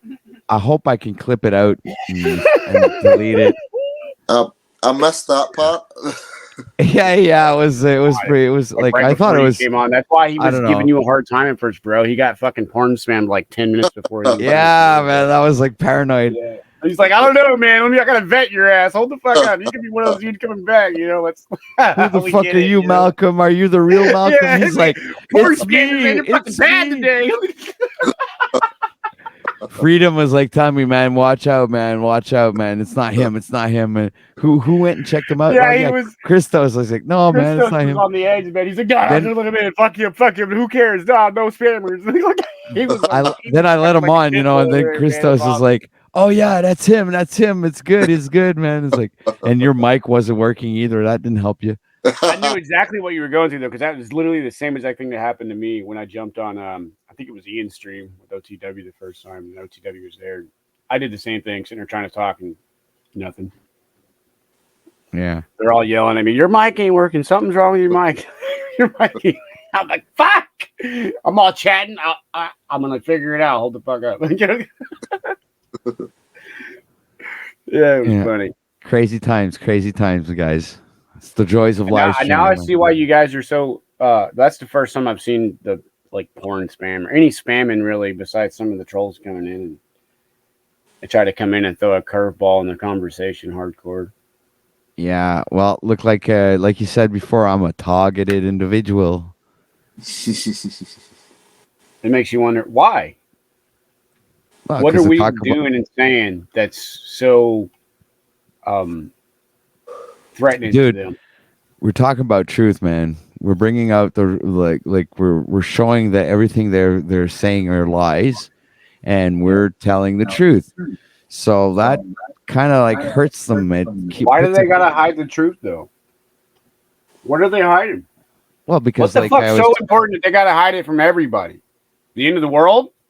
What's this convergent point? Is it God really fighting Satan at the end, bro? You know what I mean? Come on. Who knows, man? For me, as soon as the truth comes out, they're going to lose control. Yeah, that's it. It's going to be chaos. This is multiple truths, though. This isn't just one truth. This is multiple truths that people. It's coming the levels are the levels are outstanding, man. Yeah, the amount of psyops is ridiculous. There's still people going to grasp onto the system in a sense. They think Trump's going to come to the rescue or whatever. Fuck Trump. Then there's the shills. Let me be the first one to say it. Fuck Trump. I don't trust that piece of shit. Neither do I. I'm just saying. There's so many people within thing. It's a lie. That whole system is a lie. Plus the disinformation agents is a lie. However they got the system set up in Scotland, bro, it's a fucking lie. Okay, they're all governments are lies. They all have their little fucking NATO groups like that. Look at NATO. What is that? That's a group of governments coming together to be a superpower. I think Scotland's pretty high in this whole game here because see when it comes to the free. You've got look at the people running it. You've got they're still passing bullshit laws, right? You've got the Scottish Rite of Freemasons as one of the highest kind of things in the Freemasonry thing. You guys can't even have guns over there. Correct. How fucking free is that, man? Bro, I'm a 5-time felon and I have a shotgun in my house legally because of the way the laws are in Alaska. But this is what they're trying to do to use with these. 100% legal. But this is what they're trying to do to use through these shooting. I don't want to say too much in case it gets flagged up or something. But you know what I'm talking about. These. Yeah, but it's just fuck, man. You know, there's agendas there. They're just slowly eroding away our freedoms. That's exactly what happened in Scotland. There was a shooting here in Scotland, in the UK. It was actually. And how do you know that was even real? The shooting. I don't think it was. But what I'm saying is, they at that point they changed the laws in the whole of the UK here. So they're definitely faking shootings over here in America. We never had the freedom of guns the same we used it anyway. But when that shooting happened, then any rights to having a gun here were basically taken away. You know, so it was right off. You guys gotta have certain hunting rights and stuff to be able to have any guns, and then they gotta be like antiques and certain types of guns. You know that. There is guns there, but the rules are hyper strict. Here, it's just hunting guns, man. That's all you're allowed to have. Yeah, that's how it is over there in the UK and Scotland and stuff too. Yeah. Here in Alaska, you can be a felon if you're off probation. You have your rights to your long guns right for your livelihood because you need to hunt and subsistence hunt with some people's lifestyles. Like if I want to go be a gold miner, live in the mountains, and hunt for my food, I can legally now, and that's what the fuck I'm doing. Kind of. I'm waiting to get to the mountains. I gotta get some land. But I already got my hunting license and everything legally. I have a hunting license, fishing license, whole 9 yards. I even had my shotgun legally when I was out at the mine this summer while I was still on probation with permission from my probation officer for bear protection. And that was the only location I was allowed to have it on my person. Legally. You know, I still got a semblance of fucking freedom up here. And that's another reason why I'll never leave this state.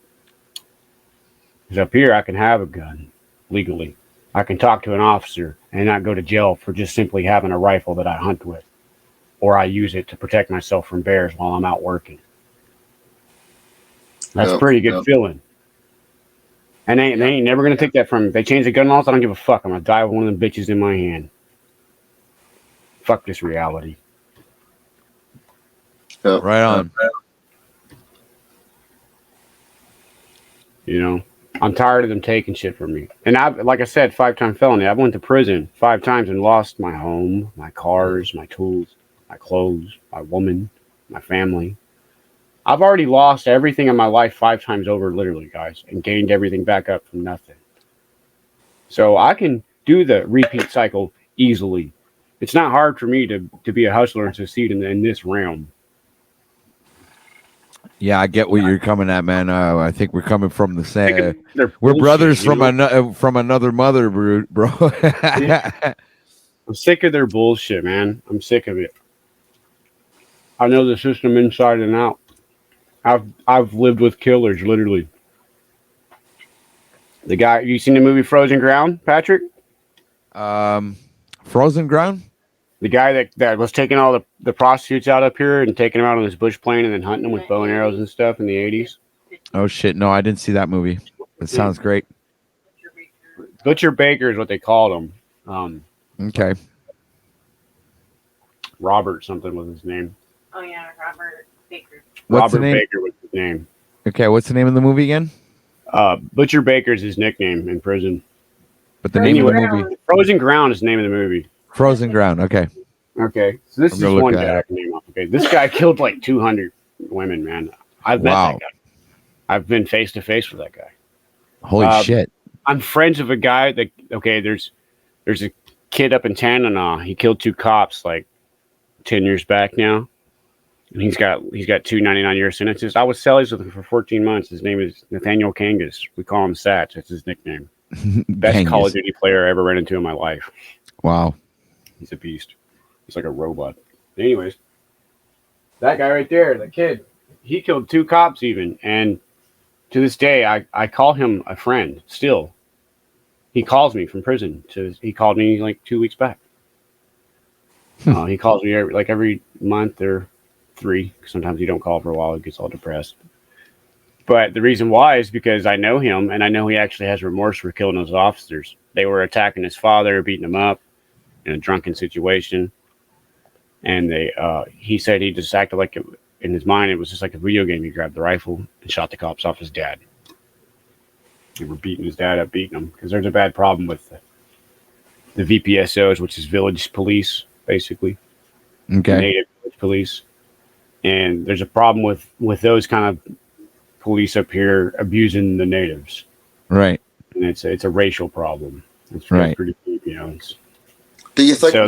There's a problem with him beating up his dad in history, you know, repeatedly when he's drunk and stuff. And his dad was an alcoholic. It doesn't get right to beat him up. Obviously not. And so it was an ongoing issue where they were harassing his father, beating him up and stuff. And it's in a village thing. It's hard to deal with whenever they're the ones with the badges.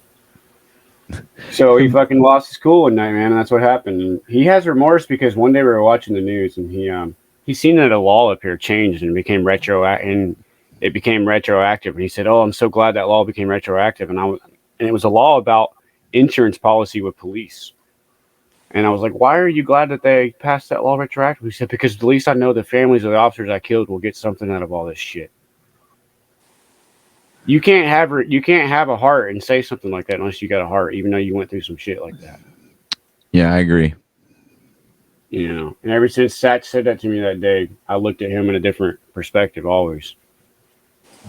I forgave him in my heart. Because I know he just reacted because I was a celly, man. I sat down and bullshitted like we are in the middle of the night while we're sitting there going to sleep, you know? Yeah.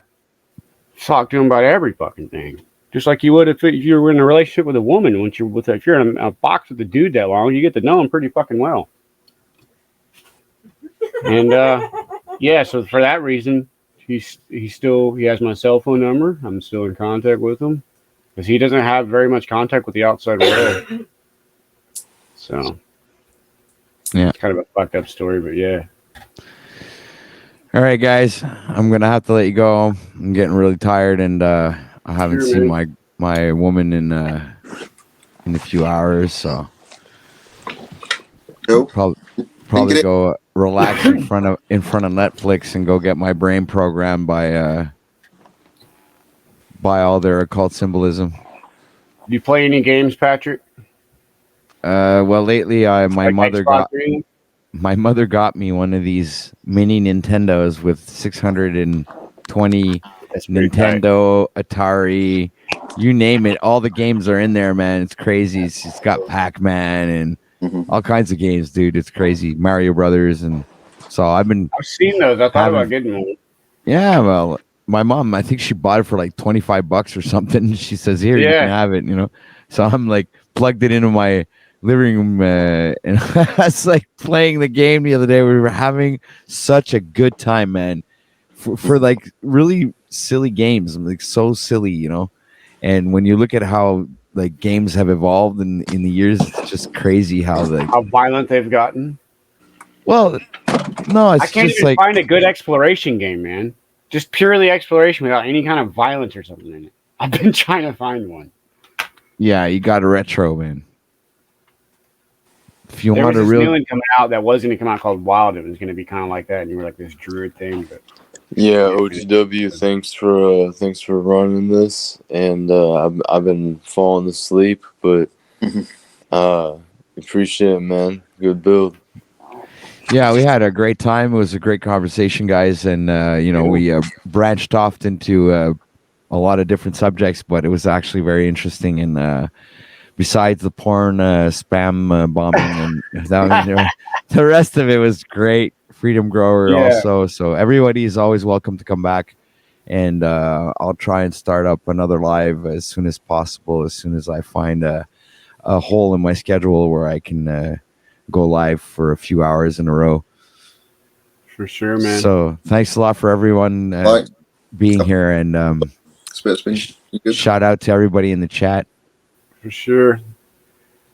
Yeah. The 3 lonely survivors. Yeah. I'm a survivor. I'm a survivor.